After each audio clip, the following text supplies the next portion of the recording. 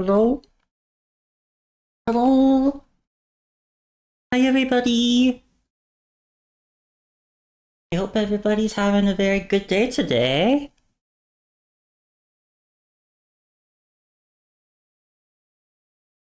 Hi Cole. Hi Ash Frost. Hi Cenax. I hope you're all doing well.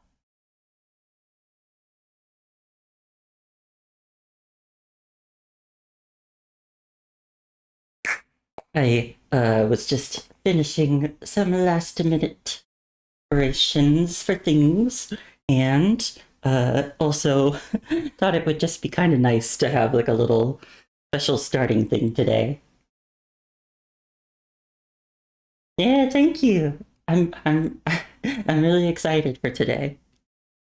Uh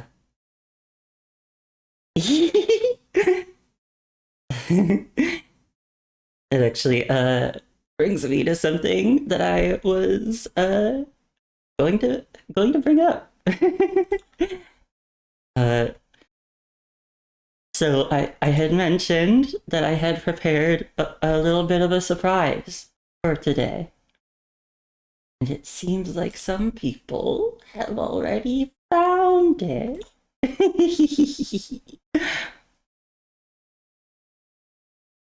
Well, let's take a quick look together. Oh, I gotta make it smaller.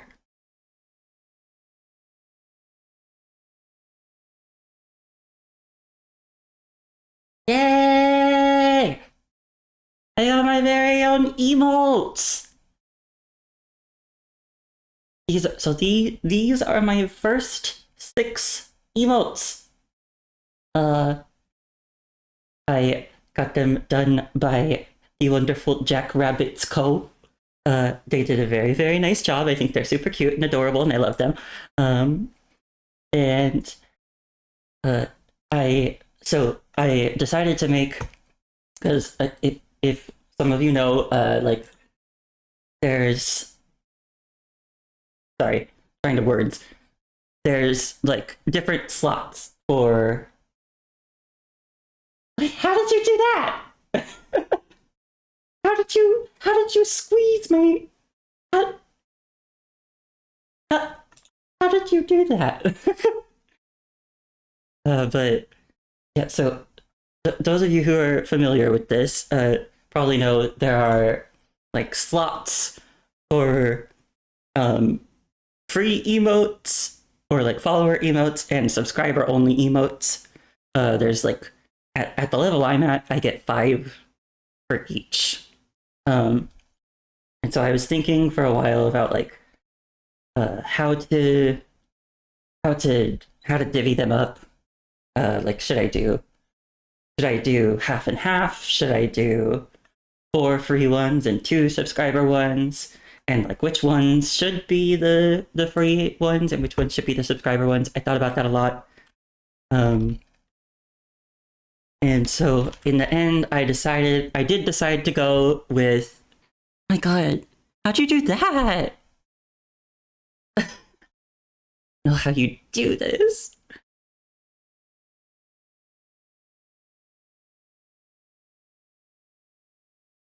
Um, you can modify them with channel points. You can. I know about that. Wow, insane. It's very fun. Yeah, so I decided to do. Uh, I decided to do half and half because I figured.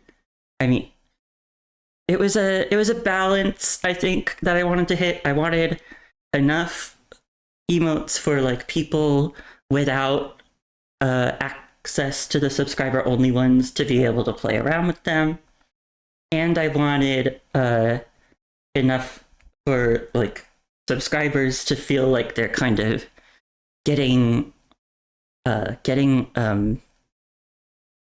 getting their money's worth, I guess. Like, because I that's something I've been thinking about.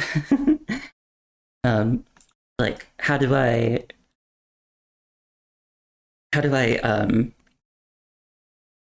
make it worth worth the price, I guess.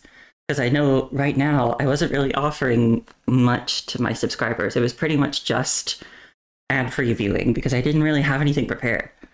Um, but now I have some emotes for people.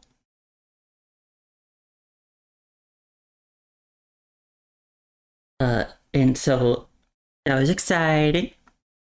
Oh, thank you, CNX.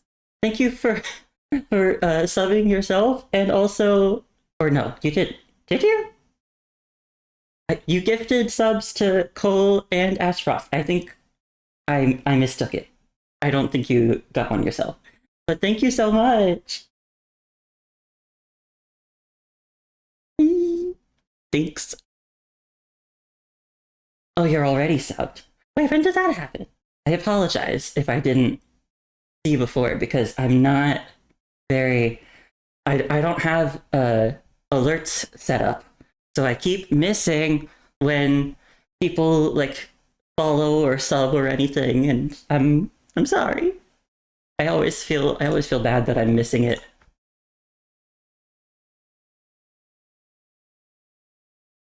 I really want to also I want to like find a way to I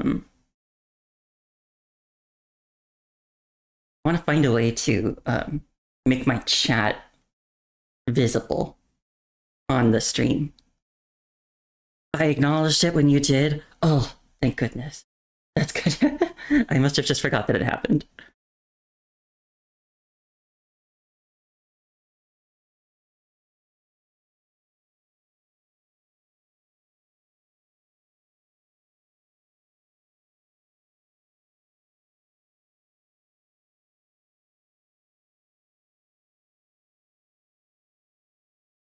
Uh, but yeah, does wait does it make me feel what? Oh, weepy.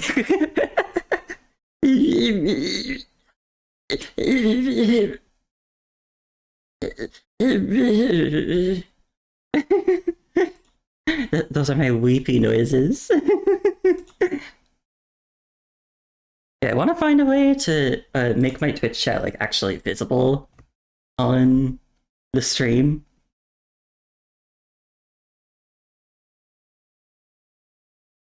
Because I want, I know I tend to say what people are saying, but I don't always like say who said it. And so I want to sub badges seem like a cool next step. Yeah, that would be a good thing. Um, yeah, but I don't always say who's saying it, and like I think there are benefits to like having the chat on screen and having the chat off screen. Like you can have kind of more control over what is seen and what's not seen if you don't actually show the chat on the screen. But if you don't, then you know you can't really see what's going on in the chat, and like maybe there are going to be things that I like that I skip over, or like emotes that I don't bring up and stuff, and I'd like sometimes every so often like to like check sound and stuff, I go back through my old streams and I look at those, and I think it would be nice for me to be able to see like old chats as well. Maybe try doing a window capture. Yeah, that could work. Um, hi, Drago. How are you? I hope you're having a very good day. Thank you for the happy anniversary wishes. Uh,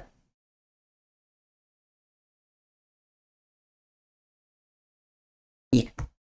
So let me see. Because I have this little. Wonder if it would work if I. Oh, I have an idea. I have an idea. This is going to be like a temporary measure, I guess. But That's fine.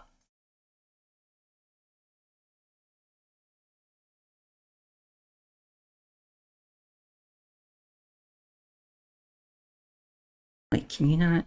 Why is it all black?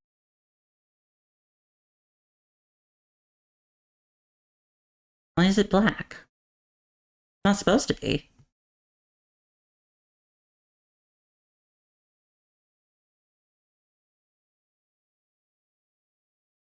It's null. I don't feel like that's supposed to happen.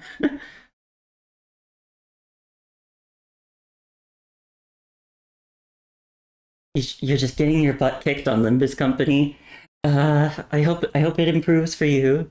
Um, I I'm having a great day. I was really excited for this. I'm still kind of trying to figure things out. um, we're getting there. But this also kind of works out because I didn't want to start the slideshow right away.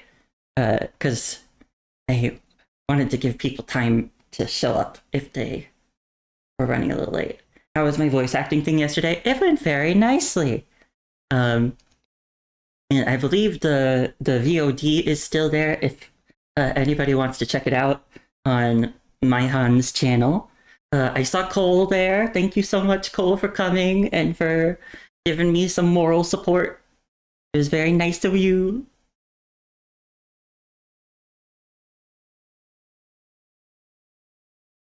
You think I did a good job? Thank you, Cole. It means a lot.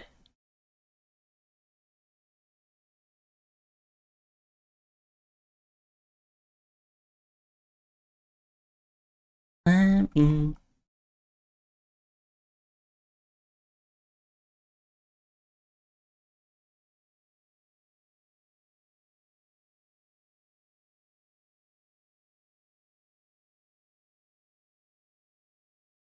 This work?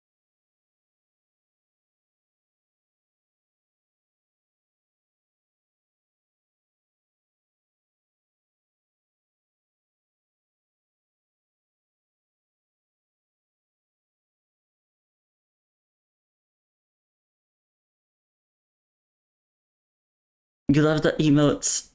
The one with the blankies and the coffee is your favorite. Aww. By the time you were able to see the stream, it was too late. Aw, don't worry about it. It's fine if you couldn't make it. I mean, like, it's not like I'm gonna, be like, why weren't you there? It's more just, I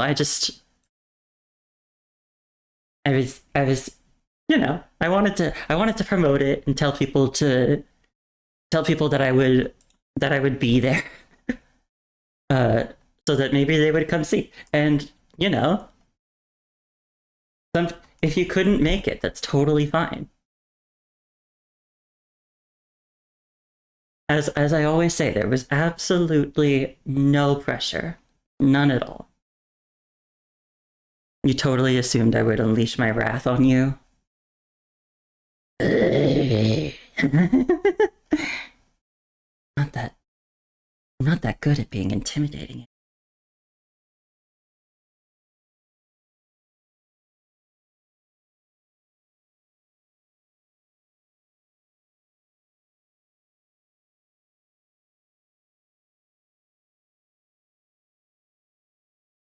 Um, maybe I'm just gonna have to figure this out another time because I don't want to make people wait too long. And like, it would be nice if this was showing up properly. Ugh, it's got like a cursor on it. It's so weird. I don't know why it wouldn't be working. Whatever. One takeaway from it, I would make a very cute soldier on a battlefield. And I'm not very intimidating, but the attempt is appreciated. Well, that's nice. I'm glad. I'm glad I'm at least cute when I'm trying to be scary. It's not what I intended, but it's fine.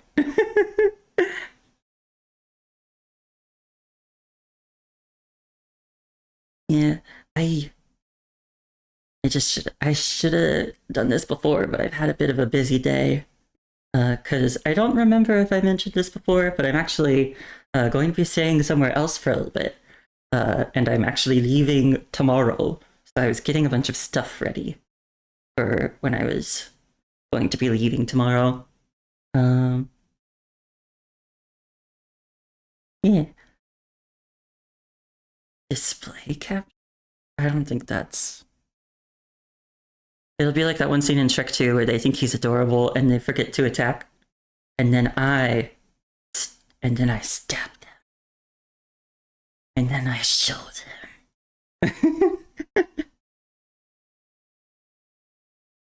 I don't know. Maybe I could be one of those people who's like super like they're kind of cute and uh a little guy, but then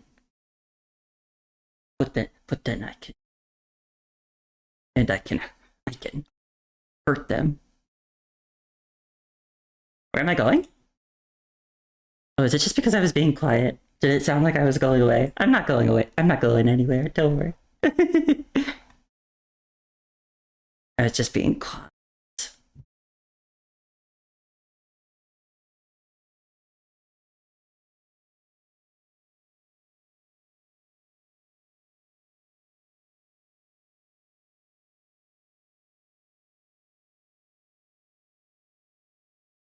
Did I not? Oh, where am I going tomorrow?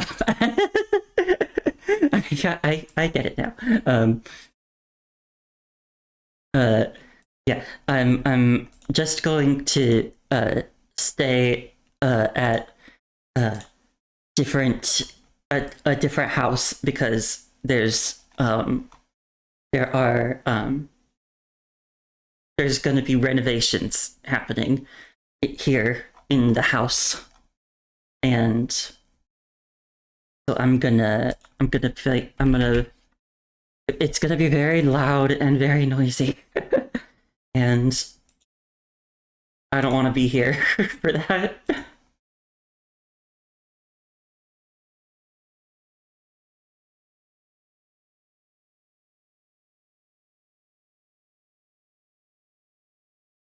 Yeah, building my ultimate gamer den. No, I think it's like stuff in the like laundry room and stuff. But the unfortunate thing is that it would be very loud and it would be like right underneath my bedroom. So it would make sleeping and it's gonna be like early in the morning as well. So it would make sleeping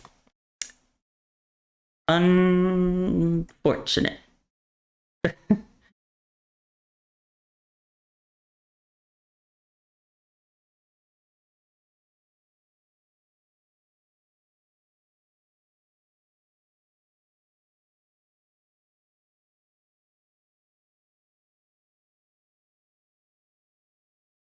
My ultimate gamer laundry room. Yeah. Gonna get it ready for all sorts of things. All sorts of gaming stuff.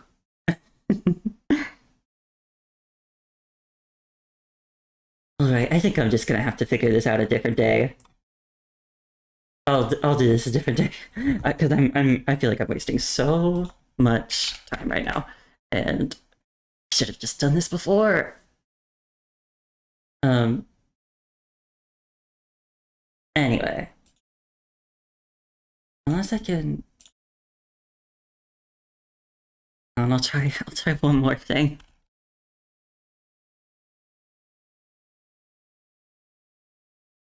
No, I don't. Okay. Google keeps asking me if I want to use AI mode. No, no, I don't.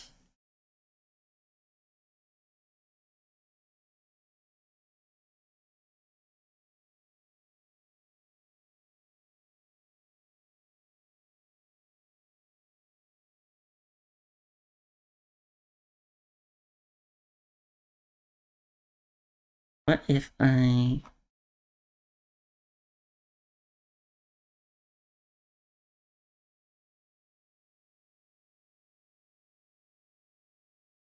Maybe this will help.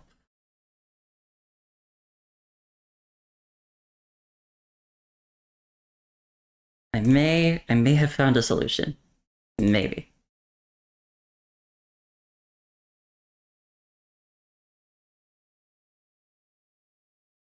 We'll see.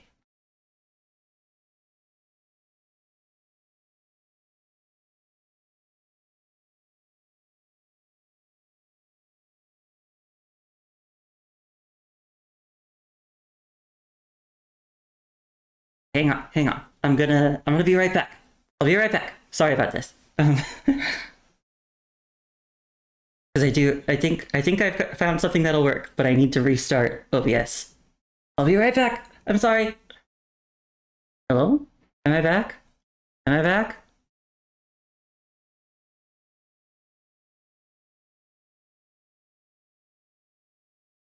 Is it working?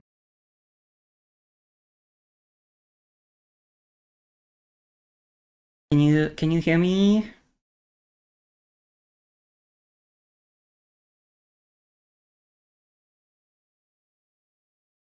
You're back? I'm back? Okay.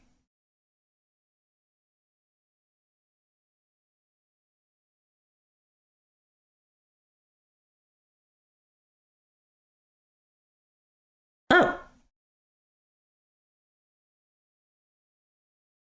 where is it? It says the chat box widget was added, but it doesn't seem like it's showing up.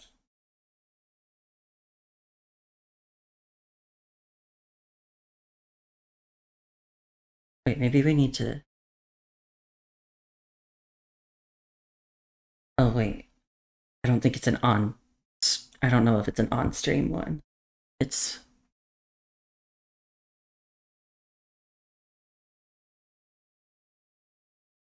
I don't. I think I made a mistake.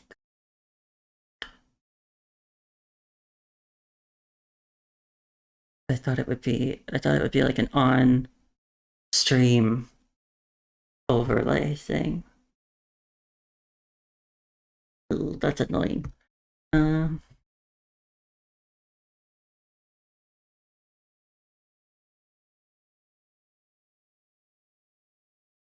I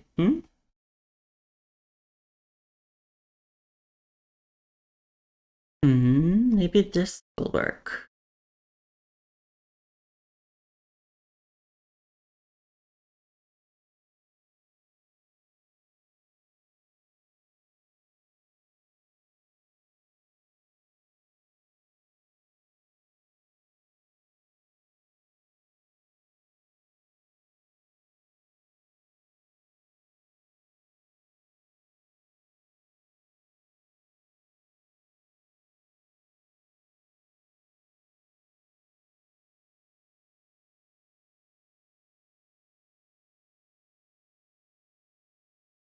Let me try this. Hang on.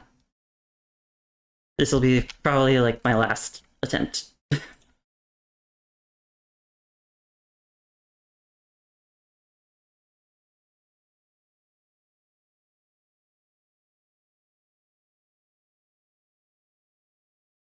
Eh? Okay, well, it doesn't look very pretty, but I can see it.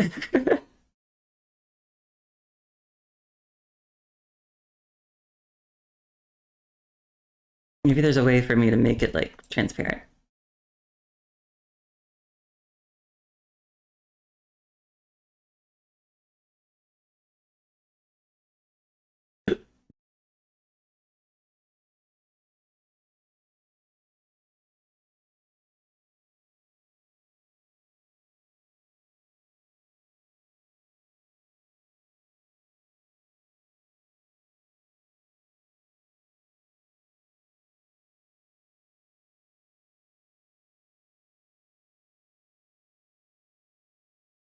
Um,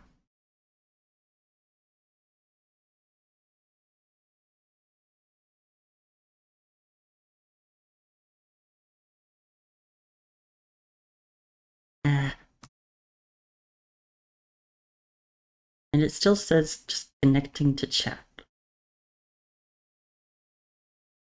Maybe it isn't working.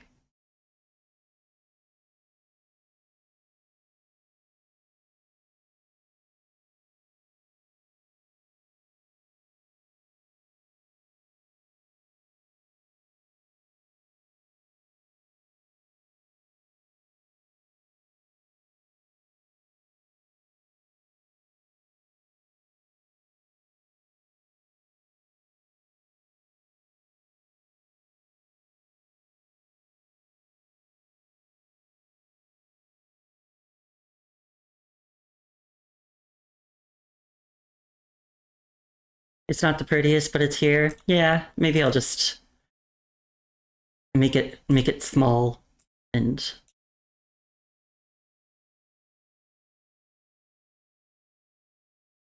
find out a way to make it prettier a different time.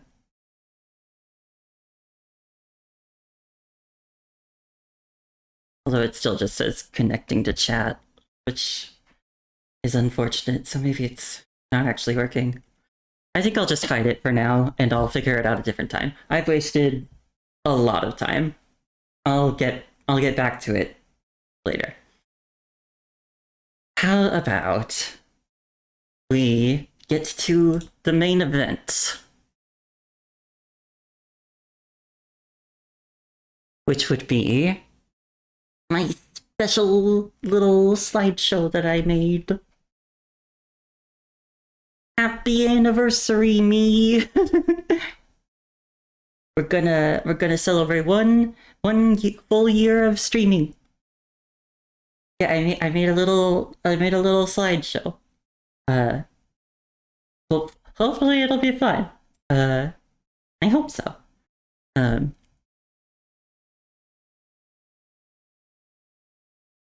all right. So, and you can see I decided to also use the emotes in the little slideshow. Uh, oh, don't worry, it's not a timeshare presentation. I wouldn't do that to you. uh, so yeah, it'll be a year in review.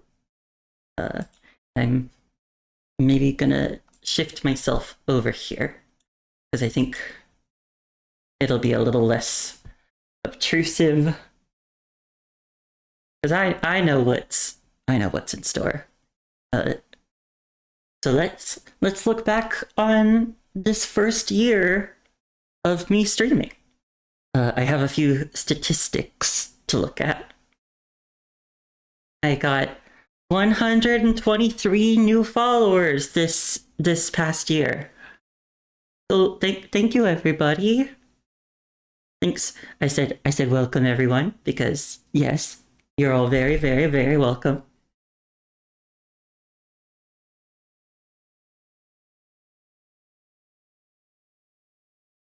Gosh, I wish I had more to say about this because I feel like I'm going to be going so quickly through this. I don't want to.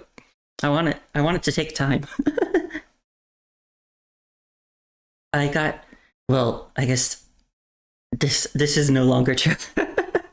I got 16 subscriptions. And I guess now 18 subscriptions. Because I got 2 gift subs from CNAX. Thank you again. No, don't say oops. It's fine. You didn't mess up my slideshow. It's just this slideshow was made last night. So last night this was true. This is this is how many subscriptions I had gotten as of last night. So I guess I'll just say keep in mind everything here is as of last night. And if anything has changed since then, it has changed. And a total of 458 hours and 1 minute streamed. I looked it up. That's like a little more than 19 days. It's like kind of like when I hear it like that, I'm like, is that okay? I mean, I don't even think I stream that much compared to other streamers. Like a lot of the friends I have who stream, they stream more frequently than I do. They probably have even more. Uh, when you put it like that, it's like, my gosh, so much time.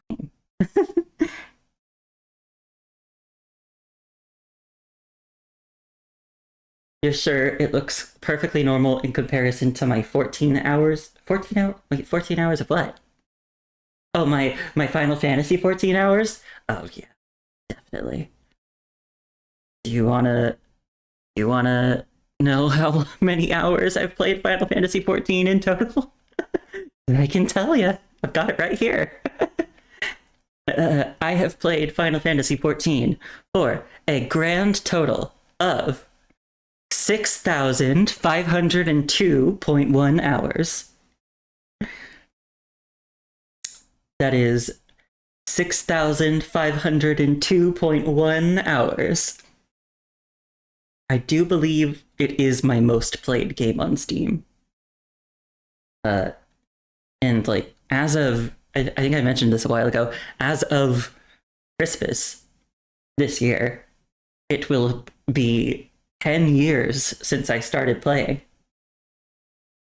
Because I first got the game for Christmas in 2015.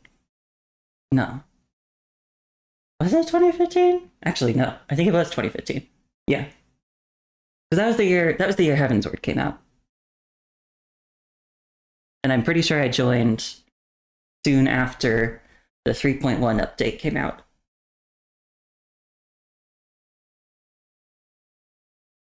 That's 100 days off from 1 year of my total life being Final Fantasy 14. When you say it like that, it sounds crazy. But yeah, so that is a lot of time spent streaming, and it's kind of funny, but like that's not even, like I said, I know a lot of my friends do more. 19 days of chilling with the homies isn't so bad. Yeah, and I think like when you really like break it down, like I usually my streaming sessions are usually like a few hours, and so like it probably doesn't take that many streams to add up, you know? Like probably like less than 10 streams from me is all it would take to reach like a full 24 hours. And that makes it feel more palatable. Uh yeah, it's just looking at the number, I was like, seriously? Seriously? Yeah, I did like look it up. I had, and it was like, yeah, that's about 19, a little more than 19 days. You think it's cool I'm so steady with it? You feel like when you find neat streamers, they just suddenly stop streaming after? Oh, yeah, yeah, that's unfortunate. I guess it's good that you found me when I was kind of already like in the groove. And I think the first stream you showed up in of mine, CNX, was fairly recent. So I had already made affiliate by then. Uh, and I feel like it's maybe more difficult, or not more difficult, but like maybe what I'm trying to say is it's probably easier to drop uh when you're not an affiliate, because you're not like, there's like kind of no responsibility around it, I guess, you know?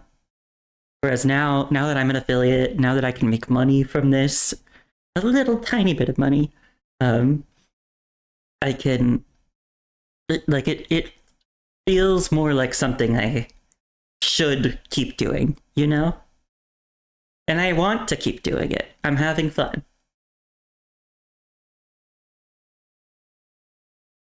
But yeah, uh, part of me that still really wants to try and make chat visible. I shouldn't. I already tried. Oh god, what did I do? I messed something up. Oh no, I didn't. I'm fine.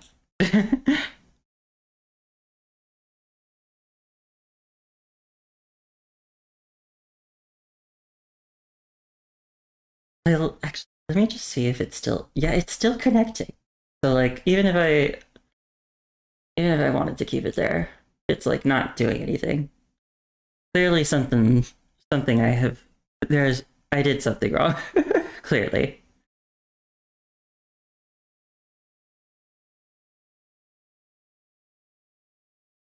Whatever. I'll figure it out next time. Uh, so yeah, that's the first part. Um, of my little recap. Next is the part that I was most interested to learn, and when I tell you, it took me like probably too long to figure out how to find the statistics for this. It I spent like a good amount of last night just like trying to figure out where I could find this because I knew people could. I'd seen other streamers do it, and so I was like, I know that I'm able to do this. I just don't know where I can find the information. Well, now I've found the information. So ha. So there. Um Next up we've got my top 5 games. Can you guess which games I streamed the most this year? And yeah, I did kind of want to have like a little bit of like a guessing game, I guess.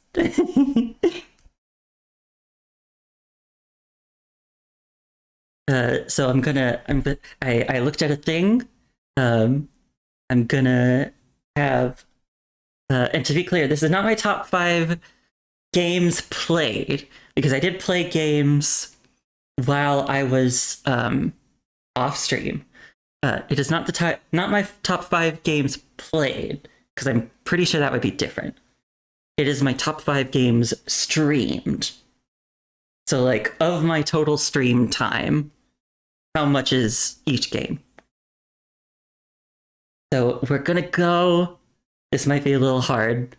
I had it set up uh, to go from 5 to 1. So we're gonna go with we're gonna start with number 5. So does anybody have any idea what number 5 might be in the top 5? I realize it might be a little awkward to kind of start from there. I'm seeing some answers. We've got uh Cole's got some guesses for things in the top 5. Final Fantasy 14, Blueprints, Punching Gray Raven, Wuthering Waves, an obscure yaoi visual novel. Uh Unfortunately, nobody was here when I streamed that. No, I didn't. I didn't stream it. I'm seeing PGR, FF14, Wua. Well, let's start with number 5. Does does anybody have any guesses specifically for what number 5 might be? Star Rail? No, I actually didn't stream Star Rail at all. Actually, I'm not sure if when did I stop playing it? I haven't played Star Rail in a very long time. I don't know if it's been a full year. It's possible.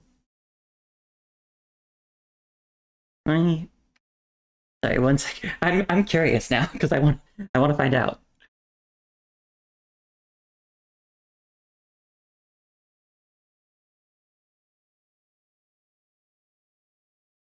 Um, yeah, no, it hasn't been a year.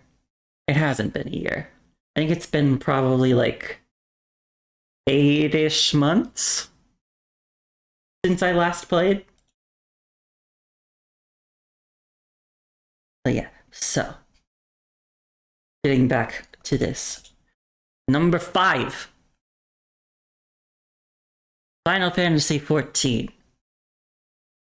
I streamed it for 10.2 hours, which is 7.1% of all of the time that I streamed this year.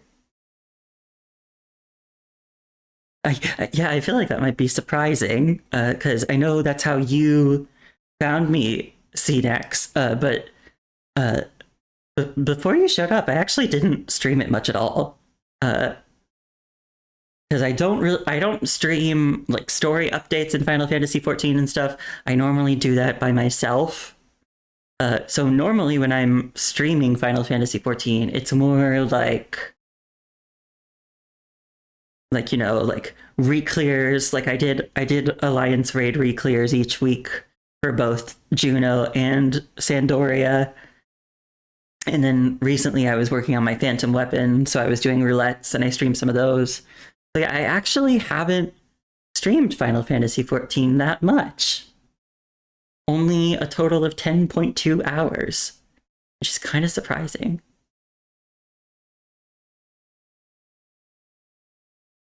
Do we have any guesses for number 4?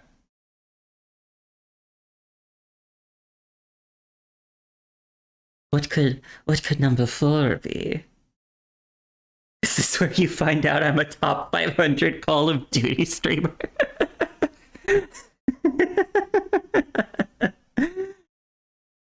That's so funny to me because because uh I've literally never played it. I've never played a single Call of Duty game. Okay, Cole guesses Hades, but there's an you're Cole. You're using an interesting emote. It's a smug. It's a smug emote. Am I to wonder if perhaps you have found the website that I used to do this and are looking at the statistics yourself? or, or is the smugness something else? Are you cheating, Cole? Because you are right. Number 4 was Hades. Uh, yeah, so I did go through Hades this past year. Uh, I streamed it pretty sporadically over like a few months. You watched me play it on stream, but Cole, what was with that emote then? Why were you looking all smug? Are you sure you're not cheating? uh, yeah, so I played Hades. I went until I defeated Hades. Um, I know there's like more to do after that. Like you keep going and you can still experience more and more. But I myself stopped when I got to Hades. Not because I wasn't enjoying myself. I was enjoying myself a lot. Just because there were other things I wanted to move on to.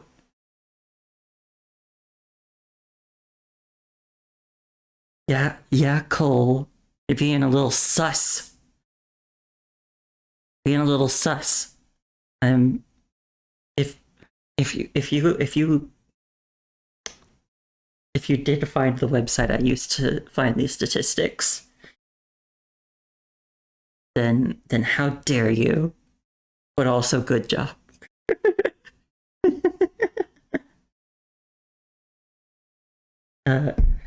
So yeah, there's number 4. Um, how much? I streamed it for a total of 16.2 hours, which means it probably took me around about 16 hours to uh, get past Hades, the final boss. Haha, lucky guess? Cole, you don't sound very convincing. Do you have anything you want to admit to, Cole? And it was 11.2% of my overall time spent streaming. Do you have anything you want to admit to, Cole?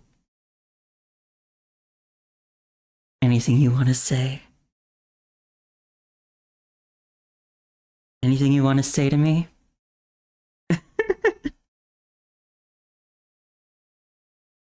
Anything you want to confess to?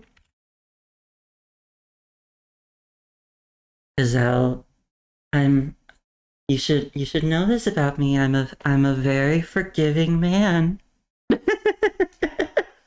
You admit it? I knew it. I knew it.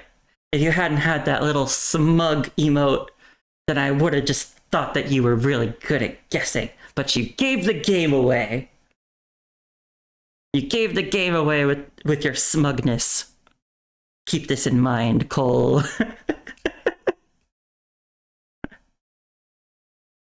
I'm just to be clear, I am not mad at all. I think it's funny, but nobody else do it because we're playing a game, and it's not gonna be fun if everybody just looks it up and gets it all right.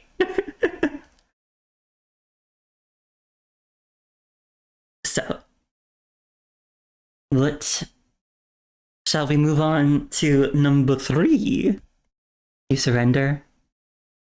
Okay, Cole. Because you confessed and because you surrendered, we'll give you a lightened sentence. Only 3 years in prison. No. What prison would I even send you to? I don't have a prison. There's no prison here. But yeah, shall we move on to number 3? Does anybody have any guesses for what my third most streamed game might be? Alcatraz? No, unfortunately, I live far too far away from Alcatraz. I'm on the East Coast. I see Punishing Grave Raven. I see Wuthering Waves. Oh, I should say who's guessing so that I can remember for later. Ashfrost guessed Punishing Grave Raven. Drago guessed Woowa. CNX says, if I keep saying blueprints, I'm bound to get it right at some point.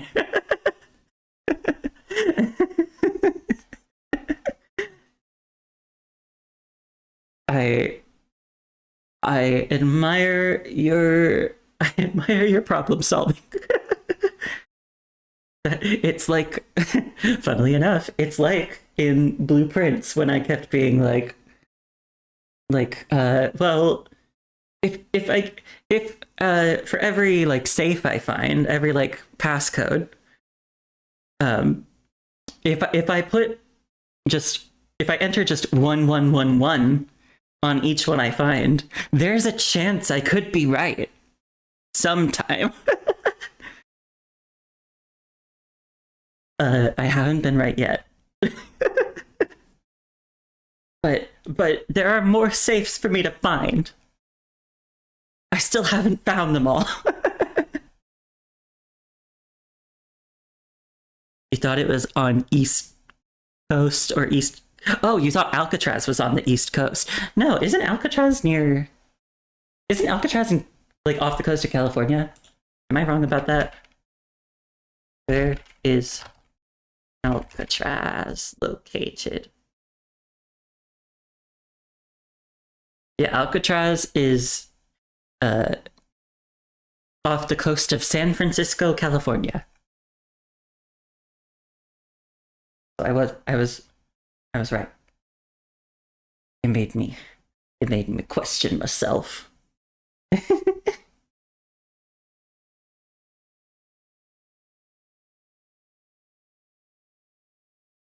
So yeah, we've got Ashfrost said Punishing Grey Raven, Drago said Wooba, and Cenax said Blueprints.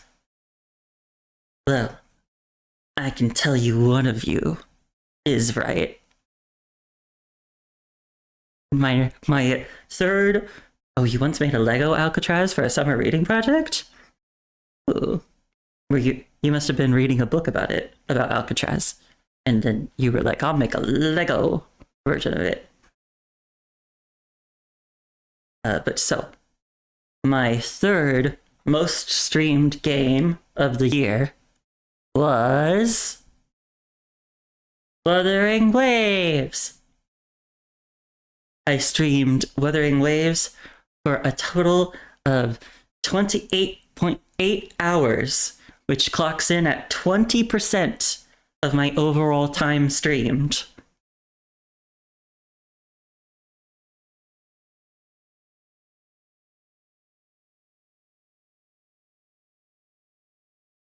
Wait, does that make sense? 400, it says I streamed 458 hours. 28.8 hours. Does that make sense for that to be 20%? Did something go wrong here? I feel like the math is wrong. What if I was only looking at a specific amount of time?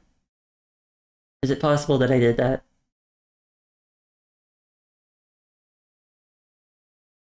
God, it would be so embarrassing if I learned that. It would be so embarrassing if I learned that I made this whole stream and then it turned out I wasn't even right. Oh gosh. I sure hope I wasn't wrong.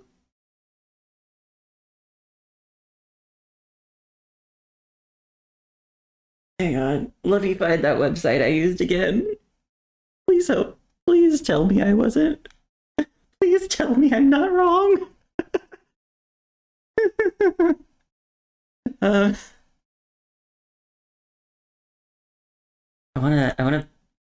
I don't remember how I found the website, so I want to just bring up my history. But I'm trying to figure out how I actually do that.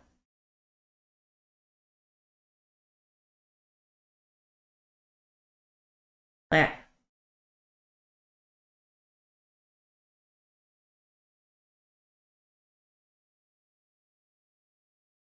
I did this. Let's try and find it again.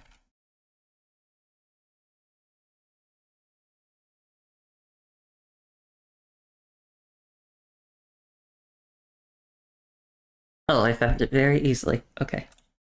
Let me make sure. Let me make sure I did it correctly. uh, it would be embarrassing, but it would be unfortunately quite on brand for me, wouldn't it?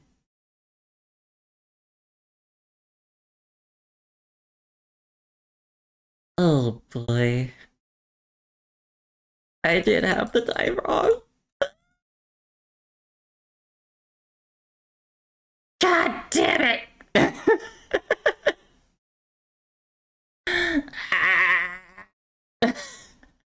Oh boy. Oh god.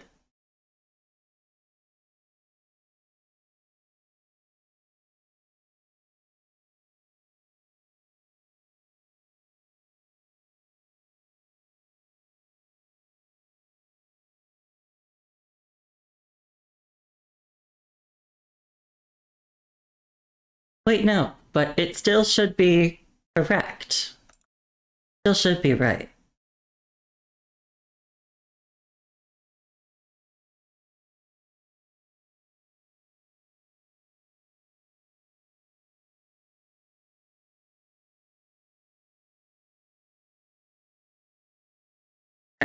Because I was looking at all time. and if all time is the past year. Yeah. Still, that's weird. What if I was looking at the wrong amount of time for like total time streamed? Maybe I didn't actually stream for 458 hours. Used the wrong formula but got the right answer. Yeah, yeah, kinda. Seems that way.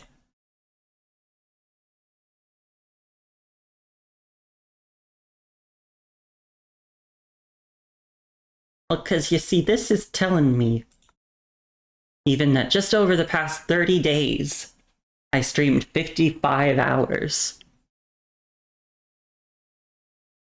I don't know. It doesn't seem like it adds up.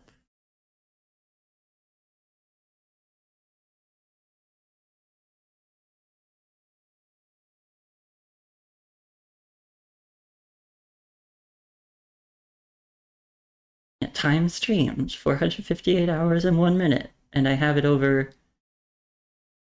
300 the whole year. The website tracks the info at a specific point. Could have been any start date. But I'm able to adjust like the range. I'm able to adjust the range myself, which is the confusing bit.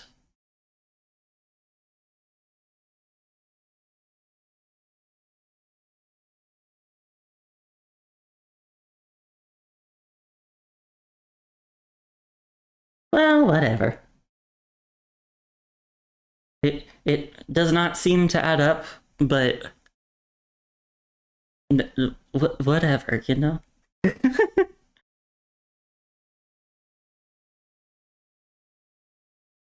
Or like maybe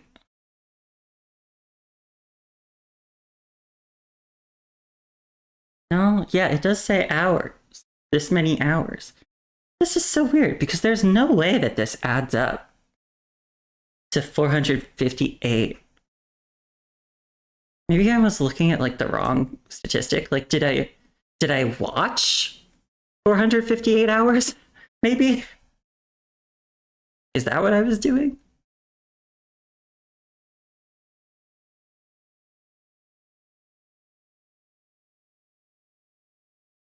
Total time broadcasted.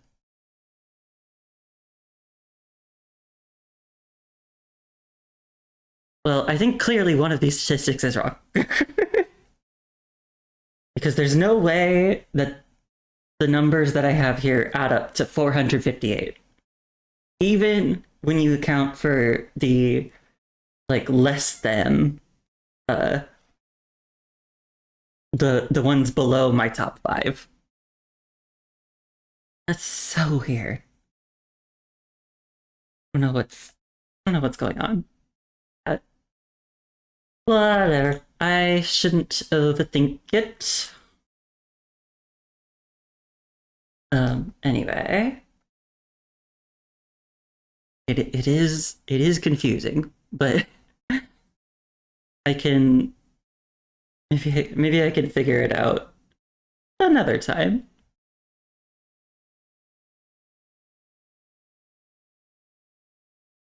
I feel I feel like I must be like looking at the wrong statistic of something, which yeah, fine, whatever. Or like maybe one of them is doing the time wrong.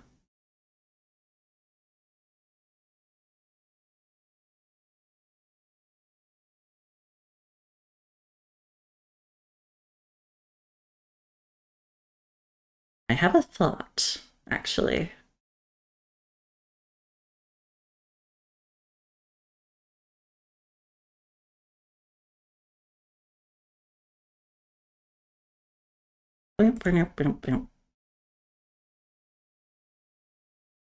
Okay, no, it's not that. Anyway, it doesn't seem to add up. And we're just gonna disregard that for now, and maybe a different day I can figure out what's going on. Anyway, do we have any guesses for number 2? Because I'm looking at it. I can see my total time streamed on Twitch, and I can see on this other site like the total stream time distribution. So I think one of them just has to be wrong.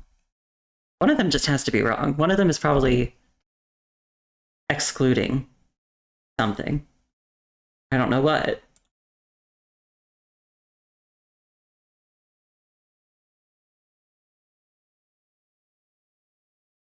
And I'm thinking that maybe it's the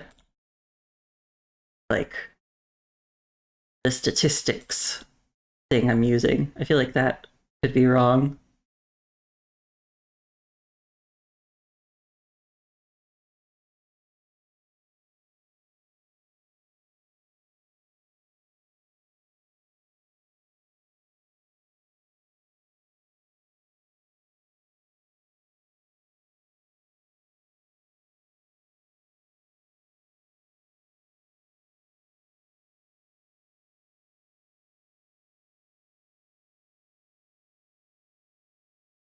Because I'm thinking about it and I'm like, does it make sense that I only did this much of this?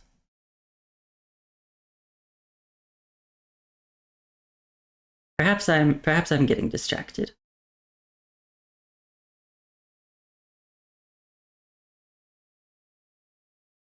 Oh yeah. I think for some reason this website I'm using, Twitch Tracker, has wrong information. Because this website is saying that I only streamed 144 hours. And that's not. I don't think that adds up.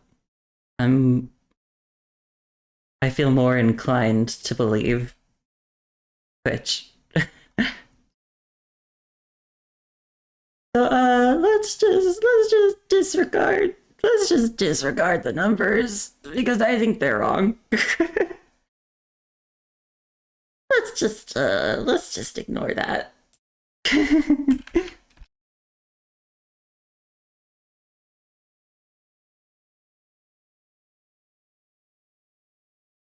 It's a little embarrassing. Ah! Hi. Thank you for the raid, Kieran. Hi, Kieran. Hi, Blue Moss. Hi, Especially Gay. Hi, your fave shut-in. Thank you so much for the happy anniversary wishes. I'm in the extremely embarrassing situation of realizing that the statistics that I used on my slideshow are not correct. Hi, Haru. I'm embarrassed. But yeah, it's I'm sure it's fine. I'm sure it's fine. Just ignore the numbers. Yeah, we can gaslight everyone into believing they're correct. They sound right.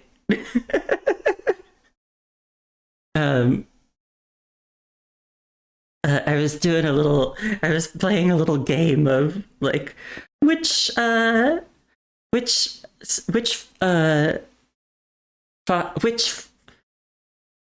my like top 5 streamed games of the year. I did say 2025, but I guess that's not exactly true because it's a bit of 2024 as well.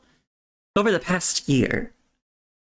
Yes, and we have new emotes. I shared my new emotes. They're very cute. I love them. My light magic is faith-based, not int-based. These things happen. Are you trying to say that I'm not smart?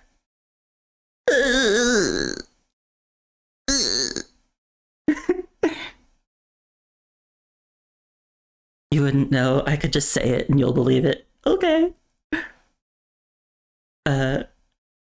Let's keep this little game up anyway. We've got the number 2 and the number 1, and I think they're right. You're just saying it's not my core stat? Okay. And what is my core stat? It's not strength, I'll tell you that. It's not dex. um, but does anybody have any guesses for number two? The information might be a little wrong, but we'll see. Any guesses?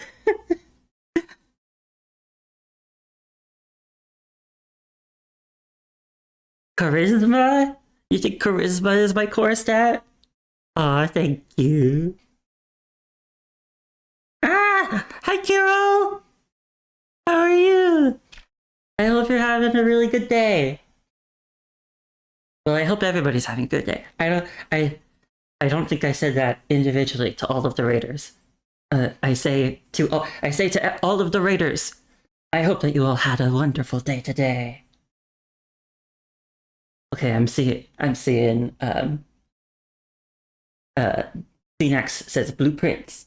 Kieran is surprised Boowa wasn't number one. Hero asks, is PGR my first and maybe blueprint second? Well, as I mentioned, I learned the statistics that I was using for this were wrong. So this actually might not be true. But according to the statistics that I was looking at, Blueprints was number two. And the website that I was looking at said I streamed it for 29.4 hours, 20.4% of the overall time. And that's not true either. Because for those of you who came here with Kieran, before you got here, I was looking at it and I was like, wait a second. Because my total number of hours streamed was 458. And then I like revealed the Wuthering Waves statistic and I was like, wait, 28.8 hours, 20% of overall time. There is no way that 28.8 is 20% of 458.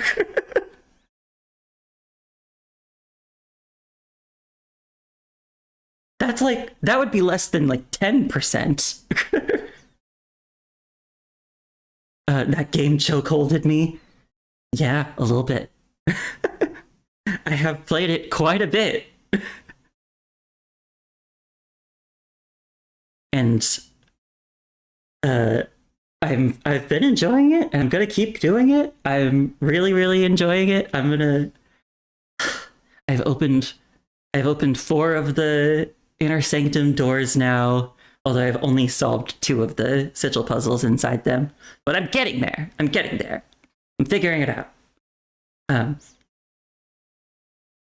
I haven't found all of the red envelopes yet. I think I found 5 or 6 at this point. I'm still like so proud of myself for solving for opening the drawing room safe, because I was like struggling with that for so long. And then I had like what I thought was kind of a stupid idea. And then it turned out to be right.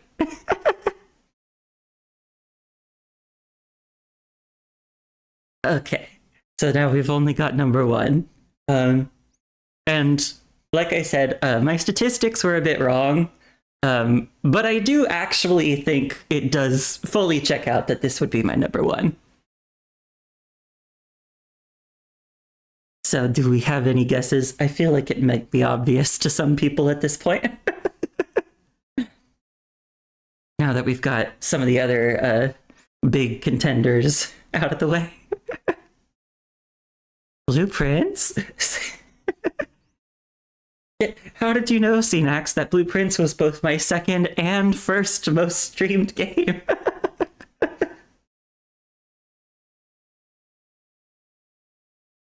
Red Prince.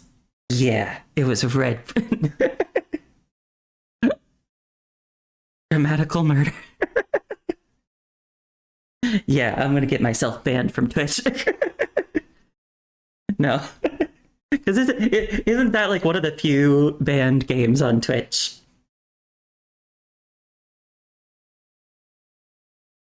Well, I think a lot of people know the answer. It's punishing Grey Raven. Um, which really, like looking back on it, makes a lot of sense. It was also the very first game that I streamed. Um, and I've mostly done like a lot of the story updates for PGR, and those take me quite a while to go through. Uh, so I am not surprised that the time for that added up a lot. You've never heard of the top two before, especially gay? I see.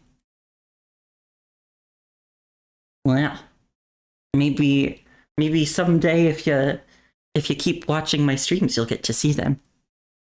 They're both very fun games. On this list, EGR and Wuthering Waves are both gotcha games. I know some people are very much not into gotcha games, and I completely understand. And I am reticent to recommend them to people for that reason. But I do think that they're very fun and like games that have good stuff in them. God, can I words better, please? Anyway, we had. So these are my top 5, according to that one website that might be wrong.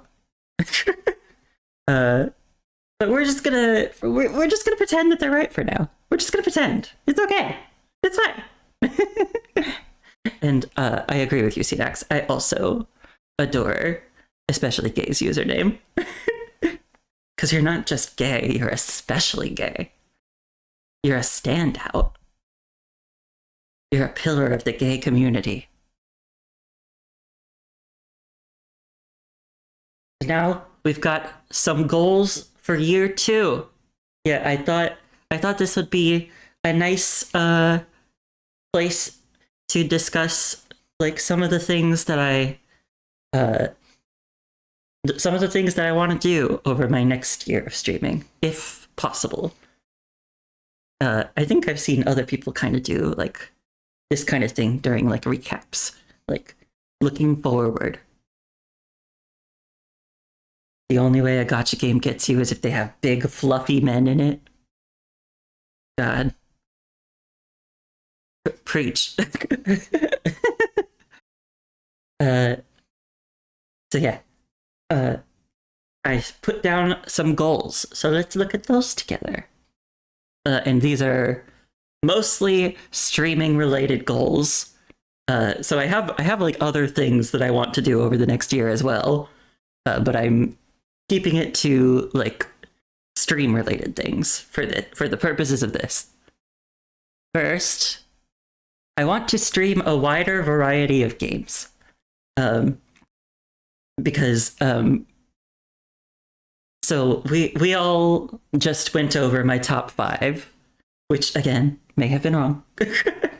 But even accepting that, I only streamed like 7 games this entire year.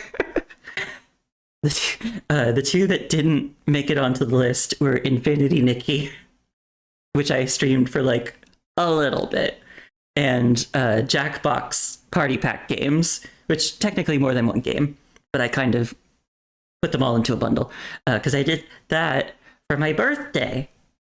And I just think it's very neat that it just happens to work out that my stream anniversary and my birthday are almost exactly 6 months apart.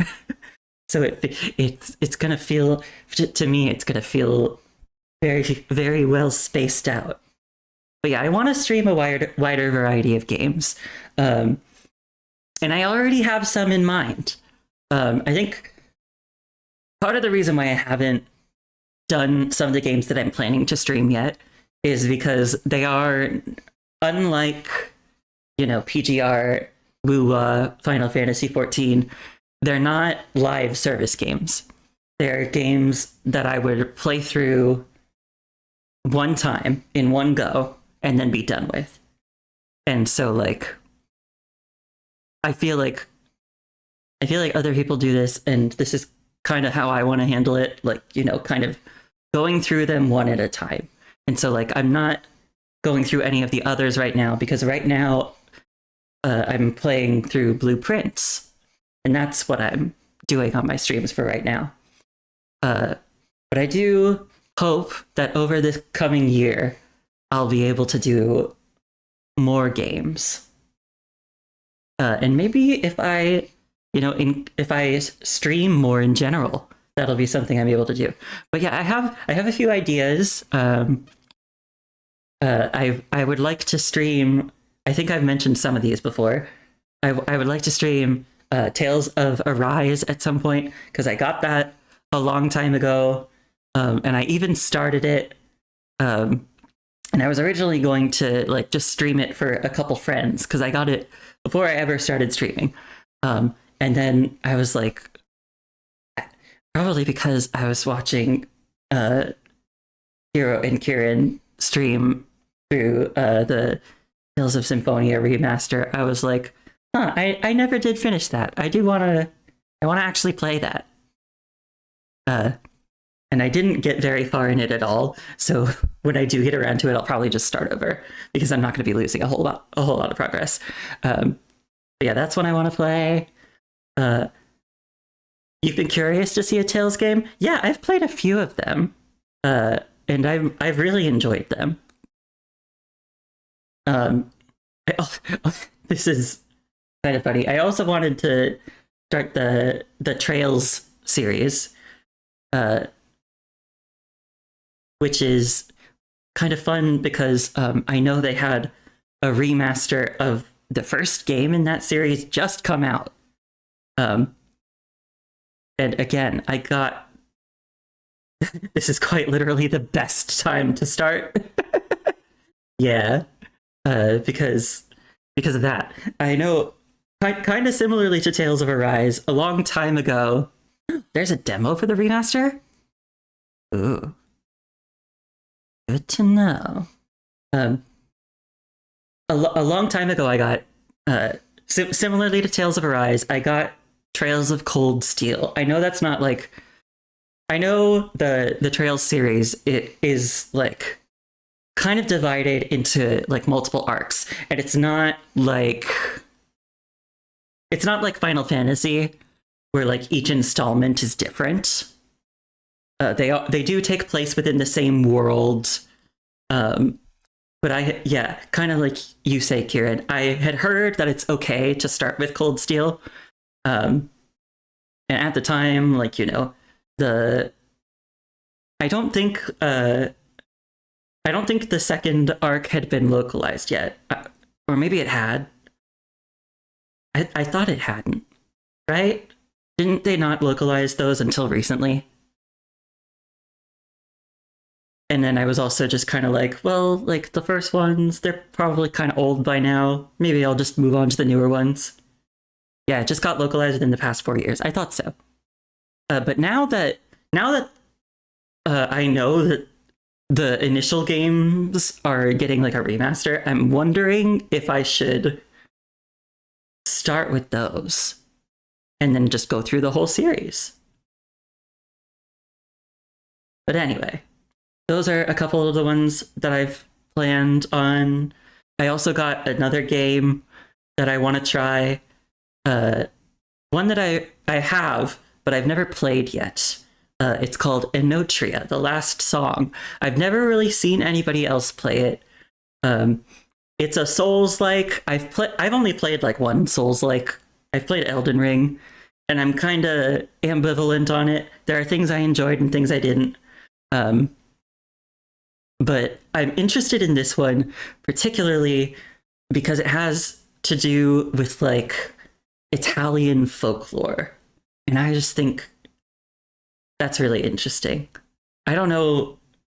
I think I've mentioned this before. I'm Italian. I mean, I was born in America, obviously, but my family is from Italy.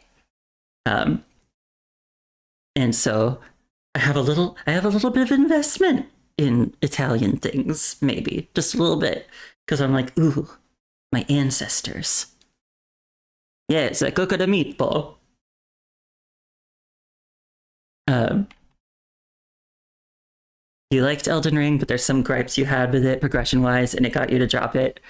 Yeah, I had some issues with it. I think it's more like issues that I might have with the whole Souls like genre, so I don't know if I'm going to get away from them playing this other game.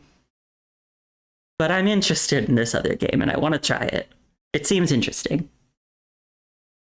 And the like environmental design seems really pretty. And I think it's like I don't know if it's an indie studio, but I think it's like their debut game. So I was like, yeah, I'll try it out. I'll give it some support. My next goal: make streams more interactive. This is one thing that I've been thinking about for a long time. Like I want to come up. Well, we just got one piece of the puzzle added with my very first emotes. Yay! But I want to do things like I want to add like redeems because I don't really have those set up. I need to set up alerts, things like that. There's a lot of like I guess kind of like baseline things that like a lot of other streamers have that I just still don't.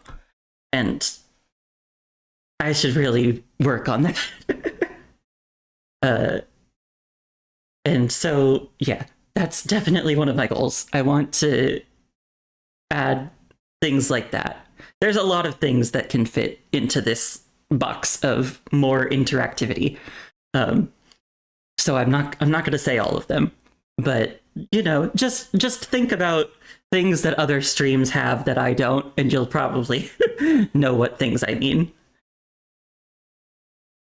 And relatedly, learn how to technology better. Because part of the reason why I haven't set up a lot of those things is just because I don't know how to. But I'll figure it out. That's what the internet is for. Figuring things out that you don't know how to do. The key to getting into Souls-likes is finding one you really like and the skill transfers to the others. I see. And maybe this will be my way in. But yeah, so I would like to learn how to technology better. I wouldn't say I'm tech illiterate. I'm just, you know, I'm more inexperienced with like streaming and like recording sound and stuff. Like that's another thing. Like I still don't think my sound setup is ideal. I want to make it sound better. It was Code Vein for you, especially gay. I have that one too. I haven't tried it yet though. A friend got it for me as a gift. What's the Italian Dark Souls game? It's called Enotria, The Last Song. And so hopefully I'm gonna try that out soon-ish. Because I feel like I feel like I still have a lot to do in Blueprints, but I also feel like I'm working through it at a decent pace. So we'll see. We'll see how much longer Blueprints takes me. My next goal. I want to reach out to people more. This is probably the one goal on this list that is a little less stream related, although it's gonna tie back. We'll get there. But this is one thing that I've been thinking about lately. I want to reach out to people more. I think something that I'm learning about myself is I'm in this weird limbo of both expecting too much and not enough from other people. Where like, you know, I keep saying to people like I like don't expect you to do all this stuff for me and stuff like that. But then also I don't like reach out to them. I'm like, what if people why like I wait for other people to reach out to me, and I don't think that's really sustainable. So I want to try to reach out to other people more instead of just waiting for people to talk to me first.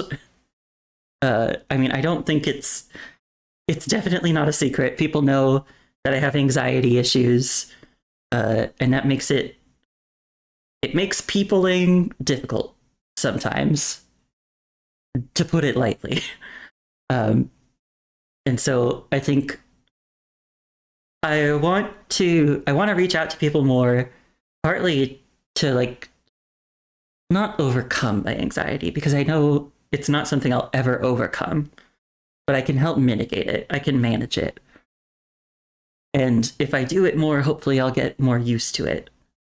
And also, I think, like I said, it's just not sustainable for me to keep like waiting around for other people to like reach out to me first. Because like I feel like, and maybe other people will disagree, I feel like it's a little unreasonable to expect that of people. You're gonna lurk to shower? Okay, have a nice shower, CNAX. You had major issues trying to order food today. Oh my god, I relate. I get so nervous even just ordering food on the phone. um, I'm so glad that I've had like this whole year of streaming, because I think I was way more nervous at the start of this, and I feel like I've gotten a lot more used to it. I feel a lot more comfortable when I'm streaming for the most part. And hopefully I can make that happen with like reaching out to people, because I don't think I think it's a little unreasonable just to expect other people to reach out to me all the time, you know? Like, why should I, if I want to talk to somebody, why should I expect them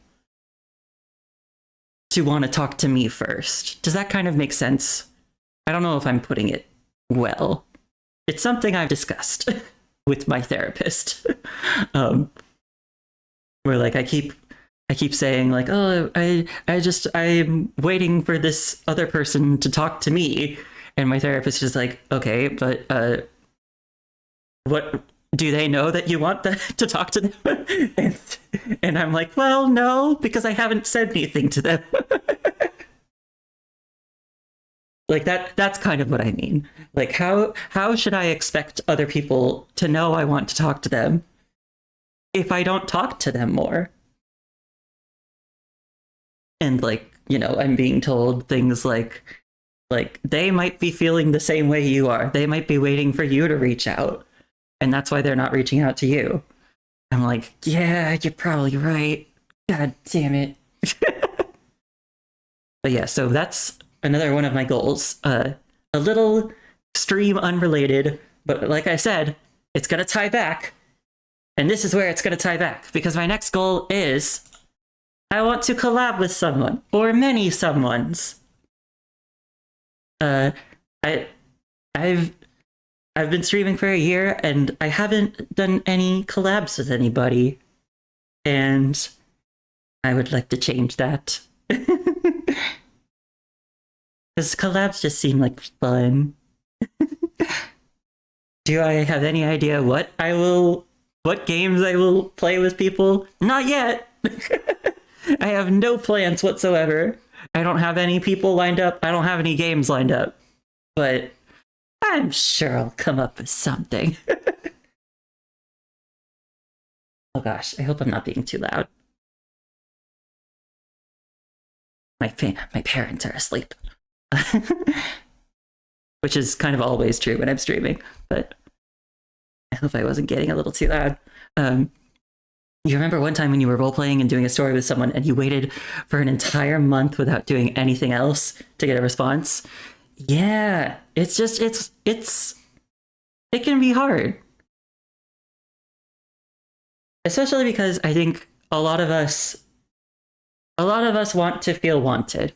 And so I'll admit I'm guilty of this.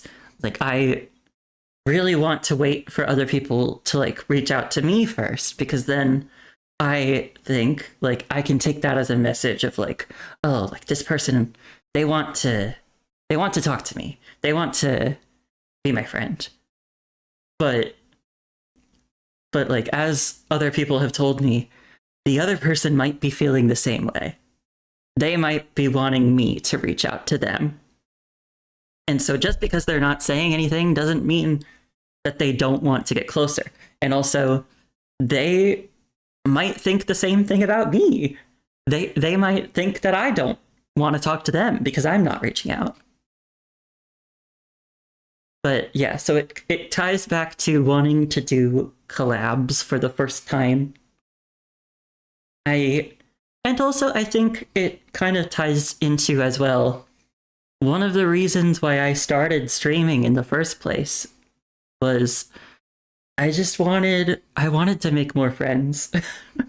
That was one of the reasons. And you know, like I think doing collabs with people would be a really, really good way to build some friendships. And yeah, I've got some more goals. We're not done yet. Commission more art. Yes, I would like to commission more art. Because again, kind of related to making my streams more interactive. There's a lot of things that other people have for their streams that I don't yet. Like personalized like stream graphics and stuff. I have an end graphic, but I don't have a start graphic yet. I want that. I want like maybe like a chatting background for if I just want to chat with people for a while before I start playing a game. Maybe, just maybe, if I have enough money for it, maybe I could get a full VTuber model. Maybe. I'm not gonna put too much expectation into that. I don't want to set myself up for disappointment. But I'll say maybe. Maybe. It's a possibility. It would be nice if that did happen, but I'm not gonna pressure myself. Especially because there are other things in my life that I want to invest in. Like I'm still trying to take voice acting classes and stuff, and those also cost money. It's a lot of stuff. I'm gonna have to kind of try to find a balance. This is one that maybe I've mentioned before, maybe I haven't. Maybe I've been a little cagey about it, but I want to do song covers. Maybe. Luke Aurora in all live 2D glory. Wouldn't that be great? I'd love to be able to move. You might not know, but sometimes I cramp up, staying completely still all the time. But yeah, I want to try making some song covers. I was kind of hoping I would have done this during my first year, but I never got around to it. And part of that is just pure anxiety. It sucks because like I don't even really think I'm a bad singer. I did like choir all through middle school and high school. I did musicals. I think ever since I was in kindergarten, I think I've done a musical every single year. Well, I had done a musical every single year, at least until I got into college. I don't think I'm a bad singer, but there's still part of me that's just so scared to try because it's hard to put yourself out there like that. There's a big part of me that's always worrying, like, oh, what if I'm not good enough? What if people don't like it? And I think I just need to start trying it anyway, because I have gotten good feedback, and there's no reason why I shouldn't trust the people who tell me that. And I also this I feel like this year and some of the years beforehand have been about me really realizing that I am my own worst critic. Uh, no one is harsher to me than myself. Uh, so I really need to just tell myself. I need to. I've been practicing, like listening to myself and kind of rationalizing it with, well, I always tend to tell myself that I'm worse off than I am. So maybe I'm actually better than I think. Sometimes you have to literally like shut your eyes and send because you worry about it too much. I completely get it, especially gay. I I've been in the same kind of situation so many times, even for like very small things. Like there have been times when I like wanted to like just send a message to somebody, and I've like literally spent hours just trying to work up the courage to do it. And then like it all comes down to me like trying to be like in one moment just be like, okay, just do it, welcome back, CNAX, I hope you had a nice shower. But yeah, so I do want to try to make a song cover or multiple. uh I even already know which song I want to cover first. You heard most of what I want. Admirable goals. Thank you, CNAX. Yeah, I already know which song I want to cover first. So I got that planned. And are we allowed to know what song? Yeah, I don't see why not. Um, Although I don't think a lot of people will recognize it.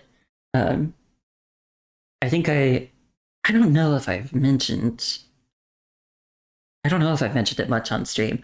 Like one of my favorite like music groups is called Felt, and they're not around anymore. Uh, they disbanded a few years ago, um, and they were kind of big in the in the ho ho project indie music scene, which is very niche. um, and yeah, I really loved their music. And so I wanted to do one of their songs first, particularly a song called Closed Wings, because that's one of my favorites of theirs. And it's also the first song of theirs that I ever heard. So it just has like a really special place in my heart. And it just feels like there is no choice that is more right for me for my first song cover. And maybe I will do a Bad Apple cover. I could, if I wanted to. That's a hard song to sing, though.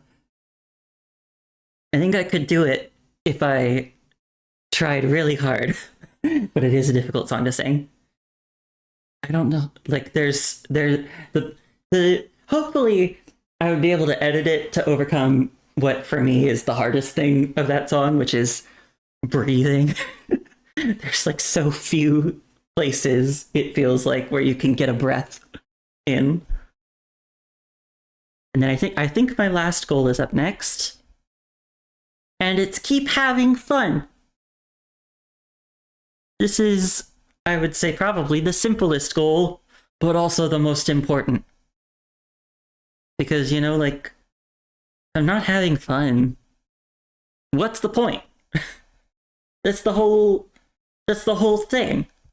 Streaming is about having fun. And it's about, for me, it's about sharing things I enjoy sharing the joy that I get from them and trying to, I guess, like just find a sense of connection with people.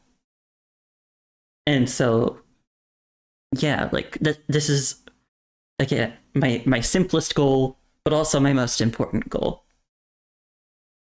Yeah, we need the simple goals to feel the progress, like you said. And yeah, so I want to keep having fun, and I want to keep enjoying streaming, which I think I will. I'm having a good time. And I think hopefully as my channel like grows and I get more like assets that I can work with, hopefully I'll only find it more and more rewarding.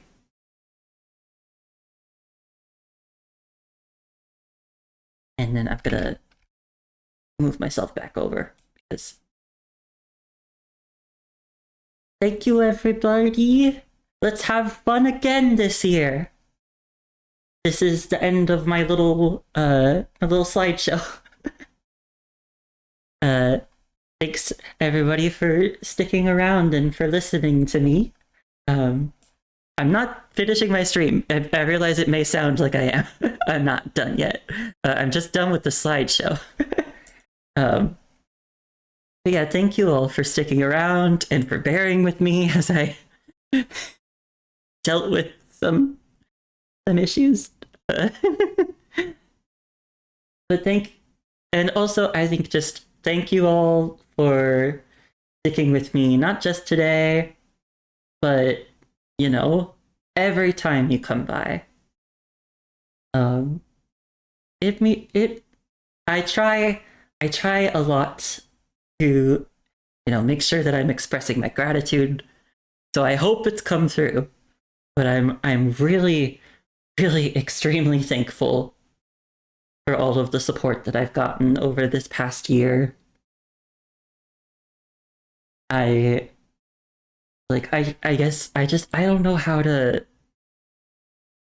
I feel extremely thankful and I don't know how to express all of it. It's it's it's beyond words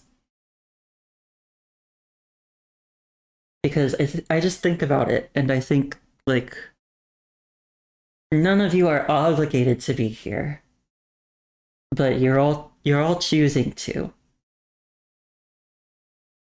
And I I think that that's really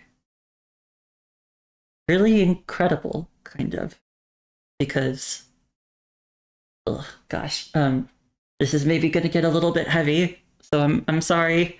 I don't know if I should talk about this, but I feel like the conversation's going there. So sorry if this is a little too heavy. I don't want to bring down the mood too much. But you know, I mentioned even earlier, like I struggle a lot with anxiety, and I also struggle a lot with like self-esteem issues. I think to some that's probably obvious. um, but I think something that I've been trying to deal with, and streaming is part of trying to deal with it, is dealing with the idea that people might find me, I don't know what word I'm looking for. I guess trying to put it a different way, trying to fight against this idea that people don't really think about me when I'm not there.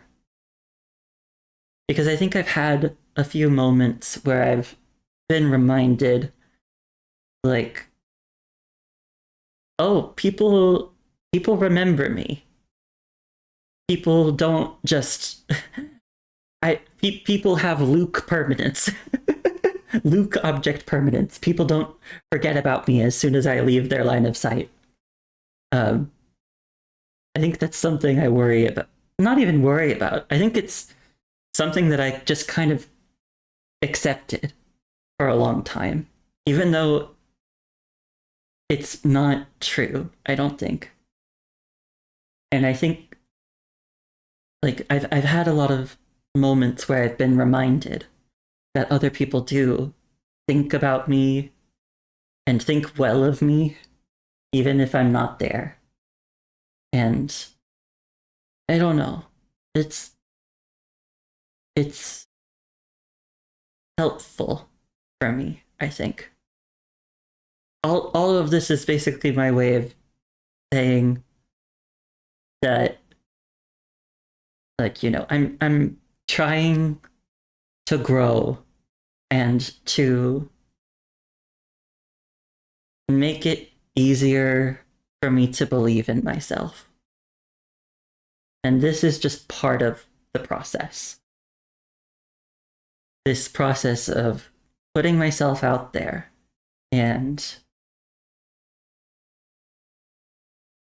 kind of figuring out, like, yeah, there are people who would like to be around me and support me, because like I said, none of you have to be here. All of you are supporting me because you're choosing to, and I'm just indescribably grateful for it. So yeah, again, thank you very much. I'm glad. I'm glad I feel like I didn't bring down the mood too much. So I'm glad. But yeah, thanks so much. And here is hoping that we all have another incredible year. Because I hope things get better from here. And I just keep having even more fun. So yeah, thank you all so much for sticking around. And I hope that you'll continue to stick around.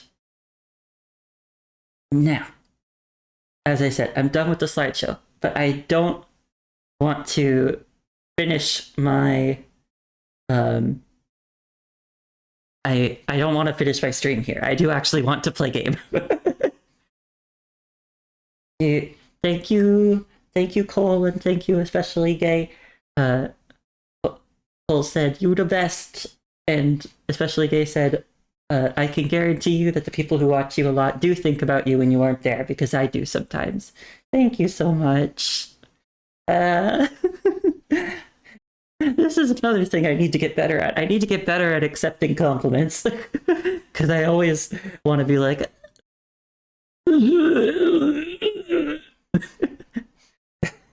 that's what the inside of my brain sounds like when I get a compliment. So I thought a lot about like what I would play tonight. Because I was like, well, it's my anniversary. It's kind of a special day. Like what should I do? And I was kind of having a hard time deciding. And I think in the end, I am going to go with, I'm going to do some punishing Grey Raven. And the reasons for that, I was a little worried about choosing that one, because I was like, well, maybe that might be a little too boring for people. Because I mean, I have a really good time doing it, and so I'm not gonna stop anytime soon. But I was like, well, like maybe I should do something a little more exciting, a little more fun, for my anniversary.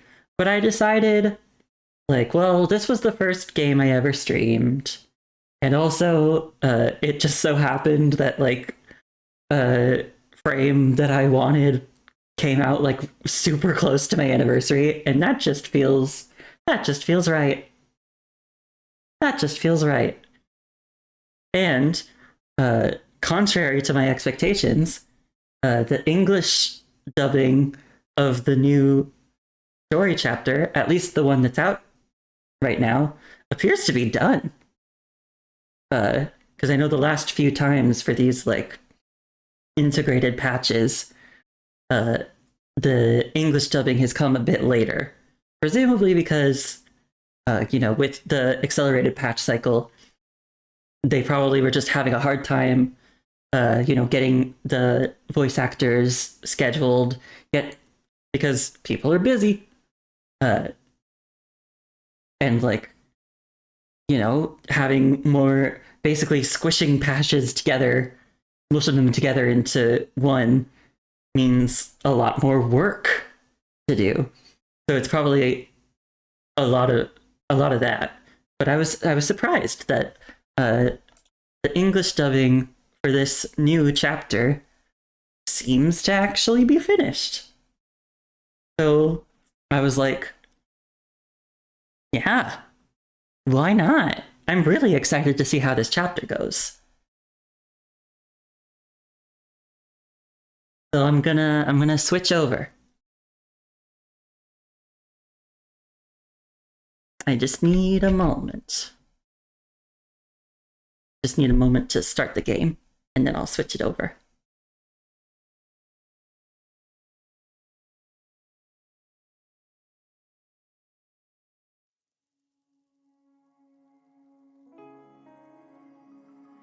Here we go.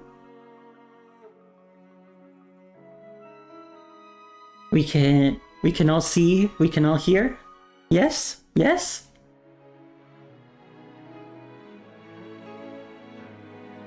So, this is the patch artwork. I think it's very pretty. And as some of you may know, the new frame I had been waiting for a very long time. Oh. Don't mind if I do. Right here is Bianca's new Crepuscule frame. Oh gosh, maybe I should have logged in earlier and done all that. So there is a new main story chapter. Actually, I mentioned that there's integrated patches, but even on the Chinese server, when they were still doing one patch at a time, Bianca Crepuscule's patch came with 2 story chapters, 2 new main story chapters. This one, Echoes Adrift, and then Dreams Rewound. So we're gonna start Echoes Adrift tonight. I think very quickly I'm just gonna go through my daily things. That's a good thing about this game, is I can get my dailies done very quickly because I forgot to do them. This way I can just still get all my rewards. So I'll make it very quick, and then we'll get into it. I doubt that we are going to get through the whole chapter today, especially because we're starting 2 hours later than I normally do because I was doing my little slideshow, which I hope everybody enjoyed. I had a fun time doing it. I had a fun time putting it together. Yeah. And yeah, so I'm definitely not going to get through the whole chapter. We'll see what I manage to do. But as before, I'll be voicing the unvoiced dialogue and the narration and stuff. And I did mention as well that tomorrow I am leaving. Not particularly early, but just, I know on the days when I have stuff like this, things coming up, I tend to have a difficult time sleeping. So I don't want to stay up too late. I also do have some other things that I need to get done for tomorrow as well. But that's all the daily stuff done. Let's do let's do this first part of this new chapter. So this chapter is called Echoes Adrift. And I will give some context because I know a lot of people have not been here for like the full story of this game, and in fact, I myself didn't even stream the first part of the story, so there's a lot of stuff that people just wouldn't have been able to see if they were only watching me stream it, including some of the stuff that is going to be very relevant here. So I'm going to go over it as briefly as I can. Some of you may have seen in recent chapters we had a bit of a timeline reset situation. We got stuck in a bad future, some very bad things happened, and we ended up going back in time a bit and resetting onto a new timeline. And one of the older chapters, maybe I'll actually show an older chapter is Across the Ruined Sea. And this is the chapter where Bianca's previous frame was released, her Stigmata frame. Oh, you're going, Cnax? Thank you for coming. Bye-bye. I hope you have a good day at work tomorrow. Thank you for coming. Oh yeah, this was when her previous frame came out. And it dealt with a mission in a place called Copperfield Aquarium. I believe they were evacuating some members of a cult that had kind of gotten rounded up to be used by the Ascendants for experiments. And among the events of the chapter, Bianca's close friend and vice captain, Chico, was captured and turned into a horrifying monster by the Ascendants. And Bianca eventually had to put her down, which was very, very sad. But it also led to some important character development for Bianca, because Bianca is someone who has been referred to a lot in her life as a witch. And the context for that is that she is someone who has killed people before because they've gotten corrupted by the virus. And other people at the time weren't aware that that's why she killed them. So to some people, she's just a murderer, even though she only did it with the best of intentions, kind of to, put those people out of their misery. So she's had a few different instances like that, and they called her a witch, and hated her a whole lot for it. And so she kind of always struggled with that word. But she kind of, over the course of this chapter, came to a point where she accepted that part of herself. But now, because of the timeline reset, we haven't seen, or that hasn't happened yet in this new timeline. And so here we're reaching that point in time again. And what might happen differently this time? For one, we can see that Bianca gets another frame that she didn't have in the original timeline. Hi, Wesley! How are you? I hope you're having a very good day.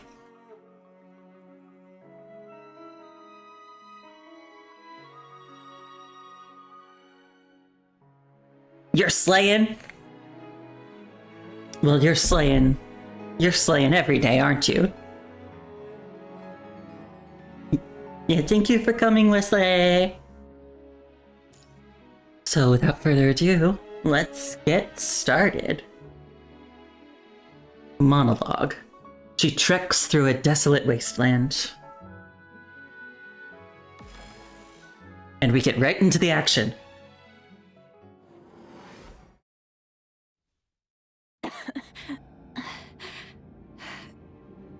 The aquarium? Help! Someone! Help! How is this possible?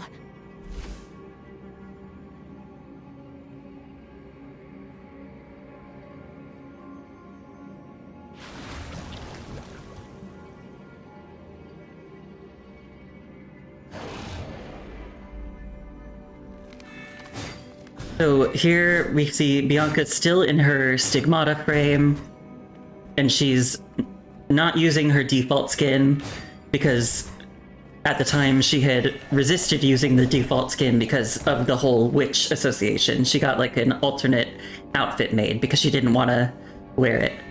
But then by the end of the chapter, she kind of, like I said, she accepted that part of herself and switched outfits. Important outfit change.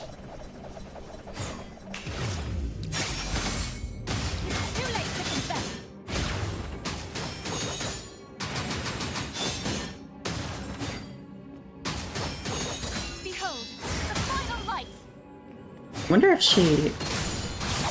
Oh yeah, she does have her leap skills in this version.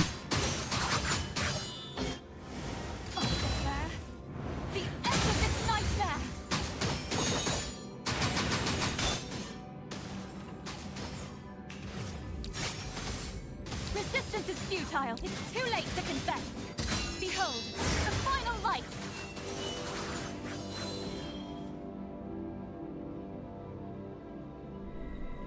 This is the aquarium, but how did I end up here? Better see what's up ahead.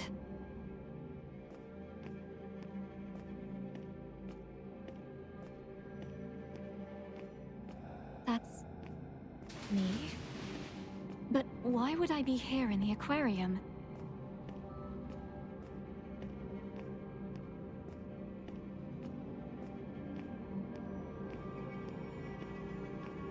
No, it shouldn't be! Kill her! It's me! Salvation shouldn't be like this. The rescue team!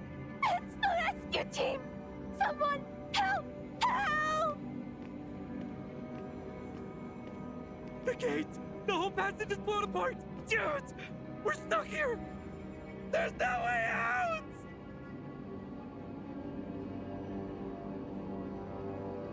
It's an ascendant! Captain!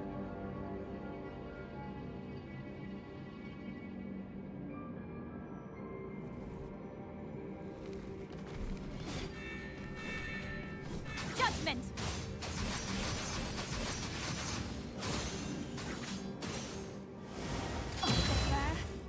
The end of this nightmare! Evil will not be tolerated. Behold, You're heading off too? Okay, thanks for coming, Drago. I'm glad you could join me for my anniversary too. I hope you have a good night. Bye-bye.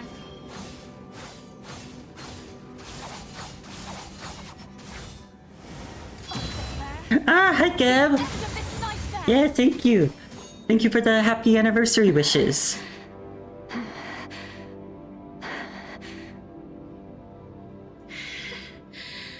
Bianca. Witch.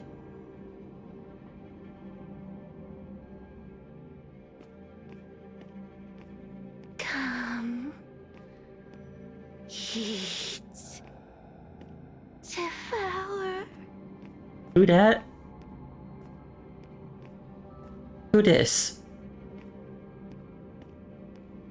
That voice. It's coming from over there. Mind. This place is...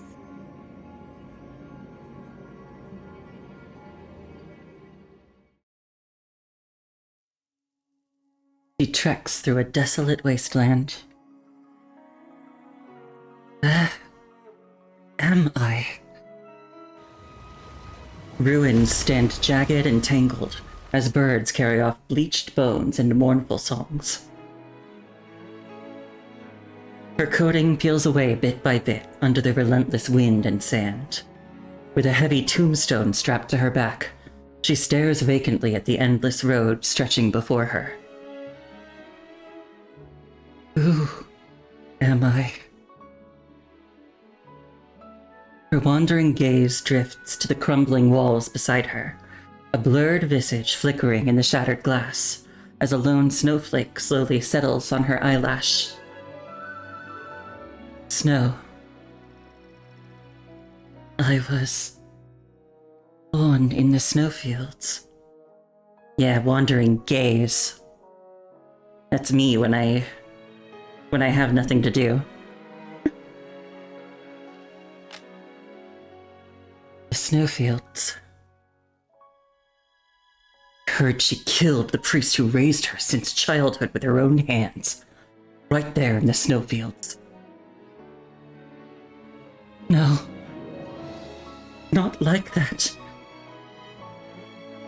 It's as they say, people who come in contact with the witch will... I didn't. Get out of here! Out of our city! Demons like you aren't welcome here! Who am I? The stains of grime cling to her garments. A nun? Or a witch? How useless. You couldn't even finish off a corrupted. What a coward. When I learned they called you witch, I was hoping you could be a merciless leader who never hesitates. How laughable. Girl, wash your clothes? She about to be like a Stinian out here. Who spent like, what? Weeks? Months covered in blood? Who is talking?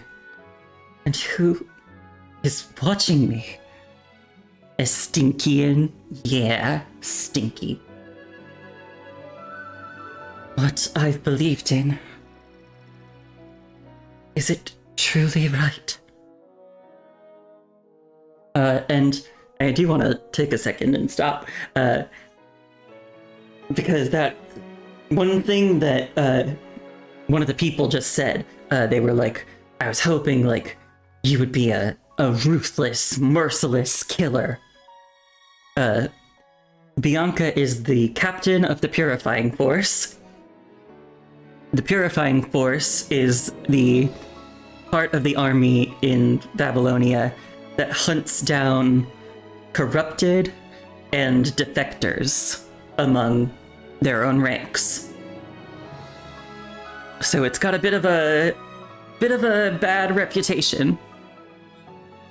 Oh, also, I didn't see. Thank you so much, Deb, for the sub. I appreciate it. Yeah, among the ranks. So they hunt down deserters and they hunt down people who've been corrupted by the virus. They have a bit of a bad reputation among other army members. They're very feared and not well liked, especially because I think a lot of the members of the Purifying Force are very shoot first, ask questions later. So they've been known to kill some innocents on occasion. But Bianca is very much not like that. She is the type of person who always considers the circumstances and investigates as much as she can, weighing her options before she kills anybody. And so that person said, like, I was hoping you would be a merciless killer. And a lot of people in the Purifying Force felt that way. They thought that she was too soft to lead them. But the really interesting thing about her character, which they went through in the previous chapter dealing with Bianca, the one Among the Ruined Sea that I was talking about before. In that chapter, we knew that actually the way things were supposed to go, Bianca and Chico's positions were supposed to be swapped. Bianca was the person that the Ascendants were targeting to make into this corrupted monster. But I'm pretty sure Bianca was injured, and as such, she was unavailable for the deployment of this mission. So Chico had to go in her place, and they used Chico instead. And because of... Sorry, this is gonna sound maybe weird without context. Because of Nanami running a lot of, like, simulations of the future, we knew from her that... I dropped it! Crap! I dropped my controller. We knew from the different timelines Nanami had seen, in that other scenario, in the other scenario, if Bianca was the one turned into the monster, and Chico was the one who had to find her and deal with her. Chico, who's, you know, much more stoic, much more in line with what people think the captain of the Purifying Force should be like. Chico is the one who wasn't able to go through with it. In that other timeline, things got very bad because Chico wasn't able to kill Bianca when she was corrupted. And so Bianca killed a lot of people because she was able to run free for a while. But in the timeline where it was Chico who became a monster and Bianca had to track her down, Bianca was the one who was able to do it. Even though it hurt. Even though she really didn't want to.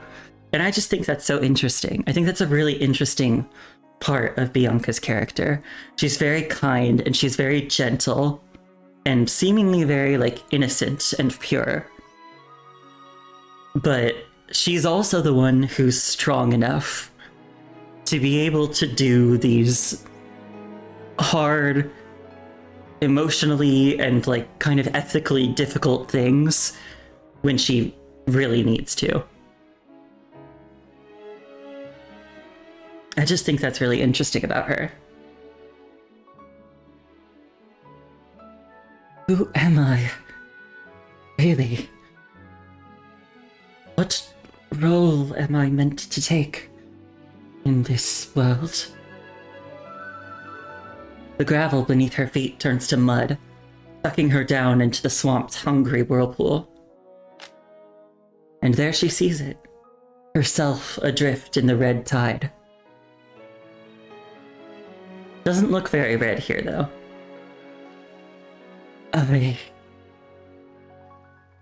Her voice catches in her parched throat, her hand stretching out in vain as the red tide's corruption seeps deeper, pulling her consciousness away from her body. She can't fall like this. She knows she can't. Darkness swells, devouring her vision.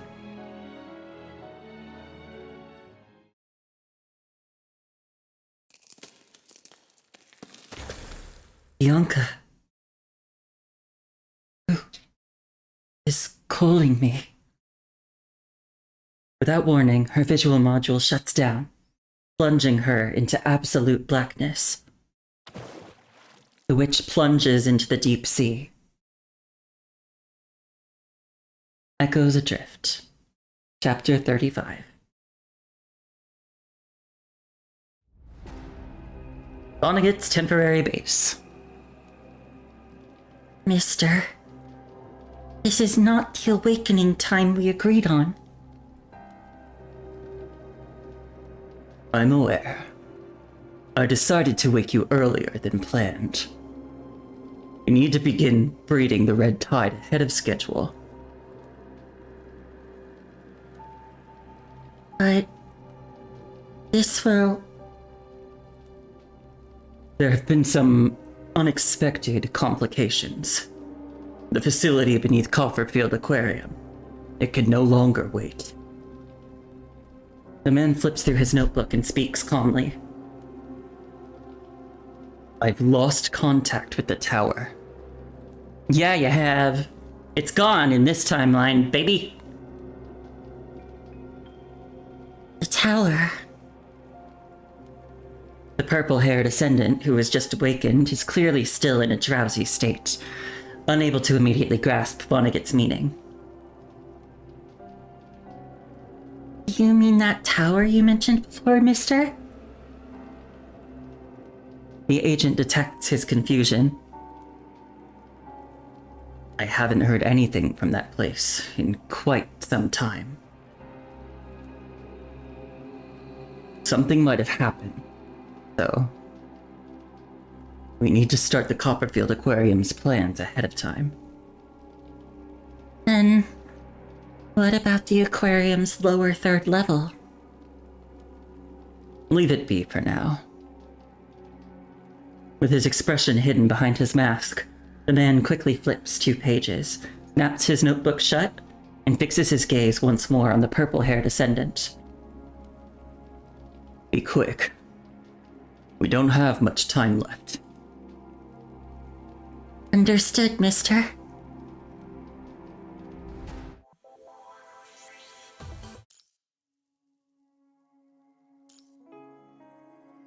Aquarium. Crimson red tide washes over her vision. Silhouettes, aged like old film strips, drift through memories, flickering with an uncertain light.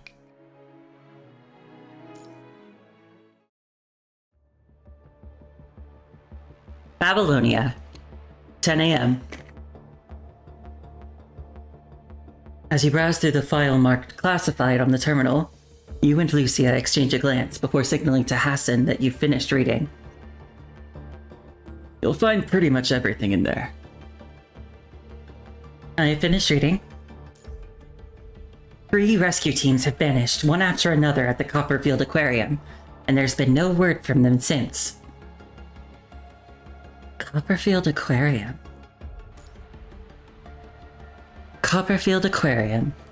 The name lingers in your mind, unfamiliar, yet hauntingly resonant, as an inexplicable sense of deja vu rises. Hi, Psycho! I see you found the new emotes! They're so cute! I love them so much! I hope you're having a good day.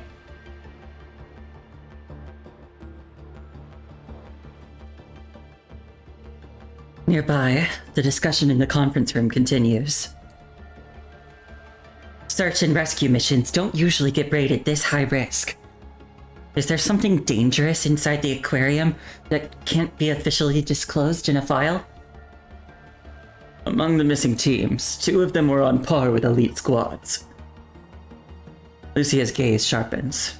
The significance of 2 elite squads alone speaks volumes. I see. Does intelligence analysis suggest any Ascendant's involvement? I wish that was the full extent of it. We suspect that even the force behind the Ascendants might be. Luke? Sorry. My mind drifted off for a second. It's okay. This should be your off-duty time, but this mission at Copperfield Aquarium can't really wait. Yeah, I'm doing great. I'm having a great time. Thanks for asking. I hope everybody else is too. Copperfield Aquarium. The crimson swell of the red tide drifts once more across your sight, a hazy veil through which 2 silhouettes emerge like fragments spliced from old film reels, surfacing in slow motion before fading away. The Copperfield Aquarium. The one with all the bionic exhibits? Yeah. Have you heard much about it? After Babylonia left Earth, that place should have been left abandoned. Given it was a prominent Copperfield family asset, our archives likely still have visual records of it. I haven't really looked into it, but...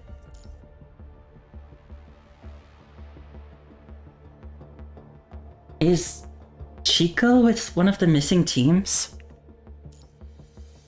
a rather baseless question slips out unchecked.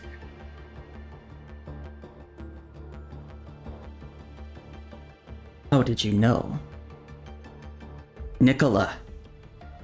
The mission briefing only mentioned rescue teams, and we haven't said a thing about the purifying force so far.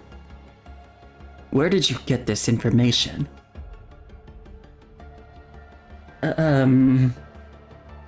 This is gonna sound crazy. And I know I haven't been seeming the most sane lately. But I saw some shadows. You saw it? I also saw some other information. Tell us about it.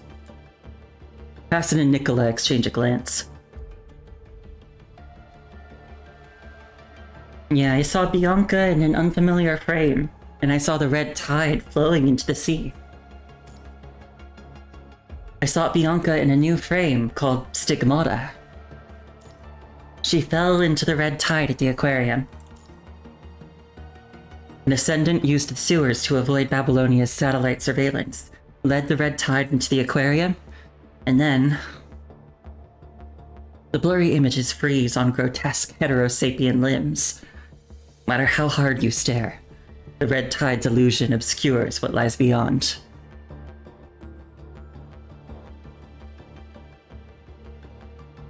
You saw shadows. I can't accept vague explanations like that. Or maybe... Nicola's gaze now clearly carries a scrutinizing edge. Relax, Nicola. You and I both know the Grey Ribbon Commandant is the last person to be doubted. Hassan places his hand on Nicola's shoulder, his words steady and deliberate. Okay. Nicola gives a faint nod and settles back into his chair, seemingly trying to gather his thoughts. Maybe it's because of the time prison? After experiencing such hallucinations, you have discussed the situation with Asimov. Simple deja vu fails to explain these intricate cause and effect visions, while dismissing them as mere fabricated memories doesn't account for their startling level of detail.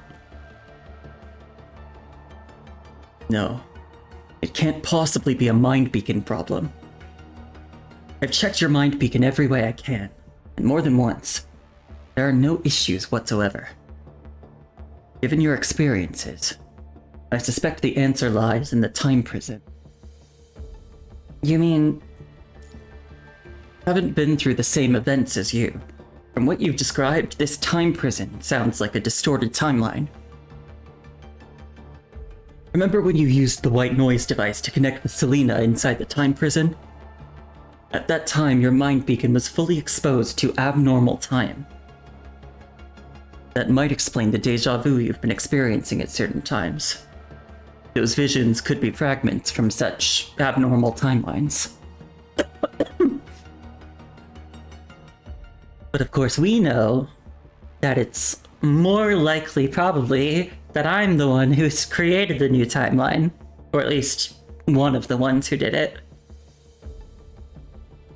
I needed help from Ishmael and another timeline's version of Nanami. Is that so? I'm not sure. Humanity's understanding of the universe is still incomplete. We are all seekers on this journey. This is just one possible answer I can derive from the current circumstances. Have your visions given you any more details? Like the Ascendant's movements, or even rough locations of Bianca and Chico? I tried, but I couldn't make out any clearer details. After exchanging another glance with Nicola, Hassan ponders for a moment. The mission goes ahead as planned. As for the specifics, we'll reevaluate once we've factored in the intel you've given us. Figure out if we need to send in more people. Keep this under wraps. Don't breathe a word of it to anyone else. Understood.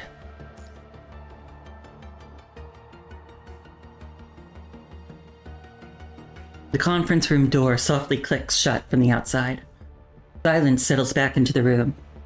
After a moment, Nicola speaks. I'm deploying a covert team to investigate the purifying force thoroughly. As for Corona, we need to move immediately to assess any potential intel leaks. Bianca only switched to the new frame just before landing, and Stigmata was developed under Corona's tightest security protocols. If there was a breach, we need to trace every possible vector and ensure it never happens again. But if it's not, time prison, visions. Asimov may provide a physical explanation for what Luke has been seeing, but until we have the data verified, I'll remain skeptical. For that to happen at this particular moment, I can't help but question whether there's more to it.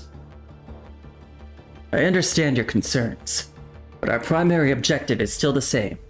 We need to extract Bianca quickly and figure out exactly what happened at the aquarium. The Grey Raven Commandant has extensive field experience. Well, these are just theories at this stage. If they become reality, whether it's a full-scale red tide influx or some ascendant engineering those heterosapien creatures, either scenario would be far more difficult to control.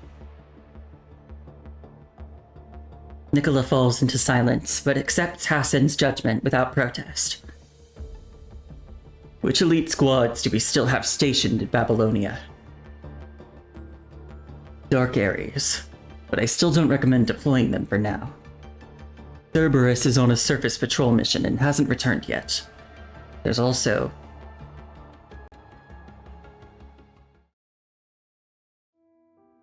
Babylonia, Operations Room. Following Hassan and Nicola's reassessment, the mission's threat level has been updated, prompting adjustments to gear and provisions. As Lucia organizes the combat supplies, you sift through the mission reports from the last 3 operations. Commandant? Lee? I'm applying to join you on the surface mission. You approve it first, then I'll go talk to Celica about it. But Hyperreal... I was going through your mission files and suddenly found out that your mission rating's been adjusted. That's not a big deal. We'll come back safely. I've heard that promise too many times before, but it's rarely kept. I should be going with you. Doesn't Hyperreal's adjustment require your input at all times? I'll be extra careful. You'll think. A brief chime from the terminal interrupts your conversation. Hassan has sent some extra video footage. Lee? Lee, are you there? Asimov is looking for you. Just remember, safety first, no exceptions. Keep your comms open at all times. No problem. The call drops, and Lee's image vanishes from the terminal's screen. Liv can't join us this time either. Liv's new frame is also in the research cycle. Liv's new frame is also in the research cycle! She's getting a new frame! I mean, I kind of knew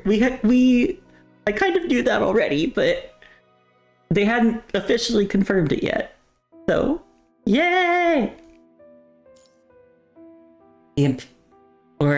Oh wait. Oh, yeah. So, okay. The Imperia frame has always been a work in progress. Ever since Liv got back to Babylonia, the Science Council's been wanting to revamp it, which means Liv has to be able to help them out constantly. So yeah, the Imperia stuff already happened,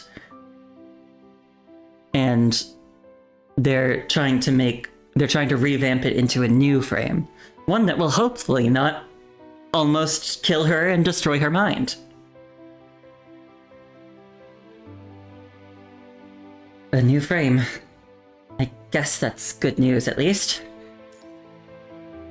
Yeah, these are all good things. Everything will be fine eventually. It'll be fine. It's a notice from the transport aircraft. The mission supplies just got delivered straight to the plane. We need to go check the inventory as soon as possible. Sure thing. I hope we finally get Liv out of her Eclipse frame. She's been in her B rank frame for so long. Lucia and Lee have been in their S rank frames for almost the entire main story. We gotta get Liv her S rank frame. We gotta. Cause she has luminance. Why isn't she at least wearing luminance? That's an S rank frame. And I mean, it's pretty obvious why she can't use Imperia. Trauma. At this hour, most of Babylonia's soldiers and staff are tied up at their posts, leaving the corridor leading to the transport aircrafts pretty empty. Just as you are about to pocket your terminal and head for the landing pad, it chimes again. A message from Nicola with intel from the 3rd Rescue Team. This frame.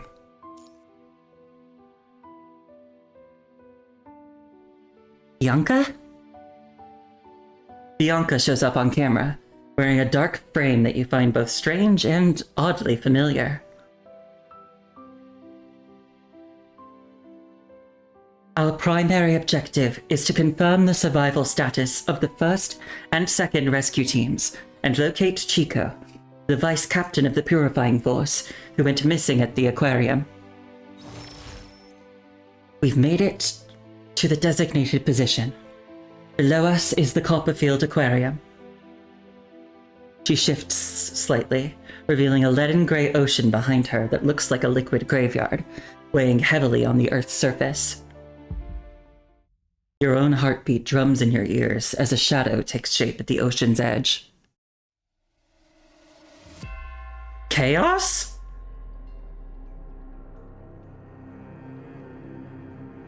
A pale girl commands the center of vision, her silent presence drawing your gaze upward, beyond the sea's horizon. She's not supposed to be here. Even in the previous timeline, Chaos hadn't been created yet. So why is she here? That's...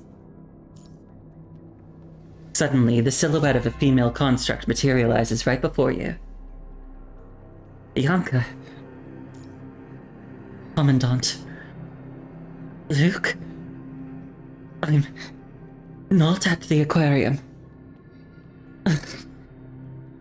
This visual distortion from a mind deviation? Can you hear me? What's your situation right now? Nothing. She's completely unresponsive, like she can't hear a word you're saying. Careful. Tropical fish. Red tide at the aquarium. Just like that, Bianca's image flickers a few times, and then she's gone.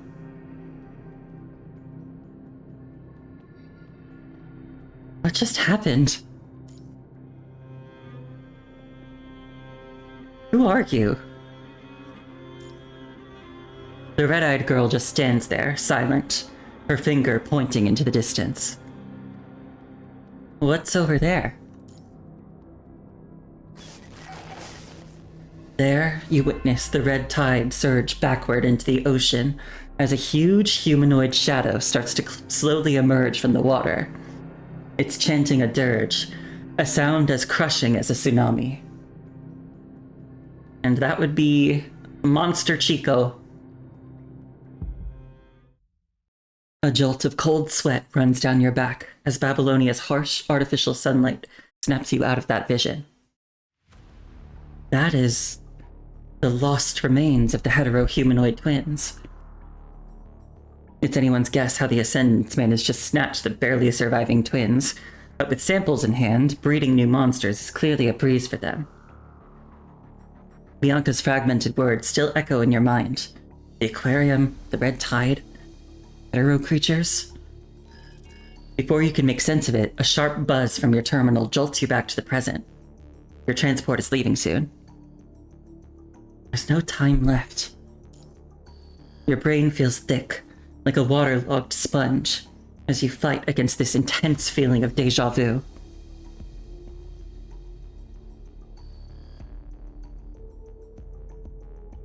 Is this the medicine you need? That's right. Thank you. Consciousness creeps back into your body, and the muffled voices of nearby people drift into your awareness.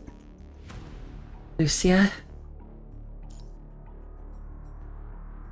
Commandant, you're awake. Uh-huh? When your consciousness finally returns, you find yourself lying inside the transport craft. Lucia and a familiar blonde-haired young man stand nearby, their faces etched with concern as they look at you. We were just watching the mission footage. At first we were talking about Bianca's frame, but then you just took off. You walked forward without saying a word, like you weren't even there. I tried to get you to stop, but it was tough. Murray had just hopped off the transport and said hello, but you just plowed right into him. Should I get Star of Life on the horn for you? Not right now. Thanks, though. In your hazy mind, the visions you just had remained sharp and vivid. Got to tell Hassan and Nicola about this. Regular terminal comms in Babylonia can be bugged. Outside the military's encrypted channels, classified intelligence is typically relayed the old-fashioned way, on paper. A slightly urgent voice cuts into your thoughts. Departure's almost to go. Make sure you've got all your personal gear, and all non-essential personnel need to bail out now. I'm really sorry, but would it be possible to hold off on our departure? No go. Surface has been too rough, especially in your drop zone. Punishing concentration is off the charts, and with these shifting winds, it's a real gamble for our flight. After I drop you, I still have to swing back and pick up another team headed for the disaster zone for rescue ops. I hear you. As your mind races through various possibilities, you catch sight of Murray getting ready to disembark. Just give me 10 minutes, please. 10 minutes before we take off. Thanks. Murray! Ray Raven Commandant. You need something else? The young blonde man turns, a puzzled smile on his face. I still think you should get checked out at the Star of Life. What's this? This is crucial. Please get this chip to either Celica or Nicola.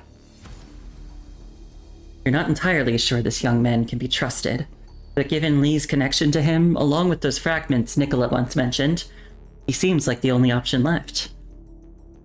At least this is a far safer bet than a transport robot or trying to transmit it through the terminal.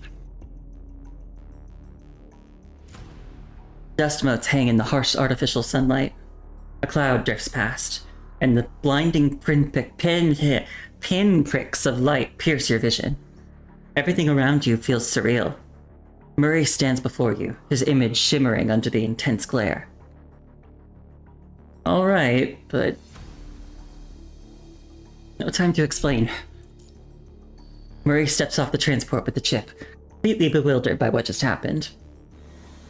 With a deafening roar, the transport slowly pulls away from Babylonia.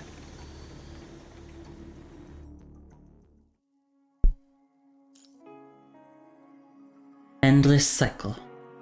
This is Bianca, captain of the Purifying Force, leading the 3rd rescue team into the aquarium, commencing 4th mission log.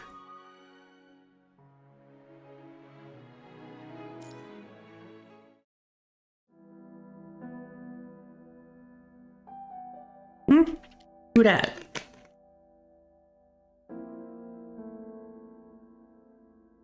Good morning, Bianca. Did you do the prep work for today?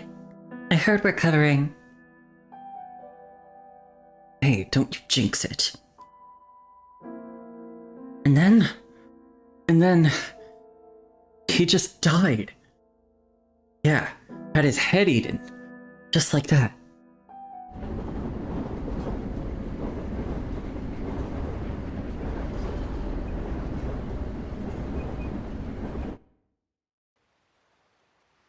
Bianca.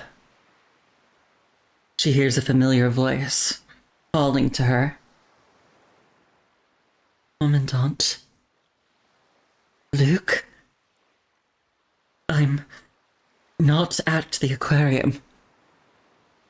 In her hazy vision, sea and sky merge into one, dark and heavy like the hush before a storm. Is this visual distortion from a mind deviation? Commandant's figure flickers at the edge of her visual module, a smudged silhouette standing on a landing pad that wasn't there a moment ago. The human's mouth moves, words lost beneath silence. Bianca hears nothing at all. Whether or not it's a hallucination in her mind. Devil. Tropical fish. Red tide at the aquarium. Watch out for the Ascendant. Captain. Ooh, who's this? Captain! Captain!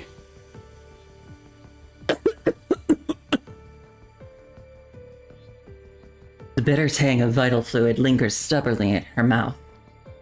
Hazily, consciousness seeps back into her leaden limbs.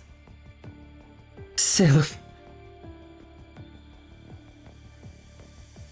Sylph.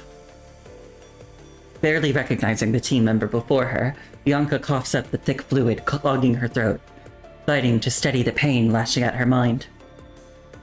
Is that just a mind hallucination? Yet Luke's voice had felt real. Almost too real to dismiss. Well, that's because I'm narrating. I'm always there.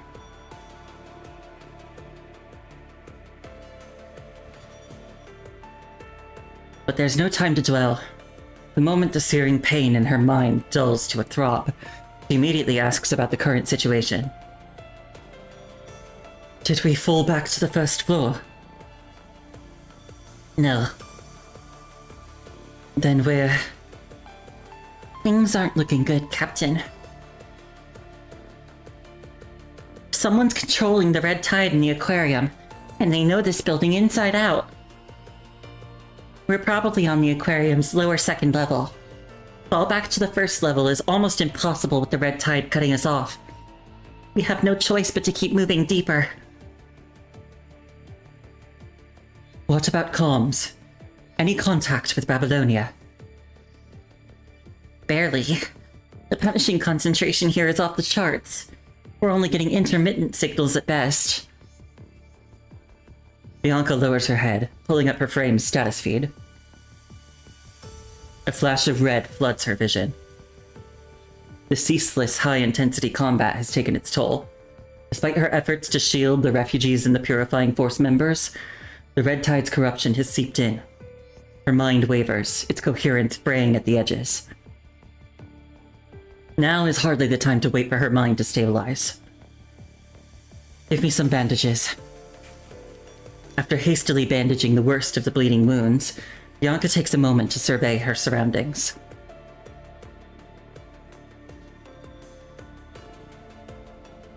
She's in what appears to be an underground viewing hall of the aquarium.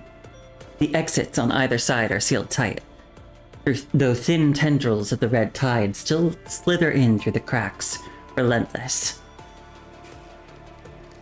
The refugees huddle together, clutching odd trinkets as they whisper desperate prayers. Nearby, members of the Purifying Force stand watch, some guarding the place, others patching up their comrades with hurried hands. Bianca lifts her terminal, hesitates for a breath, then taps record. This is Bianca, Captain of the Purifying Force. leading the 3rd rescue team into the aquarium. Commencing 4th mission log. I'll be leaving the chip containing this recording at this location, marked clearly so that any follow-up personnel can find it and use it for reference. During our sweep of the aquarium's 2 ground levels, we found no signs of the 1st or 2nd rescue teams. However, we later discovered that an Ascendant has been stockpiling a massive amount of red tide in the aquarium's lowest level main tank, funneling it through underground waterways, and they've been frequently using it to attack us. A really high punishing concentration. It's the red tide. The air was cold and gloomy, thick with the damp, earthy scent of decay. Bianca's team had barely stepped into the aquarium's lower 1st level. As soon as they entered, the attacks came. Viscous, dark liquid seeped across the floor, swirling with the unnatural currents of the red tide. From within its depths, deformed hetero creatures lurched forward, attacking the rescue team with relentless fury. Deploy reconnaissance drones to detect the specific location of the red tide leakage. If it were you, maybe the experiment would see different results. Behind the red tide, a purple-haired figure flashes by. Who's there? Show yourself! Just a little experiment, that's all. Play along, and it won't hurt much. Stay alert. Watch out for the sewer exits around.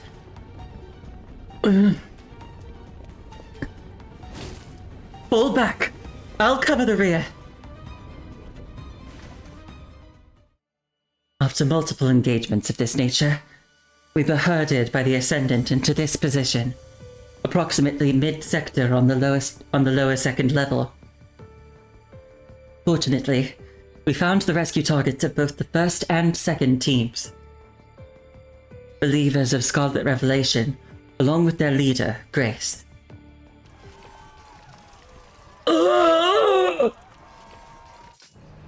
A sharp cry shatters the recording's audio. Bianca hurls her terminal at a nearby Purifying Force member and in the same motion, whips her sword staff free. Hi, Peach! How are you? I hope you're having a good day. The red tide convulses, its surface bubbling with grotesque, shifting forms. From the seething mass, garbled whispers erupt. Don't jinx it. It tastes right. No, Chris. Sylph rushes up from the side and severs the last red tide tendril. Thanks, Sylph. It's fine. Now, do we go forward or back? Back. We have to find a way to evacuate. The Scarlet Revelation followers aren't equipped for a fight. Pushing forward will just get more people killed. But we still haven't found the first 2 rescue teams and Vice Captain Chico. Let's get the followers back to the surface first, and regroup with the support team waiting above. This mission, we will get it done. Yeah. Pulling at her hood, Sylph says nothing more. As the 2 finish their conversation, Grace, who has been waiting off to the side, fidgets with the hem of her garment, deliberately rustling the fabric to announce her presence. Captain Bianca? The dark green-haired woman tightens her grip on her oddly decorated staff, hesitating as if searching for the right words. Thank you for risking yourselves to come and help. And thank you for opening the control room door just in time. Grace's head jerks up, her gaze briefly locking with Bianca's before she takes a half-step back. Her fingers nervously trace her staff, as if the motion might offer an escape from the weight of the moment. I'm sorry. It's true that members of Scarlet Revelation opened the control room door, but earlier, They were the ones who deliberately closed it in the first place. When Grace was in the lower second level control room, she spotted the new-coming rescue team through the surveillance cameras. Seizing the opportunity, she herded the followers into this hall and sealed the door from the control panel. The rescue team would inevitably come this way, and when they did, she could play the helpful ally, opening the door for them, granting them entry. A small favor, a calculated gesture. Deep inside, suspicion and fear war with an irresistible pull toward dependence on this very power. How long have you been inside here? Bianca appears to overlook the layered meaning behind Grace's sorry and presses on with her question. Sensing that Bianca might not intend to dwell on the issue, Grace responds in a hushed tone. At least 10 days. I came in here this morning. After stepping into this place, my timing device conked out, so I started carving a vertical notch on a stick every time my stomach started growling uncontrollably. It might not be accurate. Sometimes I blacked out from starvation, but I'd say it's been about 10 days. 10 days. Chico, have you met the first and second rescue teams that Babylonia sent in? We never ran into the first rescue team, but the second one. Chico, are you talking about that construct with blue hair? Yes, that's her. Do you have any clues about where she is? I'm sorry. She was standing between the Ascendant and us with her team. All we could do was run.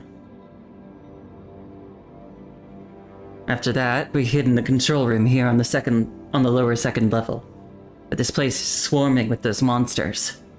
By that point, our food was already running out. Don't worry. You'll make it back to the surface safely. Sorry.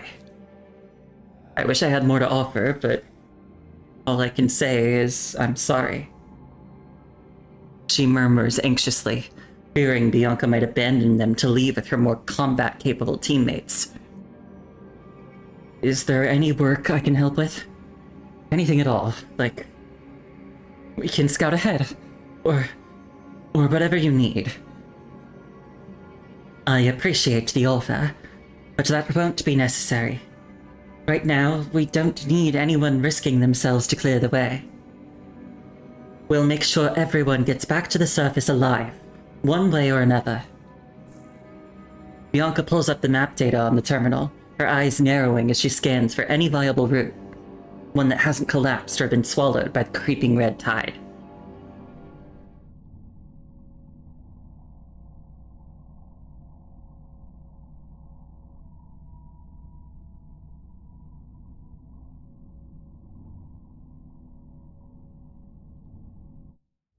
Meanwhile, inside the monitoring room, the agent in black fixes his gaze on the figures flickering across the screens. God, I hope so bad that they make him playable at some point.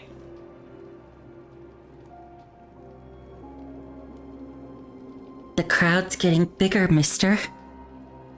Should I release some red tide to break them up?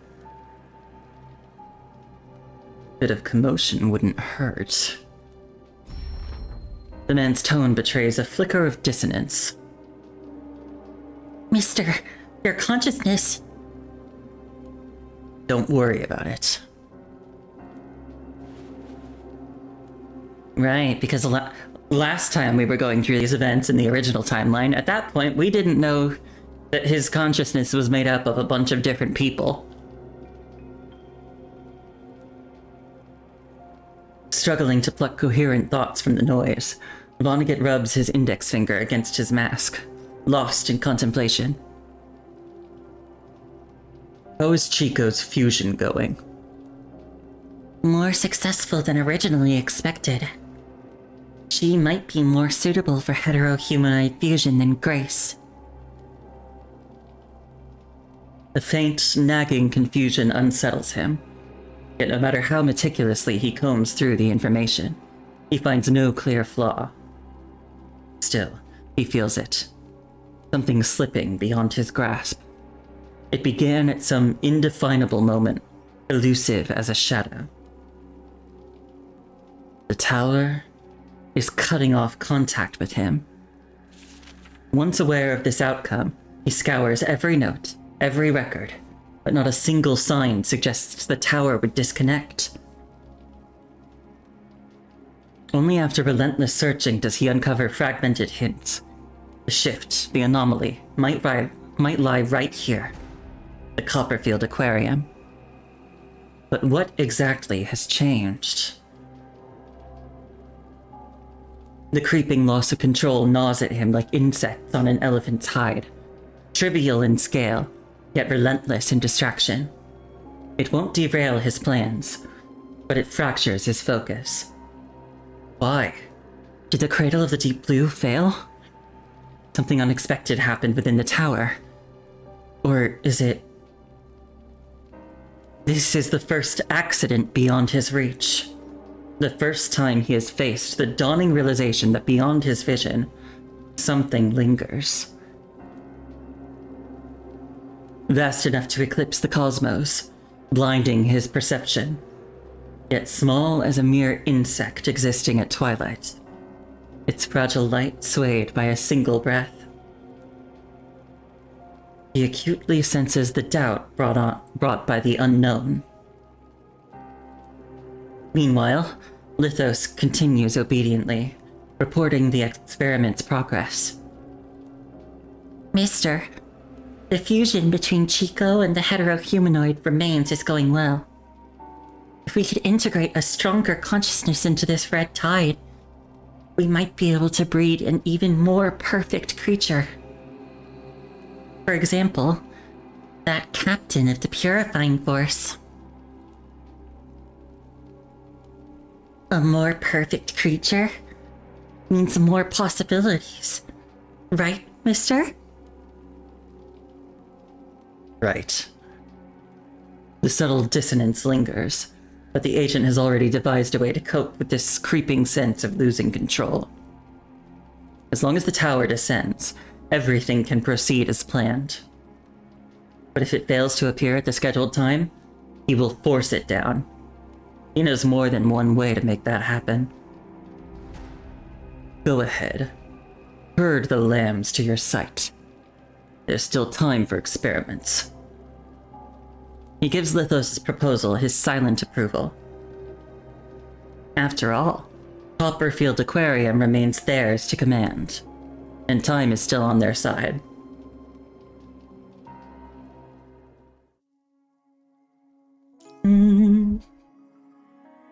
Deja vu. Through fissures in the heavy clouds, crimson light bleeds into view. At the periphery of your vision, the pale girl appears in silence. I wonder if Chaos is, actually there, or if she's just showing up, in the Commandant's mind. Because that would make sense.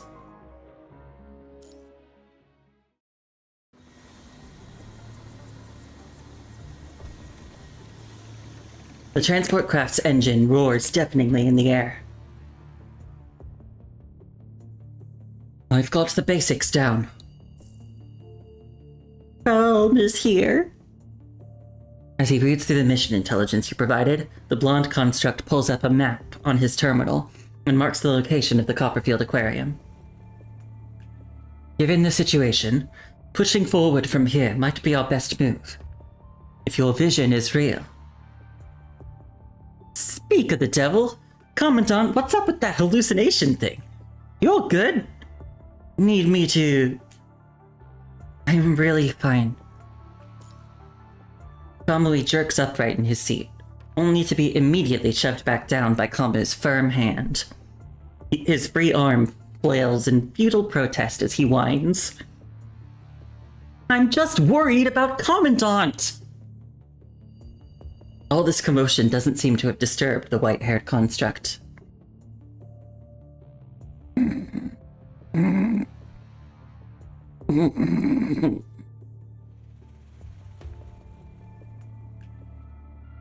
I guess that's my impression of snoring. It's weird because I'm trying to do it like kind of realistically, but like also loud enough that the mic can pick it up.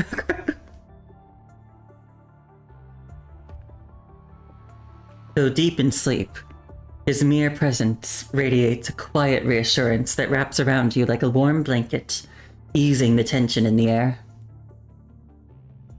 Now that I think about it, this mission actually has 2 elite squads deployed.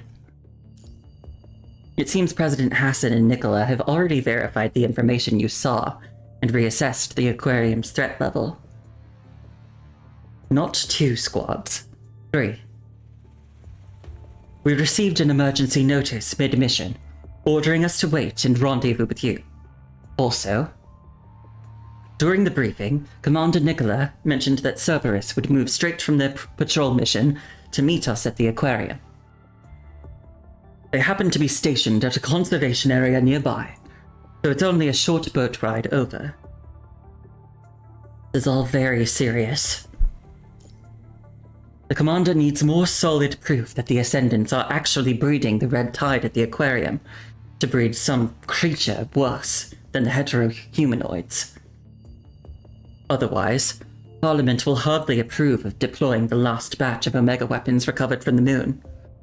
Most councillors still see the moon's zero-point energy as the most important asset. Not surprising at all. Your vision alone can't serve as evidence. Even if it indirectly supports the information's credibility, you still need something more convincing to sound the alarm. Cockpit here. We're approaching the target location. No viable landing zones in the area. Prepare for drop. Sea conditions update. Pressure altitude 3,225 meters. Wind at 23 meters per second. Temp negative 12 degrees. Heads up. Offshore currents detected northeast. Repeat. Prepare for drop. Sea conditions update. Commandant, we're almost there. There aren't any viable landing zones for the transport nearby. We'll need to make the jump from here to reach the target location. The plume frame is equipped with a short-range glide device. I'll get you safely to the aquarium's perimeter. Thank you. It's the least I can do, Commandant. Wait, you really gonna jump in your condition? What if when we land... Nah, not gonna jinx it. Don't worry. After checking the protective suit and securing the safety ropes, you watch as the transport craft's jump door slowly opens. The hydraulic system hisses, its sluggish metallic grind protesting under the strain. Salt-laden wind surges inward, tangling with the leaden sky. And with it, the humming returns. That familiar, dissonant resonance coils around you. Through fissures in the heavy clouds, crimson light bleeds into view. At the periphery of your vision, the pale girl appears in silence. She quietly stretches out her hand, gesturing at a direction.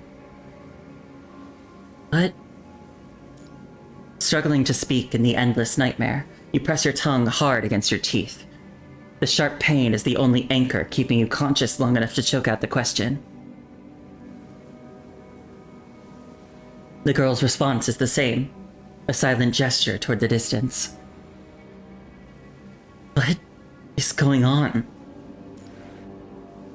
This time, however, the pale girl hesitates. Her lips remain sealed, yet a soundless voice echoes in your mind. Chaos. The word reverberates, inexplicably familiar, yet devoid of memory.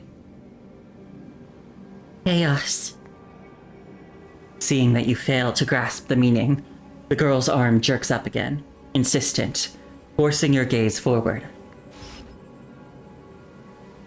Where towering crimson waves devour the horizon. And there, Amidst the churning abyss, a colossal humanoid silhouette stands upon the sea. Try hard to make out the humanoid shadow. Oh, there's Bianca. Oh wait, but the monster's gone.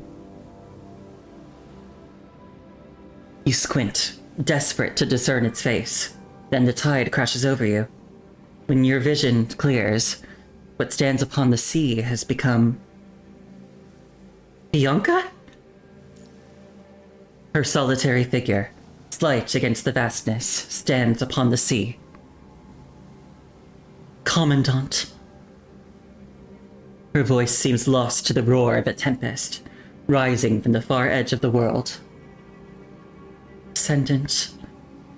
Under the sea. Careful. Ezra creatures. Red tide. Into the sea. The winding red tide blooms beneath her feet as the female construct stands poised. Her expression a fusion of sorrow and steel. Farewell. Your vision blurs once more, dissolving into a haze of static. Bianca! The female construct's silhouette fades again, swallowed by the sea. The Ascendant under the sea. You open your mouth to press the pale girl named Chaos for answers, but before the words can form, your vision whirls. Towering waves surge forward, crashing around you. Commandant! Commandant!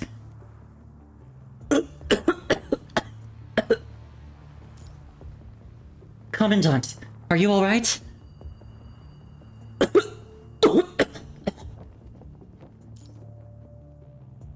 The wind howls into your mouth, sharp and unrelenting, as weightlessness twists your stomach. The world lurches, spinning wildly. I think you passed out just now.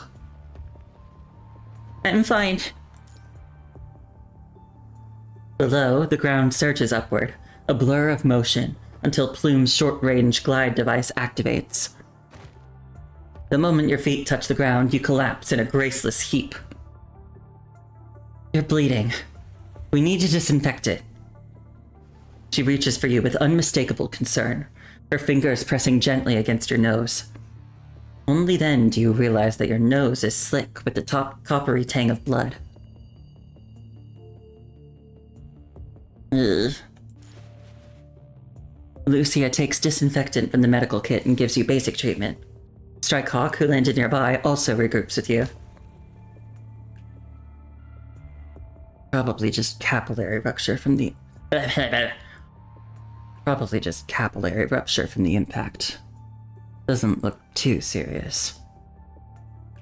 Let's hold here and regroup for now. Kamui, scout the area and check the punishing concentration levels. Report anything unusual immediately. Got it. Kamui and Kamu head off in different directions. After a brief rest, the dizziness from the vision gradually fades, yet the haunting image lingers. Bianca in a dark frame standing upon the sea, her silhouette seared into your mind like a brand. The sea area we just dropped into. What's in that direction? At your direction, Lucia opens her terminal and circles that patch of sea. According to the satellite map, below the sea area where we just dropped is the Copperfield Aquarium. The aquarium. Due to your previous vision, the rescue plan for the aquarium has always focused solely on the interior of the facility. But since the Ascendants chose a seaside aquarium as their den, their objective can't possibly be just easy red tide storage. What you really need to guard against isn't just the inside of the aquarium. It's the facility's large drainage outlets as well. Where is Cerberus right now? A moment later, the red-haired captain's voice crackles through the terminal. This is Cerberus. What do you want? Vera? Good. You still remember my voice. Something's up at the aquarium. I need your approximate location. We're about 20 minutes out by sea from the aquarium zone, assuming Noctis doesn't screw up piloting the boat. I need you to sweep the sea surface and locate the aquarium's main drainage outlets in advance. The aquarium's drainage outlets?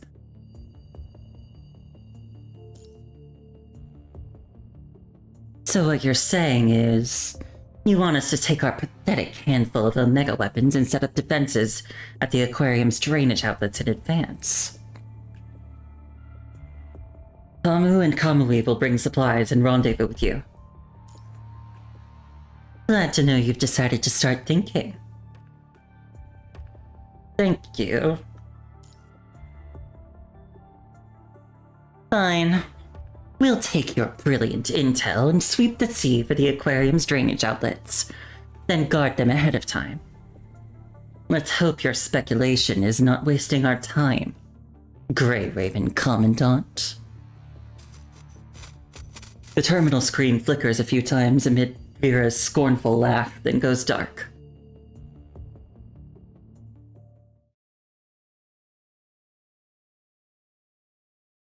Copperfield Aquarium.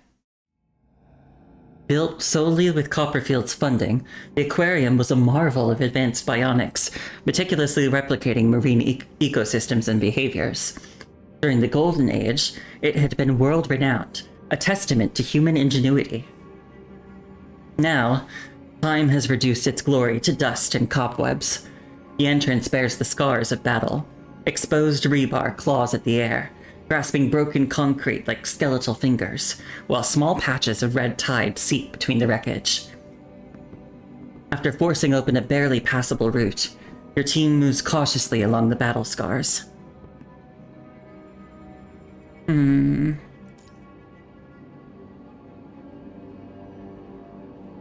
either side, massive ecosystem tanks line the corridor, their glass walls still intact. Inside, schools of fish cluster together, untended yet still active. Aside from the battle damage, the rest of the facility is eerily operational. Almost too pristine for a place that should have been abandoned years ago, when the punishing virus first ravaged the world. If the aquarium really is the Ascendant's den, just how long has this been part of their plan? Behind the glass, a glint of light flickers in the pupils of a bionic tropical fish as it watches in silence. Then, from beyond the water displays, footsteps echo. A group emerges from the shadows of the main hall.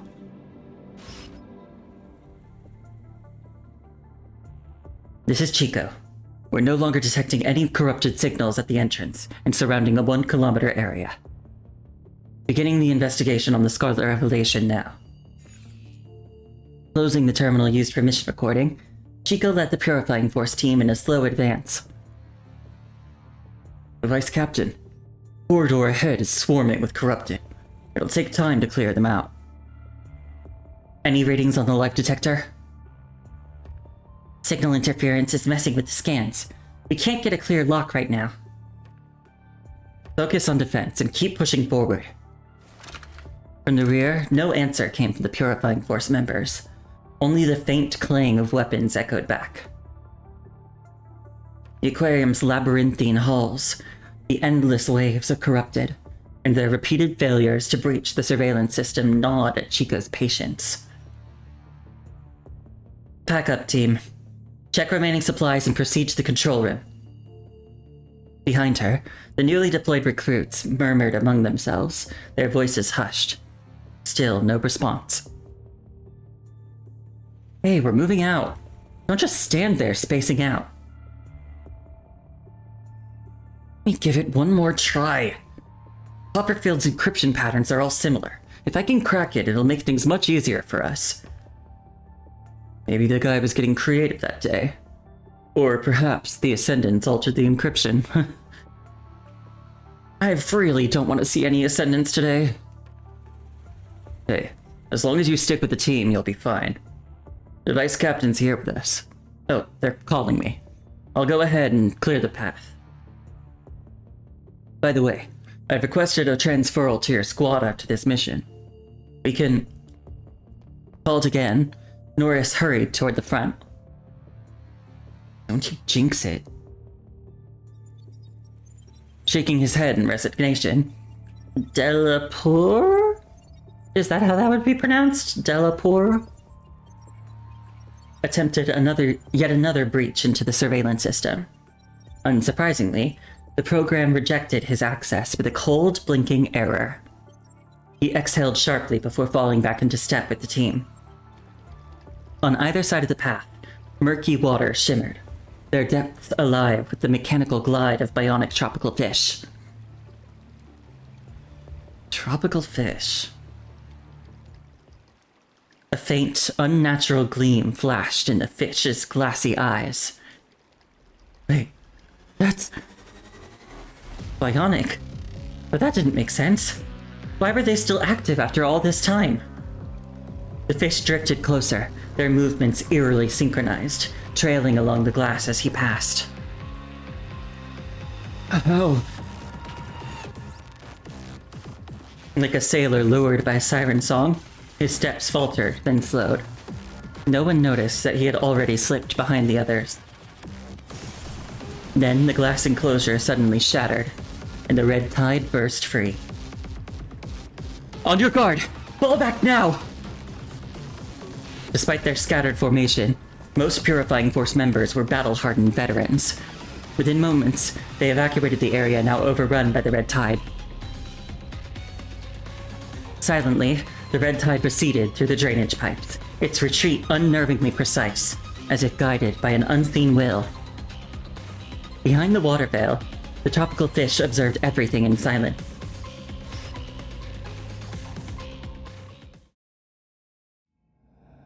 At the far edge of the hall, Bianca and her rescue team approached the area cautiously.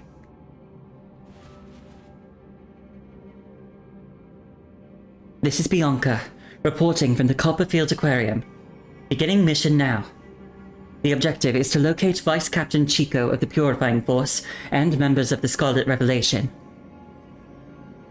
Captain, punishing concentration here is very high. Let's keep moving. The battlefield's scars mottled the ground as viscous red tide oozed from the drainage outlets like clotting blood. The smell of vital fluid. There was a fight here. Trail leads that way. Drainage outlets. Someone was controlling the red tide, making it surge from the drainage outlets. They forced the previous rescue team into that direction. But why? Her visual module absorbs every detail, until her Purifying Force honed intuition locked onto movement behind the liquid barrier. Tropical fish.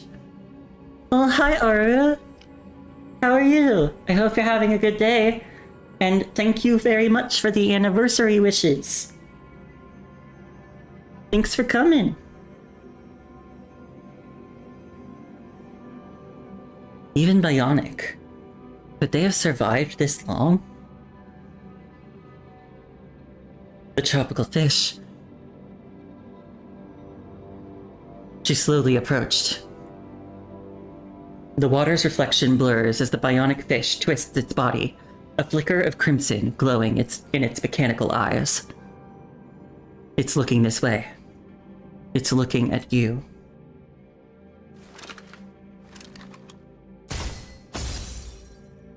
So back to the present, I guess. Instinct takes over. You fire at the fish in the rippling reflection.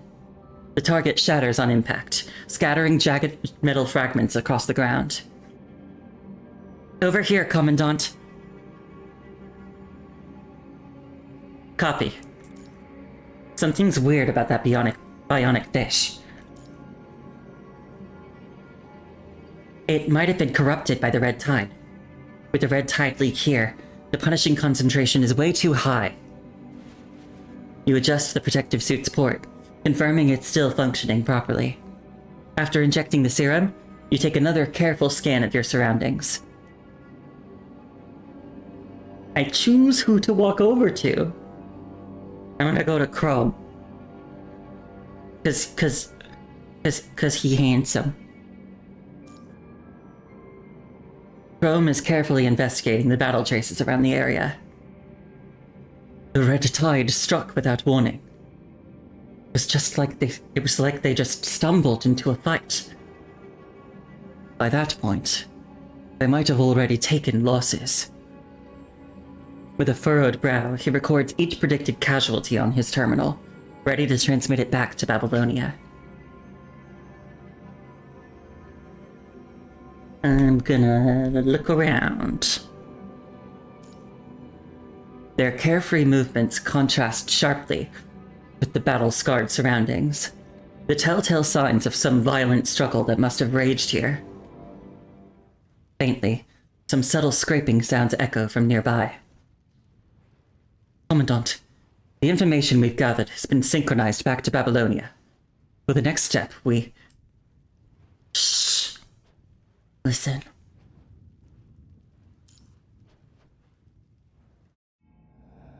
Where you point, just beyond the lower level 2 sign, the passage behind the water curtain now stands open, unnoticed by anyone. Some sound is coming from right behind there.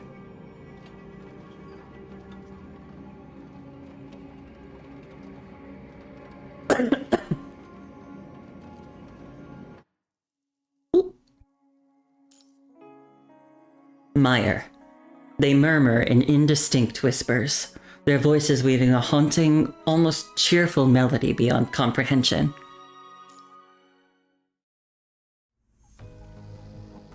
I'm gonna drink something quickly.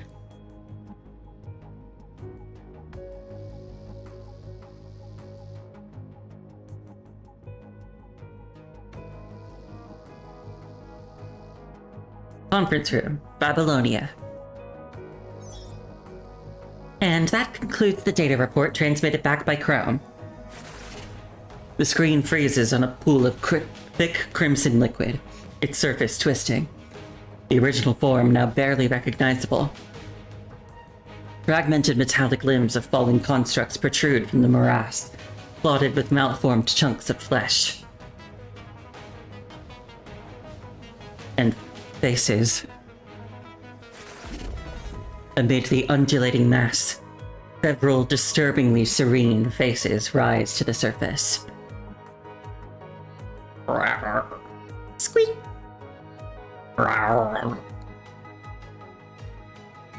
They murmur in indistinct whispers, their voices weaving a haunting, almost cheerful melody beyond comprehension. At the end of the report, the Grey Raven Commandant left a message, saying that they were about to head to the lower second level of the aquarium.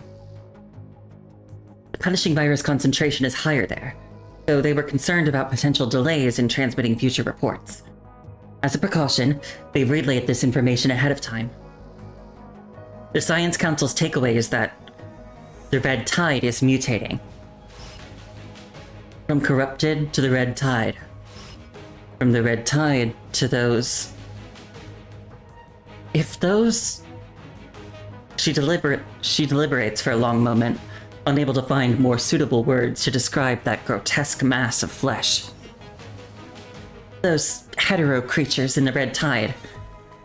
If they were not illusions created by the Ascendants, then what the Grey Raven Commandant saw in the vision, that Lithos is accelerating the evolution of hetero creatures through the red tide, would be an established fact. The projected screen displays a series of images, clearly illustrating this fact. We've got to put a stop to this. Those Omega weapons. No, that's not going to cut it.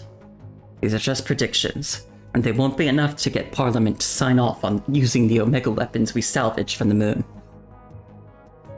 Right now, the moon is the only place where we can even make Omega weapons. For a lot of people, these weapons mean their best hope of taking back Earth. He can practically hear the arguments now. Producing Omega weapons requires zero-point energy. Right now, the only place in our controlled territories with zero-point reactors is the lunar base. We can't throw away our long-term future for a quick win. The mere fact that the Purifying Force Captain and Vice Captain are lost to the Aquarium won't be enough to sway those counselors.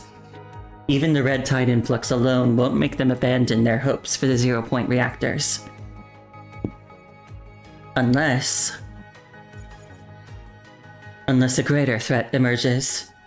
Something that puts the surface itself at risk, threatens Babylonia, and puts their interests on the line. Like the twins. Celica, mark the Red Tide influx's entry point. Based on its spread rate, pinpoint all nearby conservation areas that'll be impacted. President, once the Red Tide spreads, it'll impact a total of 13 conservation areas and multiple plantations in the surrounding areas. Here's all of them. Just like you to do that. Well, everyone's got something they care about. Speaking of which, how's the lunar base inspection shaping up? 15.21% done. Hauling the engineering gear takes ages. It'll be at least another 4 or 5 days till it's wrapped up. The meeting room goes absolutely quiet. A faint sound comes from outside the door. It's Asimov. President Hassan, Commander Nicola, we've processed the data report you just sent over. The analytical and simulation results are ready. And the conclusion? Our findings confirm that the Ascendants are mass breeding the Red Tide under the Aquarium. The punishing virus in the Red Tide is already showing signs of mutation. I advise immediate intervention. Otherwise, the Red Tide influx will trigger widespread hetero creature spawning, placing all coastal surface strongholds at risk of total collapse. So, the Omega weapons are a no-go. Is there any chance we could use the Longinus arsenal? I'm afraid not. The Longinus arsenal can only hit the Red Tide on the surface. The Red Tide in the Aquarium is 3 floors down, underground. By the time it even gets close to the underground Red Tide, the Longinus arsenal would lose 60% of its punch, making any direct impact impossible. Mid-conversation, Asimov's terminal chimes abruptly. He silences it with a frown, but seconds later, the sharp ringtone pierces the quiet again. Nicola gives him a look, and Asimov, clearly annoyed, answers the call. A pale woman's face pops up on the screen. Where's Stigmata? None of your business, Vesalius. None of my business? Asimov, that frame was Corona's solo project, just loaned to Babylonia as a courtesy. I've got every right to know where she is. She's on a classified mission. The details are under wraps. Spare me the bureaucratic evasion, Commander Nicola. Corona handed over the Stigmata frame to the military for free. As its creator, I'm entitled to answers. Stigmata's last transmitted mind data was a mess, full of interference. The frame might already be rife with the punishing virus. She was never the primary compatible user to begin with. Keep this up, and without a commandant to stabilize her mind, that frame's gonna be scrap at the bottom of the sea. What about the Phantom Tracer? Okay, listen, Vesalius is like not a good guy, but her design is kinda fire. I love her outfit.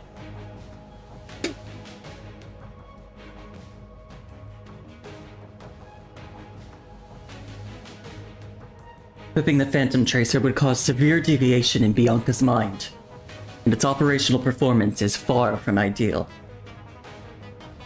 That's Stigmata's own lookout, not the Phantom Tracer's fault. Can't accept herself, can't even accept what she's become. Pathetic. Oh my god, I love that snapping emote. It's no wonder she's frying her own mind in that frame with that attitude. The pale woman's lips curl into a mocking smile. Whatever. Do what you want with the Heterohive Mother's tissue and the Phantom Tracer. But you'd better find a way to drag Stigmata back. Or trust me, you really won't like seeing the bill for her frame development. That's not your concern. It better be. I'd hate to see my life's work just become disposable junk. With those cold words, Visalia simply vanishes from the projection. Bianca's frame. The situation is undeniably dire. The Science Council has just received Stigmata's latest mind synchronization data. The terminal's screen glows with stark red data streams. Bianca is exhibiting severe mind deviation, and we've had no mission updates for far too long. Given their current progress, they should be on the lower 2nd or 3rd level by now. The high concentration of punishing there is probably messing with their comms. Bianca, if I remember right, the Science Council's been working on a new frame, customized just for her. Yeah, though progress has been consistently slow. Asimov sighs faintly at the mention of it. Science Council isn't just looking to churn out another frame that can only lug around the Omega weapon. We've been trying to build this frame's capabilities from a completely different angle. I remember this frame's core ability is purification. Given the current circumstances, compression would be a more accurate term than purification. Take the Phantom Tracer, for instance. Its primary function is data acquisition on the punishing virus. By scrambling the viral information structures, this frame can essentially thin out its concentration. It's like dropping ink into a stream. It doesn't purify them in any real sense. Can the Heterohive Mother's tissue brought back from Kurono be put to use? It can be. After getting my hands on the tissue, I managed to simulate a Phantom Tracer reversal effect using external equipment. It's enough to sustain this frame's combat operations, but only for a limited time. At maximum, we're looking at 5 hours of runtime. After that, the frame's energy depletes, and the system will force a shutdown. That should be enough for now. Worst case scenario, we might have to roll out this frame sooner than planned. Alright, I'll make sure this frame is deployed with the team transporting the Omega weapons. Asimov, could you handle the prep work for its deployment? No problem. Asin and Nicola stay behind, still trying to get Parliament on board with using the Omega weapons. Asimov, meanwhile, turns and exits the meeting room. Bianca's new frame. Back at the Science Council, Asimov breezes past multiple layers of security until he reaches the classified laboratory. Before the frame storage chamber, he stands motionless, his eyes fixed on the scrolling data of a virtual screen beside him. His mind races. Ah! Oh. Ah! Thank you so much for the raid. Two raids at the same time. Hi, Casual Cap and Princess Roska. Thanks for the raid. For those who may not know, Princess Roska, I don't know if I'm saying your name right. I'm really sorry if I'm not. Was one of the other actors who also did the voice acting thing with Maihan yesterday. You were collabing in Final Fantasy XIV? Ooh, sounds fun. And yeah, thank you for the anniversary wishes. Let me say hello to everybody who came in. Hello, Ash Celeste Lucia.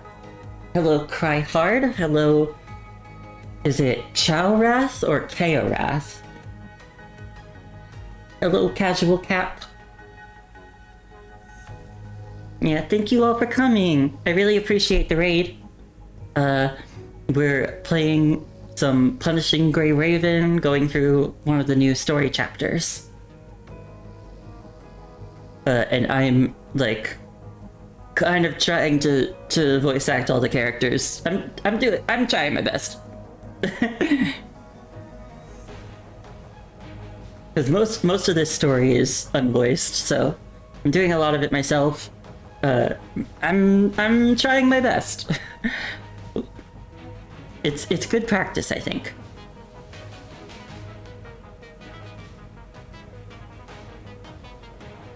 Aw, thank you. I hope I'm doing well. I'm sure I'm doing better than I was doing at the beginning of this past year. Yeah, I've been having fun. Thank you.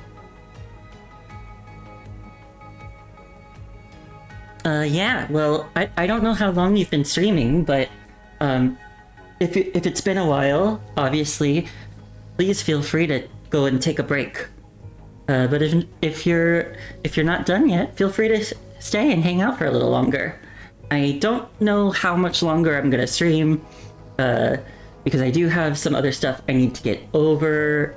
I need to get over with tonight. But I'm still playing this for a little while. You say Kaorath, but KO for short, and you love being called a snack, so please feel free to say Chow. I'll try to keep that in mind. And thank you as well for the anniversary wishes. Yeah, thank you all for coming.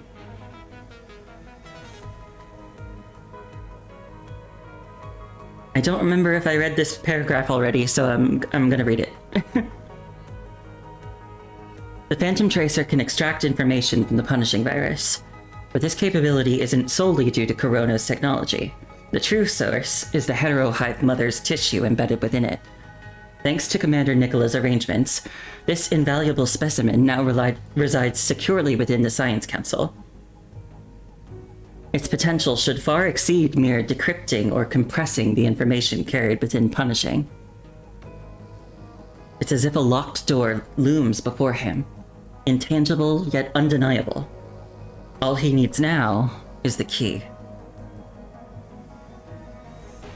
A key that can really dissect the very essence of the Punishing Virus.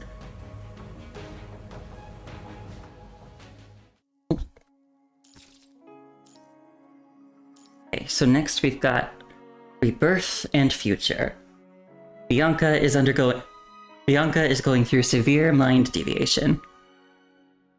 For those of you who just came in and don't know PGR, this is a post-apocalyptic sci-fi action game.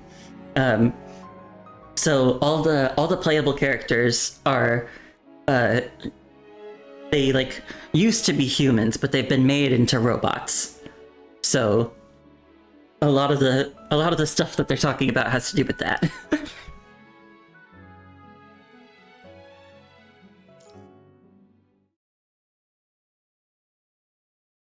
Basement Level 2, Copperfield Aquarium.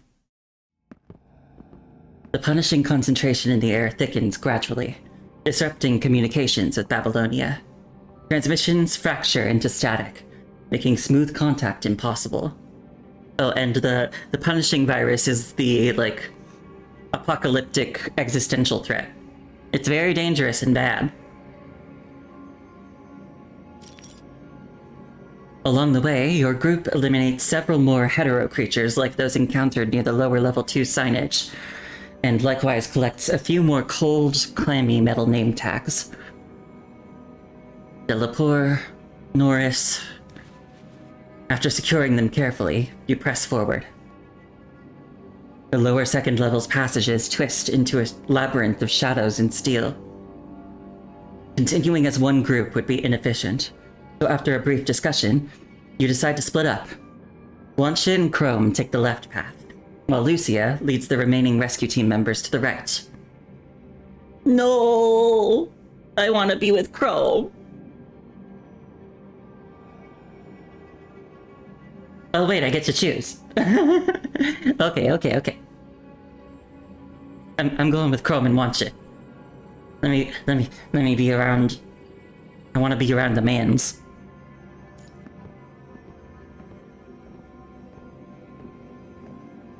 After a quick exchange about the rendezvous point, you head toward the left corridor with Chrome and Wansha. Something's off here. It's way too quiet. Ever since your team stepped into the aquarium, the rustling of corrupted and hetero creatures, the viscous sloshing of the red tide. These sounds had been your constant companions. But now, the silence is deafening. Stay sharp and keep moving. Hands on their sidearms, ready to face Ascendants at a moment's notice, the group cautiously continues their advance. This is... On the ground, a hetero creature lies dead, its eyes, if you can even call them that, staring wide open. Bullet marks. These bullets aren't Babylonia standard issue. Someone else has entered the aquarium. Tread carefully. Ascendants wouldn't bother with conventional attacks, but if not them, who else would be here at a time like this? Could it be Corona, always lurking? But there's nothing valuable to swipe here. I hear something up ahead. Everybody shut up! A brief burst of combat echoes from up ahead. Just a single gunshot, before the passage falls silent again.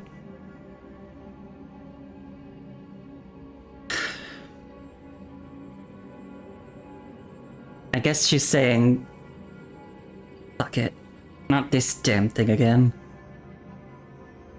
Suddenly, a soft feminine voice drifts to your ears. Dog tags? Just my luck. More Babylonians. Damn, this place is huge. If I keep pushing like this, my leg's gonna give out. The voice gets closer, heading right for you.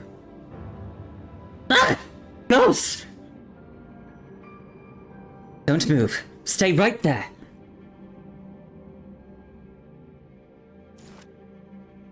Jeez. You just about gave me a heart attack. For a second there, I thought you were ghosts. What in the world are you doing in this awful place? Is she a human? It looks like she only has a prosthetic arm. Who are you? Me? Why should I spill my guts to you? Who are you people? She narrows her eyes, giving you a good once-over. Oh, you guys must be the hotshots from Babylonia, huh? Well, look who decided to slum it down here in this lovely sewer. Okay, so no, she is a construct. You're a construct. Which faction are you with? I'm no Babylonia lapdog. I don't eat your scraps, and I don't owe you a single explanation. Since we're not on the same side, we'll just be on our way. Since you can't tell friends from enemies in this place, there's no need to spend time trying to identify her. Wait! As your group actually starts to back away, the long-haired construct shifts her gaze and pipes up to stop you. What are you doing here? Does the aquarium have some valuable data worth your while? Or are you after something else? No comment. Apparently unfazed, the long-haired construct just grunts and goes quiet. Looks like she's the one who cleared out all the hetero creatures from this corridor. The evidence definitely points to her, but it seems she's not going to spill any more details. Stay sharp. Let's push forward and link up with Lucia. As you press on, it's clear this construct really did a number on the hetero creatures in this corridor, wiping them all out. Surprisingly, instead of just leaving, she's now tailing you, keeping a steady distance. Does holding Chrome's hand count as something else? Hang on, let me...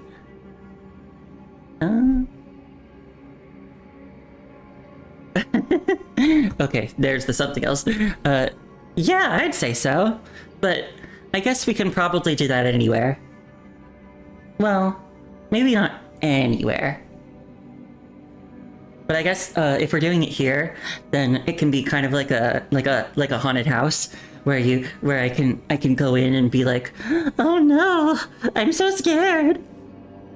I need a big strong man to hold me and keep me safe. Oh. Chrome, protect me.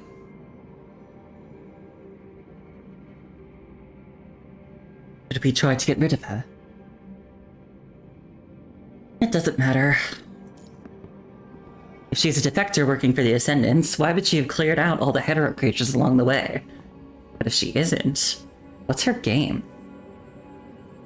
With that in mind, your group keeps a watchful distance from the construct who calls herself Lulu, as you head for the hall ahead. Okay, Lulu. Who is this lady? According to the aquarium map, assuming there are no further cave-ins, you should be able to meet with Lucia in the main hall straight ahead.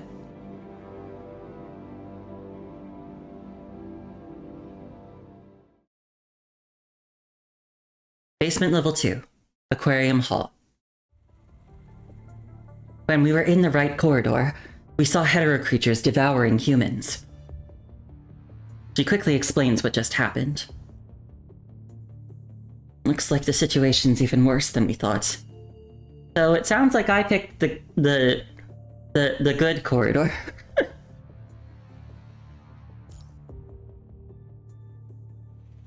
I wonder if it's one of those things where, like, no matter who you choose to go with, like, you end up stumbling upon Lulu either way, no matter which corridor you go through. It just changes to suit whatever choice you made. Haunted house scary combined with beautiful aquarium aesthetics. This is peak romance, 10 out of 10 game of the century. Ooh, I didn't think about it that way. Yeah, you're right. And also, it's like high stakes. And we all know high stakes lead to heightened emotions. And we need to find Bianco and Chica. Bianca and Chico fast. We can't afford any more delays. With the red tide mutating into these new forms, every construct soldier Babylonia loses becomes another enemy gained. Commandant, on your end, the battered construct keeps following at a measured distance behind your group. You ran into a construct?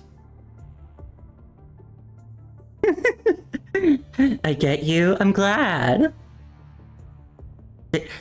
Thanks for being a kindred spirit, Chow.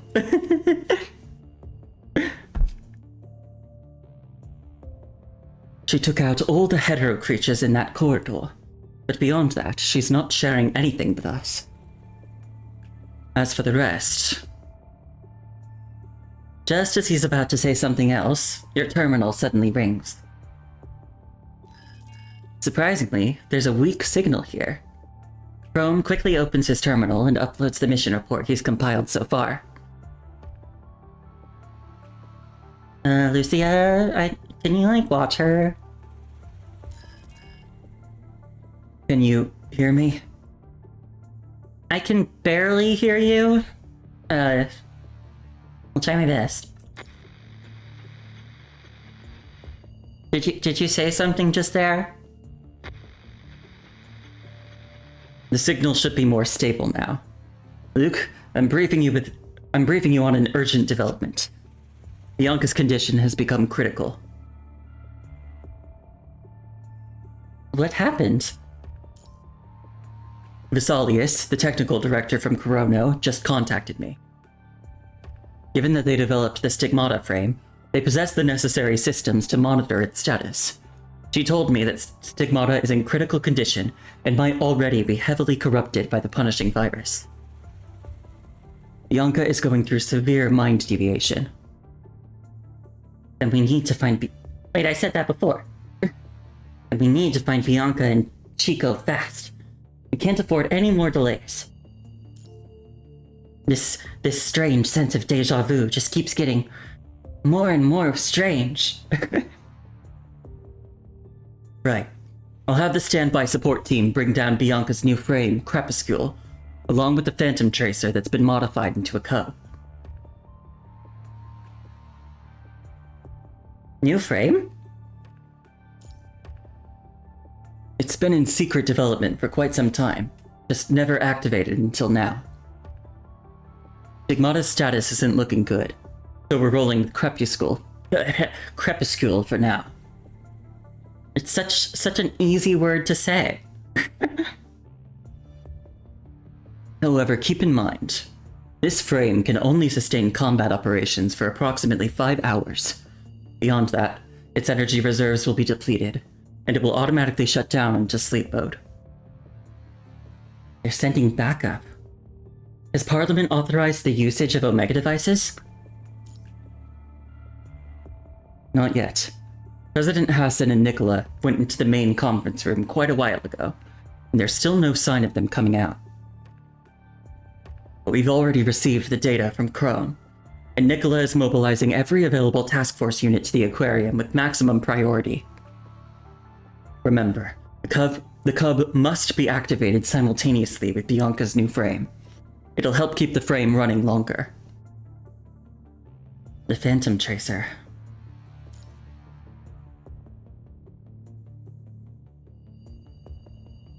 How was the Phantom Tracer, Stigmata? The shorter than benchmark runtime wasn't unexpected. You weren't our first choice, after all.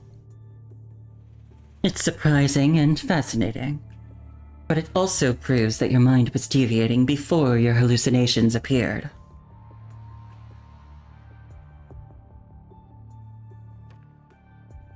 Bianca, she isn't the primary compatible user. I've never told you about this. Was this something you learned from another one of your visions? Yeah. As early as when having your mind beacon examination with Selena, you had discovered these visions you had discussed these visions with Asimov. However, without any precedents for reference, he couldn't definitively identify their cause. Why isn't she the primary compatible user? During the technical development phase, Corona designs constructs for specific functions, not with particular individuals in mind. Most of them are built with functionality and technology as the main focus. Once the frames are done, they mass screen compatible users from their database. Anyone who proves compatible can use them. This development approach is concerningly aggressive, as they're willing to employ any means to achieve their goals. However, this very approach enables them to compress new frame development cycles to an alarming degree. Correspondingly, this type of frame doesn't have a long service life, and is more likely to cause mind deviation. Bianca received her modifications at Daedalus, so her Veritas frame data is already archived in Corono's systems. It would naturally factor into any compatibility assessment. Before her deployment to Copperfield Aquarium, Corono offered Bianca access to Stigmata, with one condition. She'd need to provide sufficient experimental data in return. She accepted the terms. Asimov let out a soft sigh. Babylonia is super particular when it comes to specialized frames. Aside from Imperia's unique case, every other frame goes through endless compatibility tweaks. They're always pushing the envelope technically, but never at the expense of safety. Yeah, Imperia was kind of a rush job because like things were bad now. They needed even a band-aid solution immediately. And they had fully intended to send Liv in as like a suicide mission. It was a miracle that she survived. However, this methodical approach inevitably leads to greater research challenges, and consequently, longer development cycles. While we managed to develop an emergency coating to cover the stigmata frame's exterior before her departure, this solution ultimately cannot solve the mind deviation caused by frame incompatibility.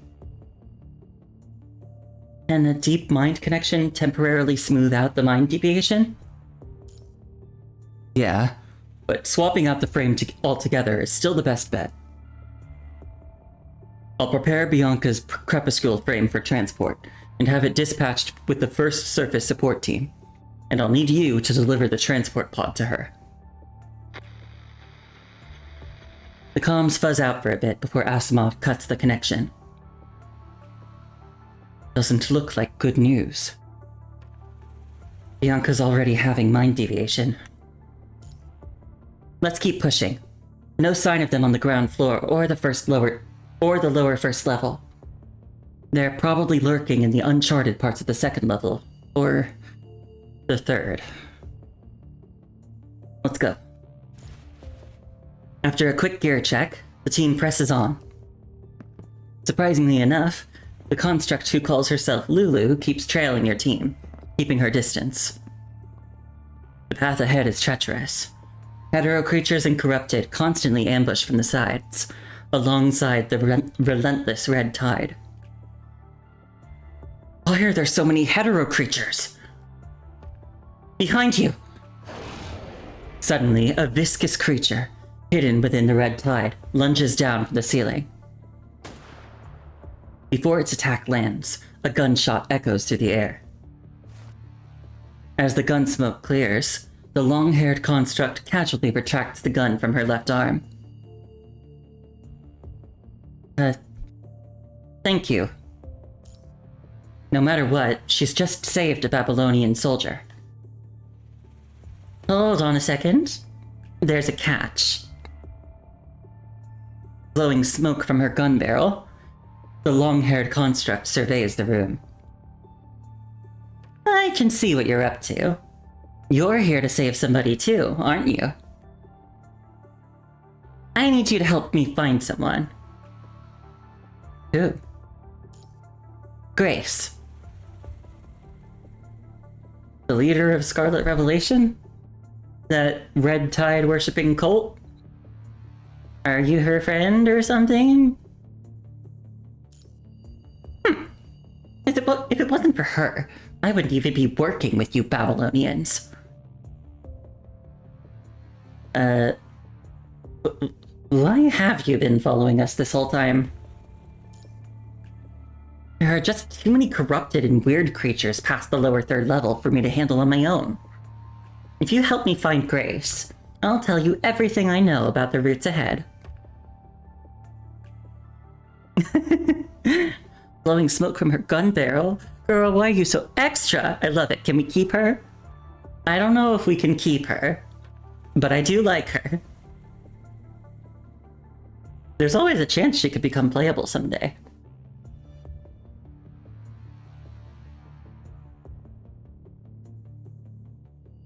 But we have no means to verify what you have to say. I'm right here, and let's be real, my combat skills are trash compared to any construct in your group. If my route map's fake, just kill me. Isn't that what you Babylonians are so damn good at? If you don't say anything, then I'll take that as your silent go-ahead. The long-haired construct walks alongside, muttering to herself. As a bonus, I'll be gracious enough to tell you my name. Okay. Hmm? Aren't you all just dying to know who I am? We're only traveling together for a bit. No need to swap life stories. Hey, a little curiosity wouldn't kill you. My name's Lulu. Don't you forget it. I'm Lulu, the first Grand Protector of the Scarlet Revelation. The Scarlet Revelation doesn't have any constructs. At the very least, they don't have the means to turn people into constructs. How would you even know? What if the Scarlet Revelation has a Grand Priest who can easily turn humans into constructs in a flash? No way. Ugh, never mind. This is getting boring. I'm just a construct rambling on the surface, and Grace took me in. I'm just tagging along to get by. Grace is always spouting that spiritual mumbo-jumbo. Who knows what's going on in her head? Before she left, she ditched all the old, weak, and sick folks outside, then led the rest of her followers in here to seek salvation. With her gone, a bunch of idiots were already yelling about leaping into the red tide to find salvation. I had no choice but to come in here myself. I'm not going to be responsible for those idiots' lives. She deftly rolls her eyes. Commandant? Lucia takes 2 steps back, her gaze fixed on you. Can we trust her? I'm not sure. This construct's frame condition is poor. It doesn't appear to have been regularly maintained, and there are no Ascendant-like energy fluctuations emanating from her. We can stick together for now, but let's stay on our toes. Right. I'll keep an eye on her. The aquarium isn't a playground. If her goal is truly to rescue Grace, then it aligns with Babylonia's objectives. Curiosity won't kill you. You're not a cat, so the logic tracks. You should believe her. Yeah, I guess so. I'm not a cat, so I guess curiosity won't kill me.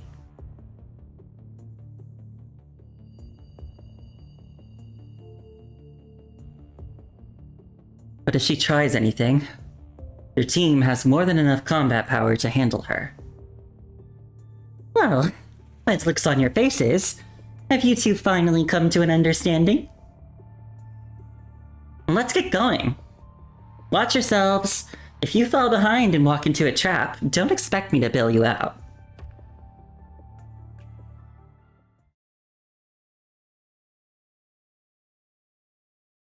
Basement level 3, Copperfield Aquarium.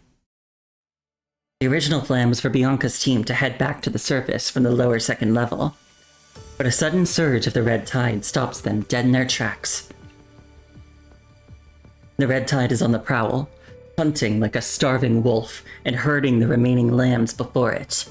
Bianca and Sylph are barely holding their own, but they've managed to guide the Scarlet Revelation survivors to shelter near the 3rd lower. I can't talk! To shelter near the lower 3rd level. The lower 3rd level is massive. One section was designed for grand marine life performances, while the other twists and turns like a meticulously crafted maze. Here we go again. She twitches her ears, immediately picking up the sounds of the approaching red tide.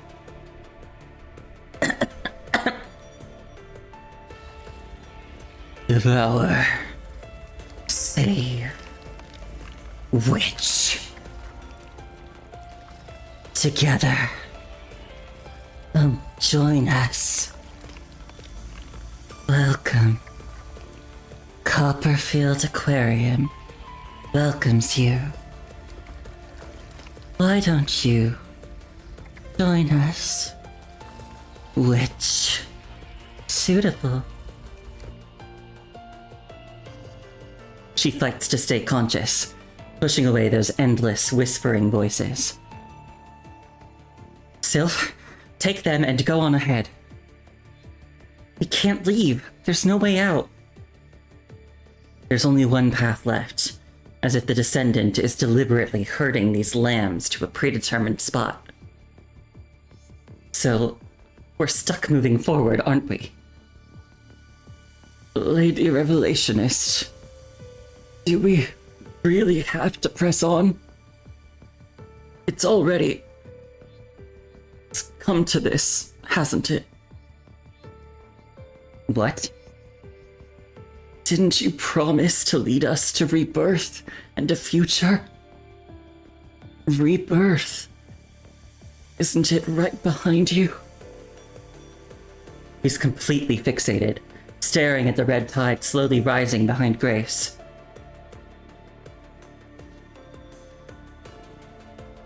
Those are monsters. How could that be? That's Marvin! Don't you see? He's waving at us. Hey. Lady Revelationist, thank you for leading us to rebirth. We won't have to starve anymore. He leaps, about to jump into the red tide. Wait! Lady Revelationist. At least, not yet. She winces, her eyes closing in pain. If you enter rebirth now, God will be displeased. God does not wish to accept your offerings under such hasty circumstances. Is that so? Yeah. Didn't you just see them? Those monsters are punishment, sent straight from the heavens. Only when the time is right. Here she goes again. As long as those followers don't dive into the red tide and just become another headache for us. She's still just dropping those useless little pebbles as markers. As long as they're happy. How's the situation with the Purifying Force members? Terrible. 3 are injured and showing symptoms of corruption. Their minds are already starting to deviate. On top of that, 2 members got swept away by the red tide when we were marking our escape. They just couldn't move fast enough. A quick breather? No, it's not safe here yet. Let's keep moving. Before Bianca can finish speaking, her teeth clench. She lunges forward, her blade flashing in a single decisive strike, cleaving through the hetero creature just as it lunges for Sylph from behind. But the reprieve is short-lived. The red tide surges forth, spewing from the drainage outlet. Sylph, take them ahead! Get into that room and seal the door. I'll hold the rear. Without a word, Sylph hoists an injured construct onto her back and calmly directs the Scarlet Revelation members to evacuate. Meanwhile, Bianca musters her strength, pushing back the relentless hetero creatures hot on their heels. Witch. It's the witch. Captain, join us. From within the red tide, countless projections churn, emitting sounds like ghostly chants. Stay here. Join us. Bianca catches a glimpse of the door slowly closing. She delivers one final strike, then her eyes flutter shut in exhaustion.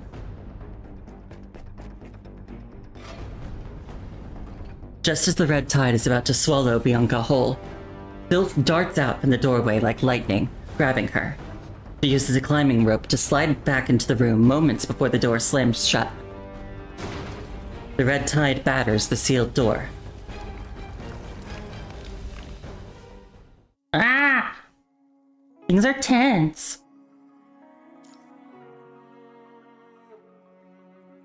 Monster, monster. The purple-haired ascendant drifts like a phantom through this graveyard of their own making.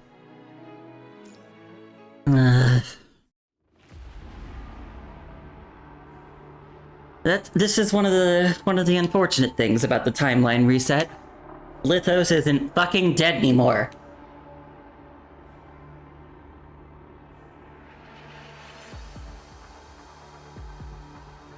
The sea surface, not far from Copperfield Aquarium. The sky hangs dark and heavy as a massive storm brews on the horizon. A vessel tears through the gloomy clouds. Does it really take this much effort to locate an aquarium's drainage outlets? Huh? This hellhole hasn't seen maintenance in ages. The fact I even found this place at all is pretty damn impressive. I smelled it. The drainage. Over there. Sucks that Noctis doesn't have his more updated art, because I think his playable version is supposed to be like an upgraded frame. He doesn't look as...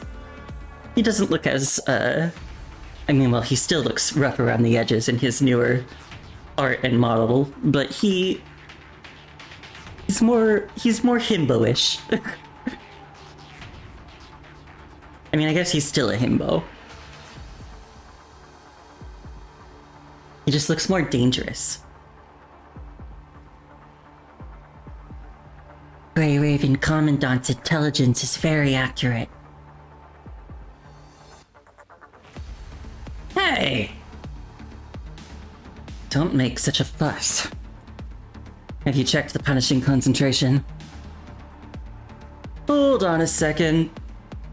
Oh, the punishing concentration here is way higher than in the waters we just came through. Is it the same guy you're thinking about, unless this is a different red-haired guy? Maybe? I'm not entirely sure which red-haired guy you're thinking about. Not bad for the Grey Raven Commandant. Enough talk. Let's get off the boat. The speedboat bobs precariously as it pulls up to the beach.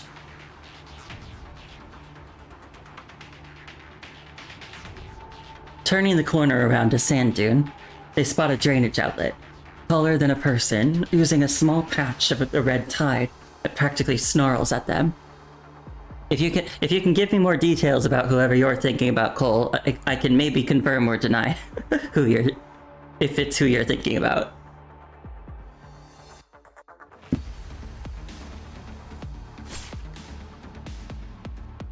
Those ascendants are as tasteless as always.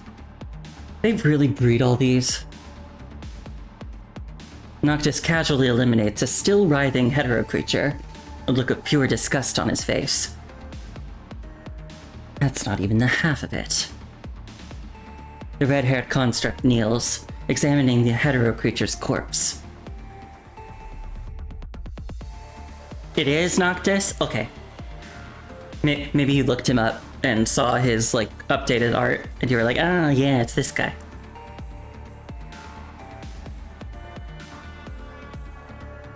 This isn't a hetero creature. This thing used to be human. Scraps of fabric, not yet completely corrupted by the red tide, cling to the mass of flesh. Likely what's left of some unlucky construct. Or maybe just some poor soul who wandered in. Ascendants. Annoying. Keep your eyes peeled. Given the heavy punishing concentration around here, Ascendants are probably still lurking nearby. That's perfect! Just what I need to warm up these fists! Mission first. Get the Omega weapons deployed near the sea surface outlet. Those two from Strikehawk better pick up the pace. I'm afraid. She narrows her eyes, sensing the agitated punishing virus in the air. I'm afraid the Ascendants have already gotten wind of us the moment we hit the beach.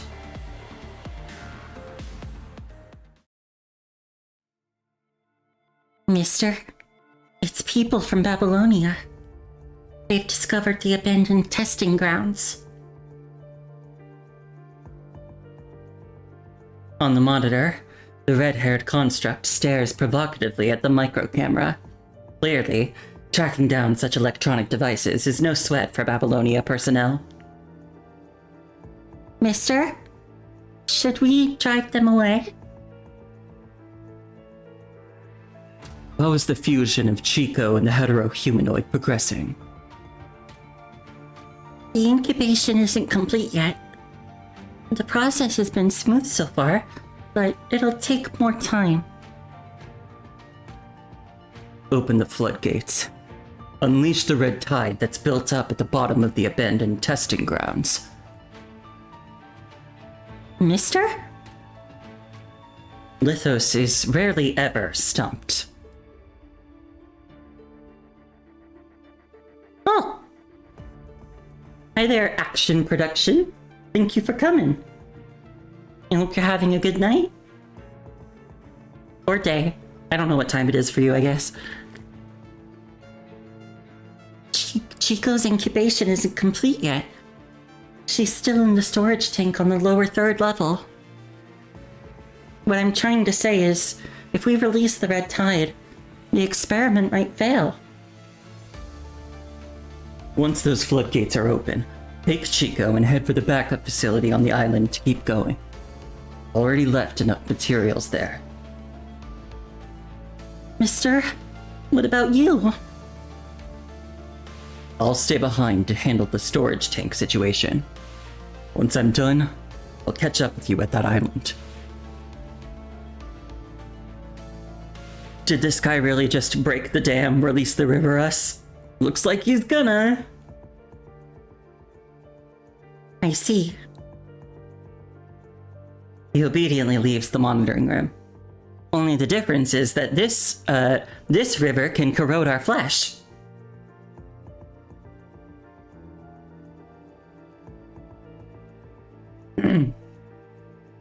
Vonnegut stands in that empty room, his eyes clouded with thought.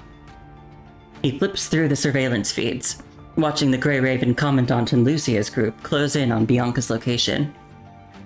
My god, he's so obsessed with me. Grey Raven Commandant. Luke. See what I'm saying? This guy just can't get enough of me. He murmurs the name under his breath.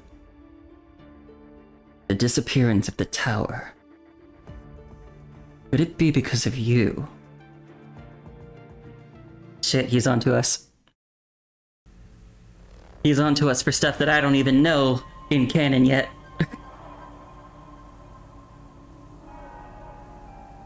The purple-haired ascendant drifts like a phantom through this graveyard of their own making. He expertly weaves through the tight spots, with the creepy hetero creatures acting like docile kittens at his command. Here. He comes to a halt right over the massive red tide storage tank. Well, that's a new one. He narrows his eyes at the eerie tentacles poking out of the storage tank's sides, a slight frown creasing his brow. No matter, though. It won't derail what we're doing now. All right, then. Come along, Miss Monster. The instruments around the storage tank hum along steadily. Everything's playing right into his and Mister's hands. The paper crane execution chair morphs into a huge mechanical contraption, effortlessly lifting the bizarre humanoid figure right out of the storage tank. Uh-oh. At least she's not a giant monster like she was before. But this still isn't great.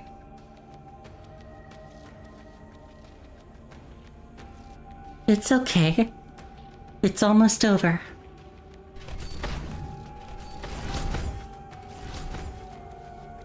His voice is gentle, as if he's trying to soothe the bizarre, unconscious humanoid figure. Paper Crane lifts her up and trails slowly behind Lithos as they press onward. There's an underwater passage leading directly to a nearby island, a route Mr. established long ago as a backup plan, meticulously prepared in advance. Now, as long as... Oh god. Chico suddenly starts flailing wildly.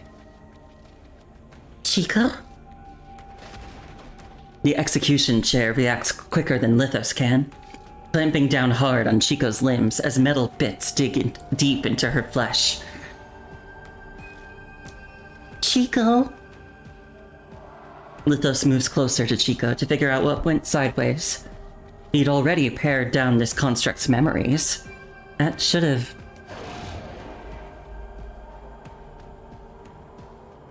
The aberrant humanoid seems to have completely lost its mind. She thrashes wildly, ignoring Paper Crane's restraints. With a grotesque twist of her body, and at the cost of chunks of her own flesh, she breaks free from the execution chair. Chico, over here. Follow me. Just like how he handles other hetero creatures, Lithos tries to get close to Chico. Lithos immediately unleashes countless red tide strands that coil around him like a toxic cloud. But Chico, now merged with a hetero-humanoid, clearly isn't fazed by these attacks.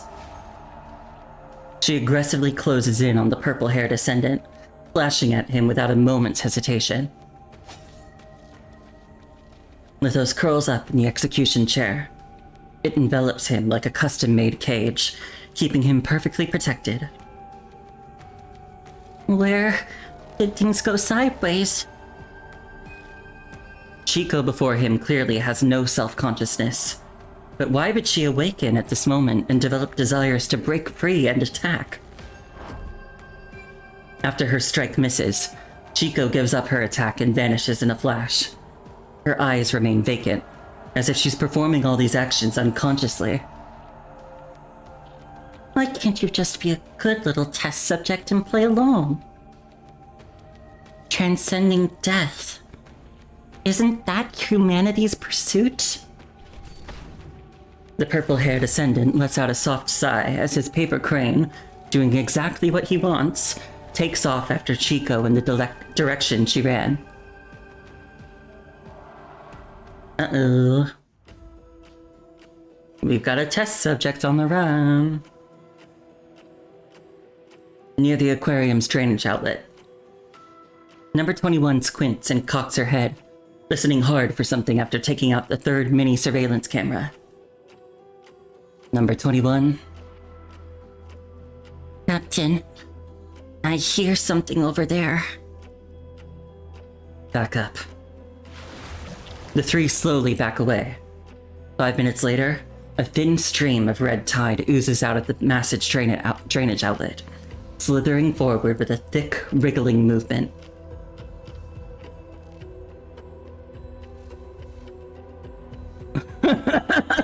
You're an idiot, 21.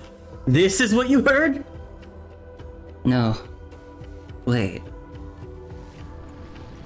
A faint but thunder-like echo rumbles from deep inside the pipes. All back! Vera grabs number 21 and scrambles up the hill above the drainage outlet. In a flash, with a deafening roar, the red tide surges forth. It's like a dragon diving into the sea, swallowing everything in its sight. Shit. Damn. They're really going all out just to take us down? He just stares, dumbfounded at the red tide gushing below. We're really gonna clear this place out, with the handful of Omega weapons we brought? Prioritize sealing off this drainage outlet. Something big must have gone down inside the aquarium. The Ascendants wouldn't just ditch this hideout to deal with us. Noctis, get around back and bring the boat over here. Number 21, find the floodgates. The red-haired construct stares down at the red tide below, her expression completely cold. Her terminal crackles with a cacophony of static. Can you hear me? Grey Raven Commandant? Eh? The signal seems intermittent, and your voice on the other end fades in and out. Vera? Vera? The floodgates of the drainage outlets are open. Have you guys gone head-to-head with the Ascendants yet? Not yet. Alright, to cut to the chase, we're deploying all of our Omega weapons near the drainage outlets. If there are any floodgates, we'll try to shut them. But right now, even if 3 of us dove into the sea with Omega weapons strapped on, we couldn't halt the red tide influx. Kamu. What about Kamu? We're a good ways off from the aquarium, and the punishing virus is scrambling the location signals. It's going to take them a while to track us down here. You've really thrown me a curveball, Grey Raven Commandant. Stay safe. Doesn't matter. Cerberus won't fold over this. With the red tide released, the Ascendants might go all out or try to escape. You should... The red tide surges forward, and the punishing virus's interference cuts off the communication.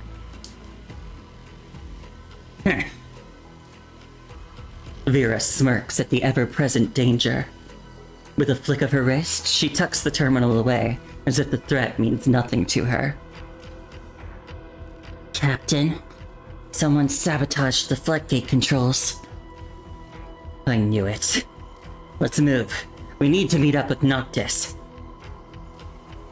These few Omega weapons won't be enough to block the water outlets. It's okay.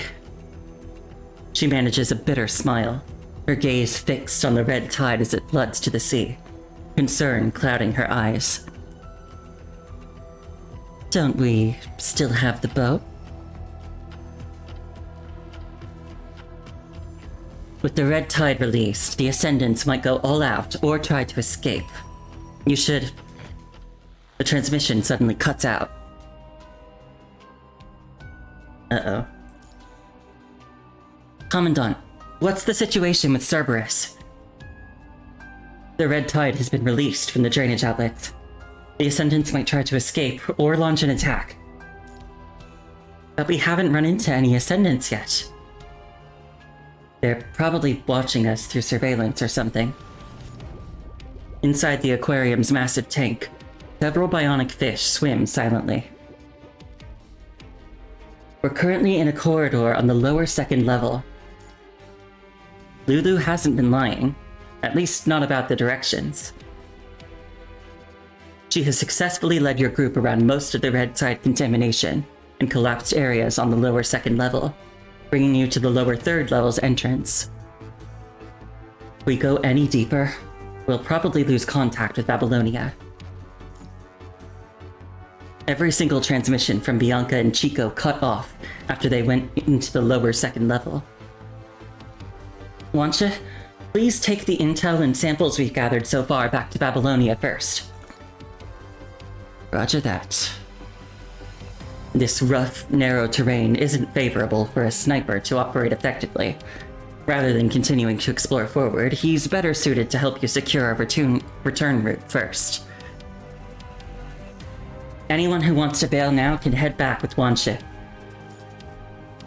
What's with this anyone who wants to bail talk? If you're talking about me, just spit it out. No way am I leaving.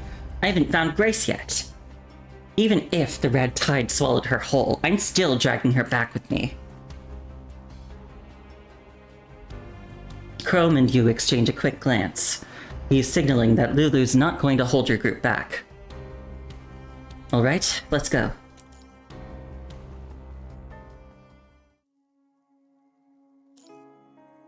Desperate red tide. The red tide is rebirth and salvation. God shall create paradise.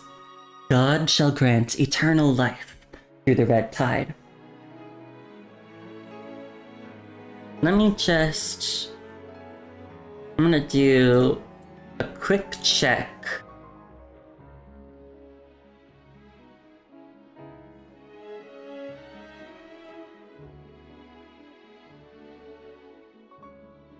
I'm gonna see how long the next few chapters are.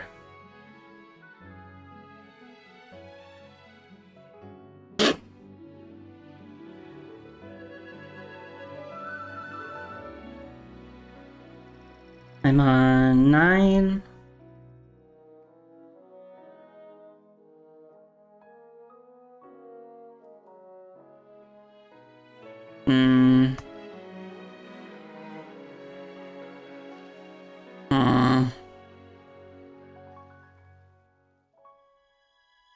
I don't really want to end here. Or wait, no, I'm not even on 9, I'm on 8. So it would be even longer. Ooh. I don't really want to end here, but I mentioned I have stuff I need to do tomorrow. Or not, stuff I need to do for tomorrow. So I should probably stop here, even though I don't really want to. I will, so like I mentioned before, I'm gonna be staying in a different house for a little bit. I'm leaving tomorrow. I don't know exactly how long I'll stay. What I do know is, well, so I'm also not sure. I don't know if I'm gonna be able to take my full PC with me. I might just take my laptop. It would be easier to just take my laptop. Yeah, so with my laptop, I could probably still stream some games. Like, PGR would probably be doable. I don't think it's too demanding graphically. Other games might be a little trickier. Blueprints would also probably be good on laptop. But so, I don't know how long I'm staying. And definitely the next 2 nights I will not be available to stream. So the earliest that I'm gonna stream again would be on Thursday. But even then, I'm not fully sure if I'm gonna be available. Partly because, like, I just don't know, like, while I'm staying somewhere else, I just don't know if I'm gonna want to stream as much. It might be just better for me to wait until I'm back home and have all the stuff I'll definitely have my PC and stuff. This game is kind of intense, you don't want to stop either. Well, maybe I could do just one more.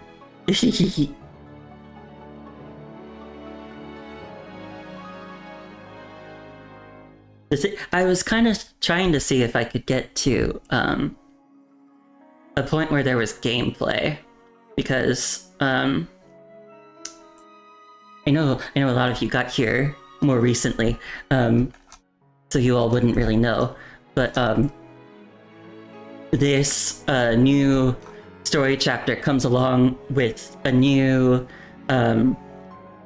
frame for a character that I've been waiting for a really long time, and I was so excited. So I was hoping I could get to a point where I would be able to play as the new frame. But I don't know if that's gonna be anytime soon.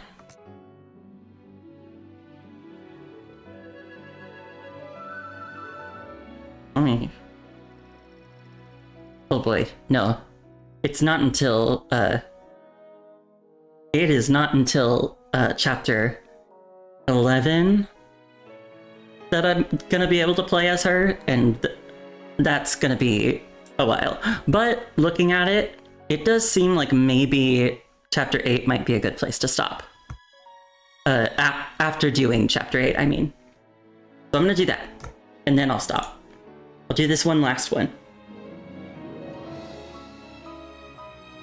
Okay, Desperate Red Tide. The Red Tide... Oh wait, I already read that.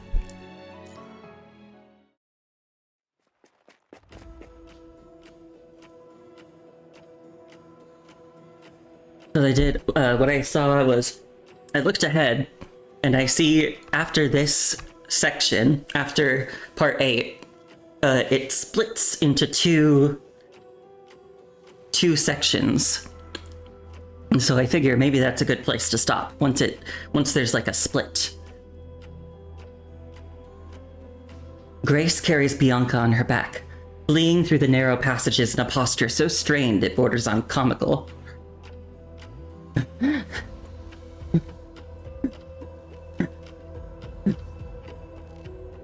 Even as she weaves through the ever-lurking hetero creatures, Grace stubbornly leaves a hidden trail of divination stones in her wake. Maybe another rescue team will show up. Maybe these markers will lead to rescue them. She naively clings to that thin hope, like a child gripping the last shred of a fraying rope. Damn it. Lady Revelationist, I can't carry this construct anymore. We're almost at the safe zone. Just hang in there. I mean, when those purifying force constructs were still conscious, didn't they say we could just leave them behind? A few minutes ago.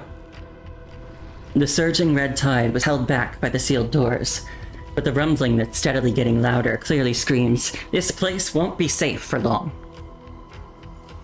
Any bandages left? Oh hey, her mask came off. She moved like a flash to pull Bianca out, but even so, the red tide still left her with severe injuries. Bandages? All we have are some regular human bandages. Will those work? She was the only one left in the Purifying Force who's still in the game. And apparently, the Scarlet Revelation didn't have any meds that can work on constructs. Sylph turned away, mentally ticking off the casualties. Out of the 3 seriously wounded from the last red tide attack, 1 had taken a turn for the worse. Only 1 was barely hanging on, and the captain, she was still out cold. At least they didn't lose anyone else to it. As for the Scarlet Revelation, are you taking a head count, officer? We only have 2 members with minor injuries. The rest are just knackered from supply shortages, but everyone is still able to move. Knackered? That's such a British thing to say.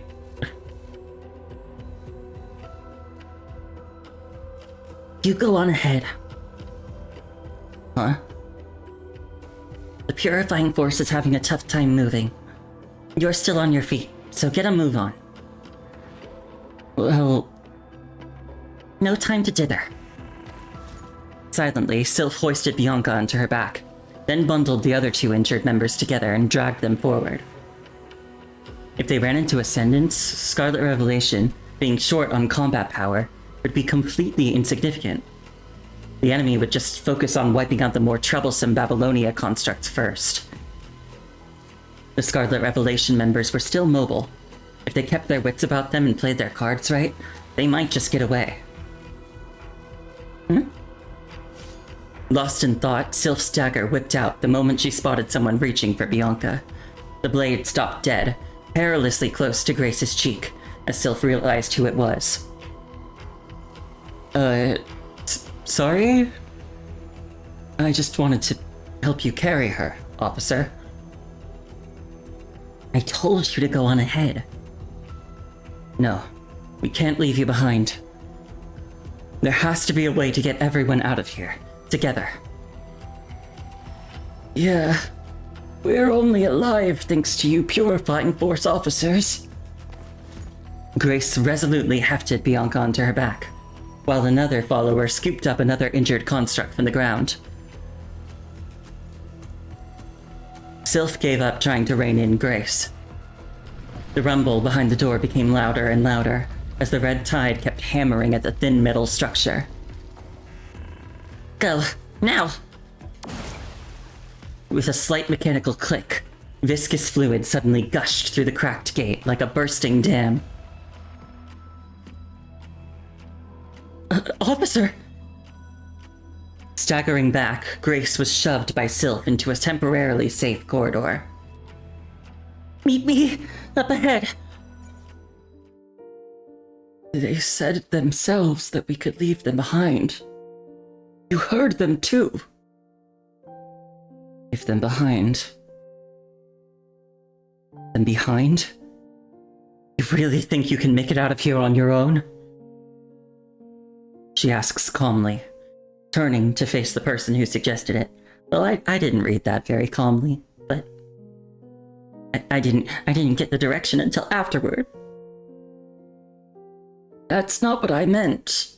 I just figured we'd have an easier time now. That's all. No. As long as we have their companions with us, that construct that can still fight will definitely come back for us, no matter what.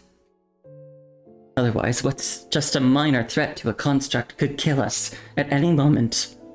Are you looking to die? But the red tide is all over the aquarium. We could just bring them with us into the red tide. Embrace rebirth. Right. The red tide.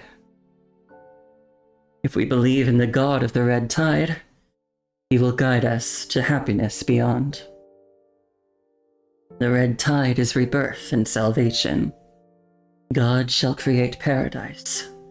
God shall grant eternal life through the red tide. Yeah. The follower steals a glance at Grace's expression. Isn't that what you have always told us, Lady Revelationist? But open your eyes and look around. The red tide here. All those slimy chunks of flesh, those deformed monsters. Do you really want to embrace this kind of red tide? Or do you want to enter this kind of rebirth? The red tide here. It's not the same red tide we worship anymore. Her face is utterly expressionless as she states this pathetic fact. Grace once tried to believe that this red tide could guide them to rebirth, but neither the amalgamated flesh pulp nor the bizarre hetero creatures resemble the beautiful visions described in their doctrine. It's been artificially manipulated, twisting believers' wills and leading them into an irrational hell.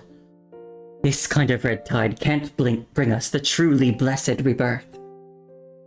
We need to harness Babylonia's power, the construct's power, to break free from this place. Only then can we look for the true paradise. She's prepared to pay any price for this, even if it means taking advantage of the construct's good nature, even if Babylonia comes after her for it later. The follower just clams up, looking sheepish. Grace struggles to lift the unconscious Bianca, gritting her teeth as she pushes ahead. Around the corner, Sylph waits, her face shadowed by the hood. Officer! Grace's hair practically stands on end. She's not sure how much this construct caught, and she can't tell if, after hearing her plan, the construct would still... Let's go. After confirming Bianca isn't injured, Sylph whips out her dagger and takes care of the hetero creature chasing Grace and her followers. Officer, just now, The red tide has brought down the structure above us. This whole area could give way any second. Keep moving. The corridor ceiling caves in almost instantly, with metal structures snapping apart alongside explosive cracks. Seawater, previously held back by glass, surges into the passage. Sylph flings out a climbing rope, falls back the follower who had tumbled into the water, then grabs the purifying force construct the follower was carrying. Let's go. The water gushes into the passage as the red tide greedily devours lives through the rushing current. In their panic, the Scarlet Revelation members scatter every which way. This way. Sylph grabs Grace by the elbow and sprints forward. Unfortunately, they have picked the wrong direction. Ahead, a metal door is sealed tight, clearly not something that'll budge easily. Behind them, tons of hetero creatures ride the tide, steadily closing in.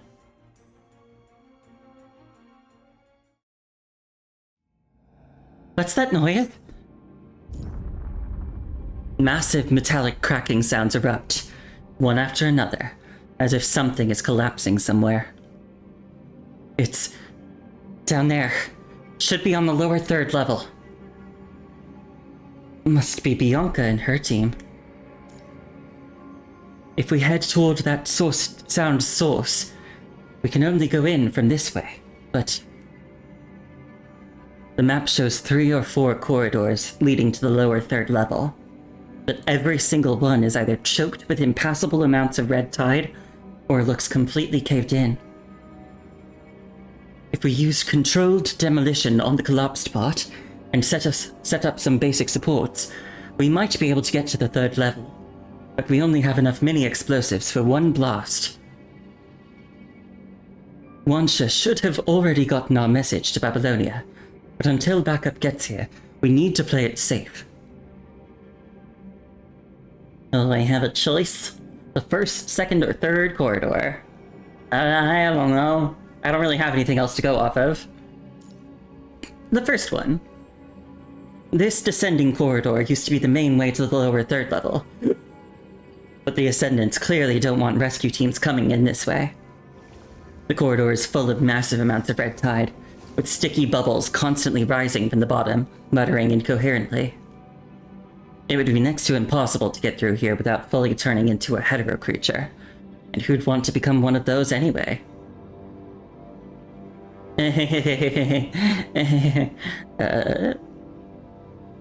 Ironic that this version of myself doesn't know that that happened to me in the other timeline. You're white-knuckling on the edge of your seat. Yeah, this is really tense.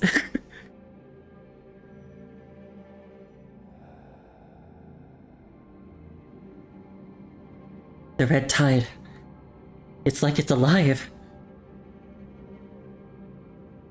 I can't quite remember, because I don't know if I've explained this about this game's story yet.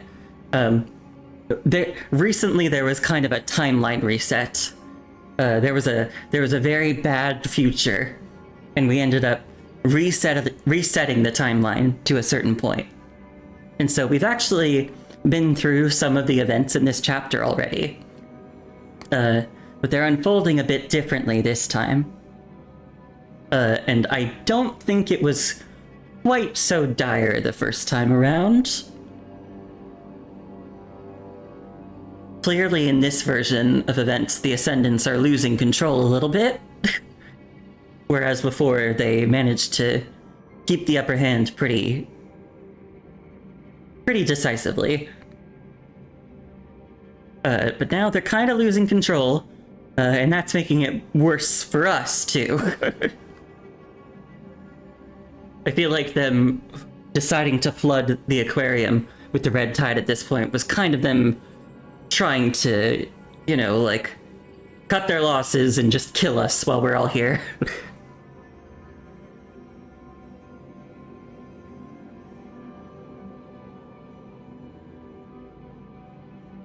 As this thought unexpectedly surfaces, and you're about to continue with the investigation, Lucia returns from up ahead.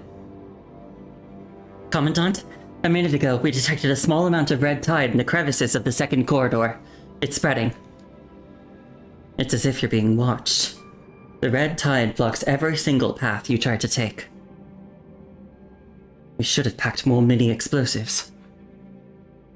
No one could have seen this coming. That said, now, how should you make the most of your last remaining supplies? Huh? What's wrong? This is... Lulu picks up a stone carved with mysterious runes from a narrow crevice, her eyes widening in surprise. On closer inspection, crooked rune symbols are etched into the stone. Rune symbols? Wait, how do you know about this occult stuff? I've just picked up bits and pieces here and there. That crazy woman's got a whole collection of these weird trinkets. I really don't know where she gets the energy. She can barely afford to eat, but still finds time to tinker with this stuff. This stone, it really looks like something of hers. She examines the small stone carefully. Golden paint. Marvin's the one who found this paint back then. There's also a scratch mark here. This definitely belongs to Grace. Hey! Crazy woman! Are you in there? She presses against the narrow gap, shouting inside. Echoes. Beyond this gap, there's a passageway. Let's scout the space behind. Position confirmed. There's a narrow passageway behind that can fit 1 to 2 people at a time. Scout drone reports minimal red tide presence in the passage. We're clear to proceed. Ooh, I don't think we have time to check the other spots. Maybe we should. Let's check other spots. Your group scouts the surrounding area, but no other suitable demolition points turn up. Well, I could have seen that coming. Okay, let's try it here then. The narrow gap is far from ideal, barely a passageway, but it's your last shot for using the explosives.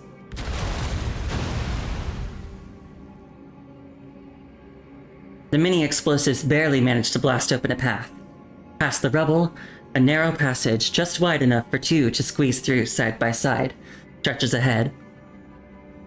It looks like a staff passage, leading down to the performance area. After confirming everything's clear, your group heads into the passage, one after another.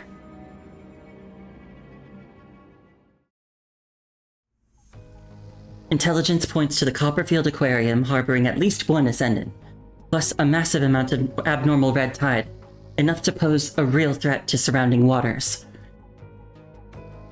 Wancha is returning to Babylonia with the red tide samples.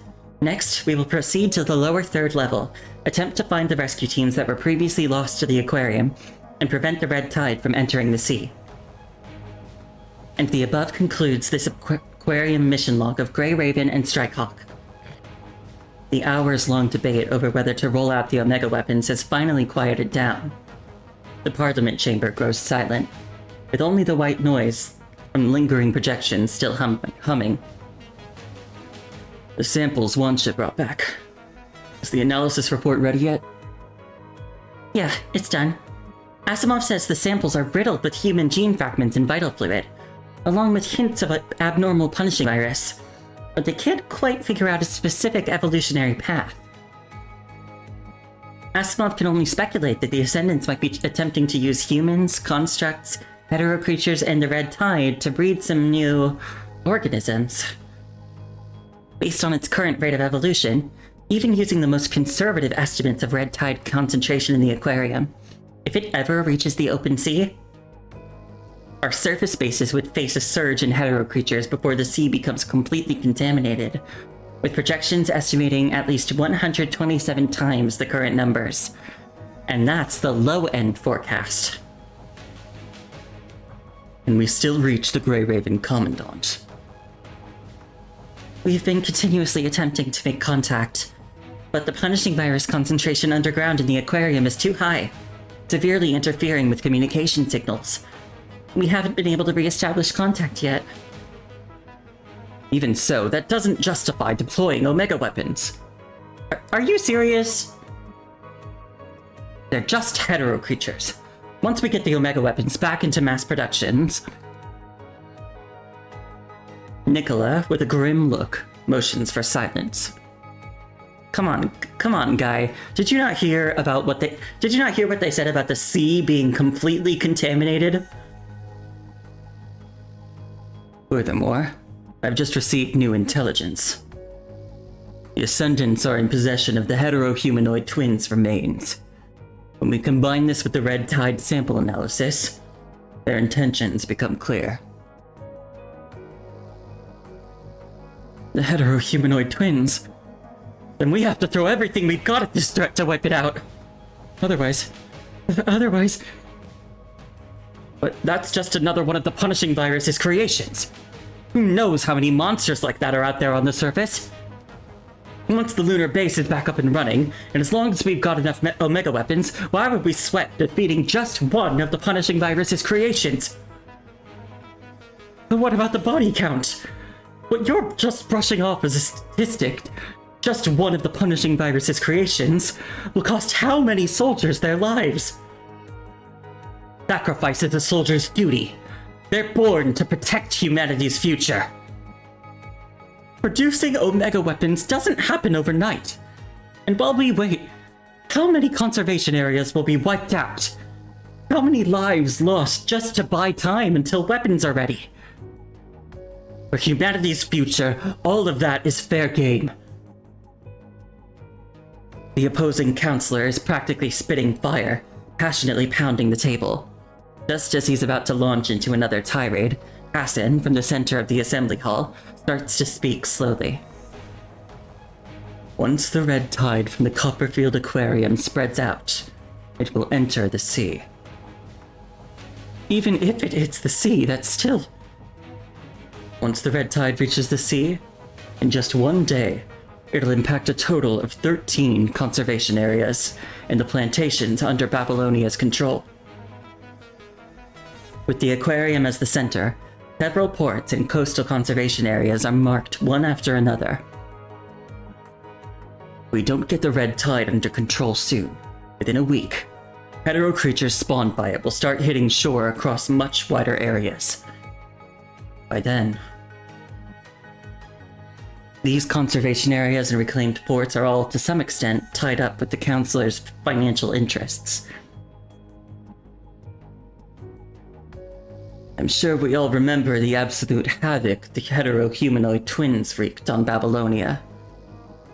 We can't afford to see Babylonia's assets get trashed again, which is why we need to deploy those Omega weapons without a moment's hesitation. Otherwise, if these hetero creatures keep evolving and we end up with huge flying ones and the hetero-humanoid twins like before, Babylonia will be left high and dry, completely defenseless. Don't forget, we've only ever had one goal: taking back Earth. What about humanity's future? My guy, humanity's future doesn't mean shit if we can't salvage humanity's now. Without Earth, humanity has no future. That's basically what I said.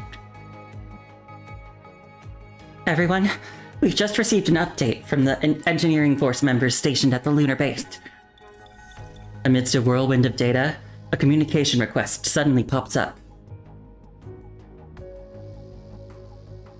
This is the lunar base scout team. We've surveyed 90.5% of the lunar base. The rest will be done in the next few hours. I feel like I remember something like this playing out during the original timeline. I'm pretty sure, Karenina is gonna chime in and be like, "Yep, we're not ready." And then everybody's gonna be like, "Yeah, maybe, I guess maybe we should do the thing." After that, everything falls into place. Under Nicola's command, the fully prepped engineering force quickly touches down and starts clearing out the nearly ruined aquarium to set up the Omega weapons. Yeah, they probably skipped over that part because I'm guessing it's just not that different from what we saw in the original timeline. Karenina chimed in. She said that they weren't going to be ready anytime soon, and the people were finally like, "Okay, yeah, maybe we should do the stuff now." Move it! Faster! Even if you could haul 2 more supply crates by yourself, everyone else is still moving at the same snail's pace. Hey, what are you doing? You're going to crush someone. Don't just stand there twiddling your thumbs. After you get this batch of supplies moved, grab Bianca's frame transport pod and figure something out. You're coming down with me to deliver the frame. Are you kidding me? The aquarium's lower first level is practically gone. There's barely enough room for a person to squeeze through, let alone that huge frame transport pod. You always pull something out of the hat. I'll leave it to you. Yeah, no reason to just repeat the whole scene. They can just we already know what would have happened. She gives Teddy a quick pat on the shoulder before she's off. Hey, don't dump such a weird job on me. Just as Teddy is about to toss off the box, pressing down on her head in defiance, a muffled explosion rumbles from the distant horizon. That direction. Complex lines shoot out from the terminal as Teddy quickly sketches a rough layout of the aquarium, using data she's already gathered. That's where the aquarium's drainage outlets are?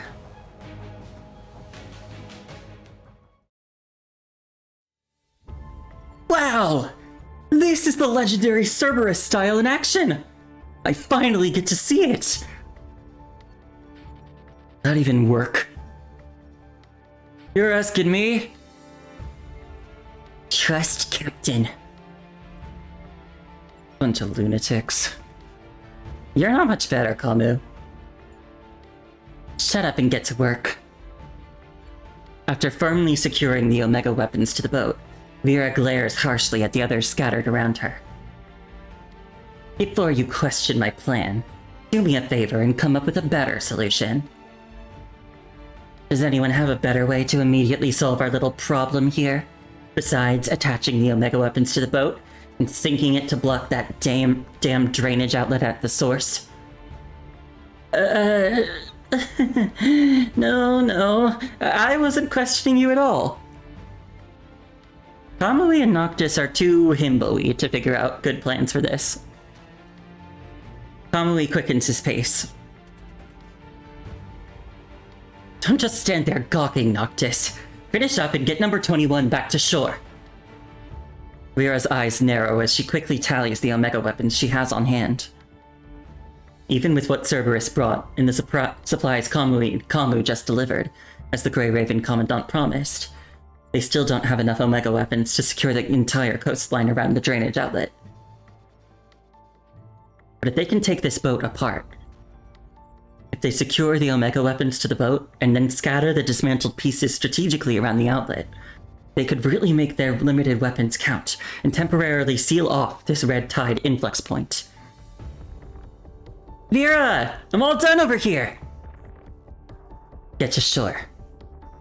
Once she's sure everyone else is safe on land, Vera plants herself at the bow, a chilling smirk playing on her lips. Ascendants. Did you honestly think something like this would stop Cerberus? I never go back on my word. A wicked grin stretches across the red-haired construct's face as she curls up the corner of her mouth. She raises her banner spear high overhead, its flag snapping in the wind. Go to hell, you damn red tide and all you hetero creatures with you! The Omega weapons are going full throttle as her banner spear slices through the air, ripping right into the ship's power system. The banner spear punches through the vessel, and then the metal hull starts groaning with dull rumbles, sounding like popcorn popping. Ooh. With the key structural points they prepped beforehand now weakened, the ship slowly breaks apart and sinks into the shallow red tide-infested waters. Hooray, we did it! The surging red tide visibly loses steam. Not bad. It's working. Noctis, mark this spot. We're meeting up with the Grey Raven Commandant.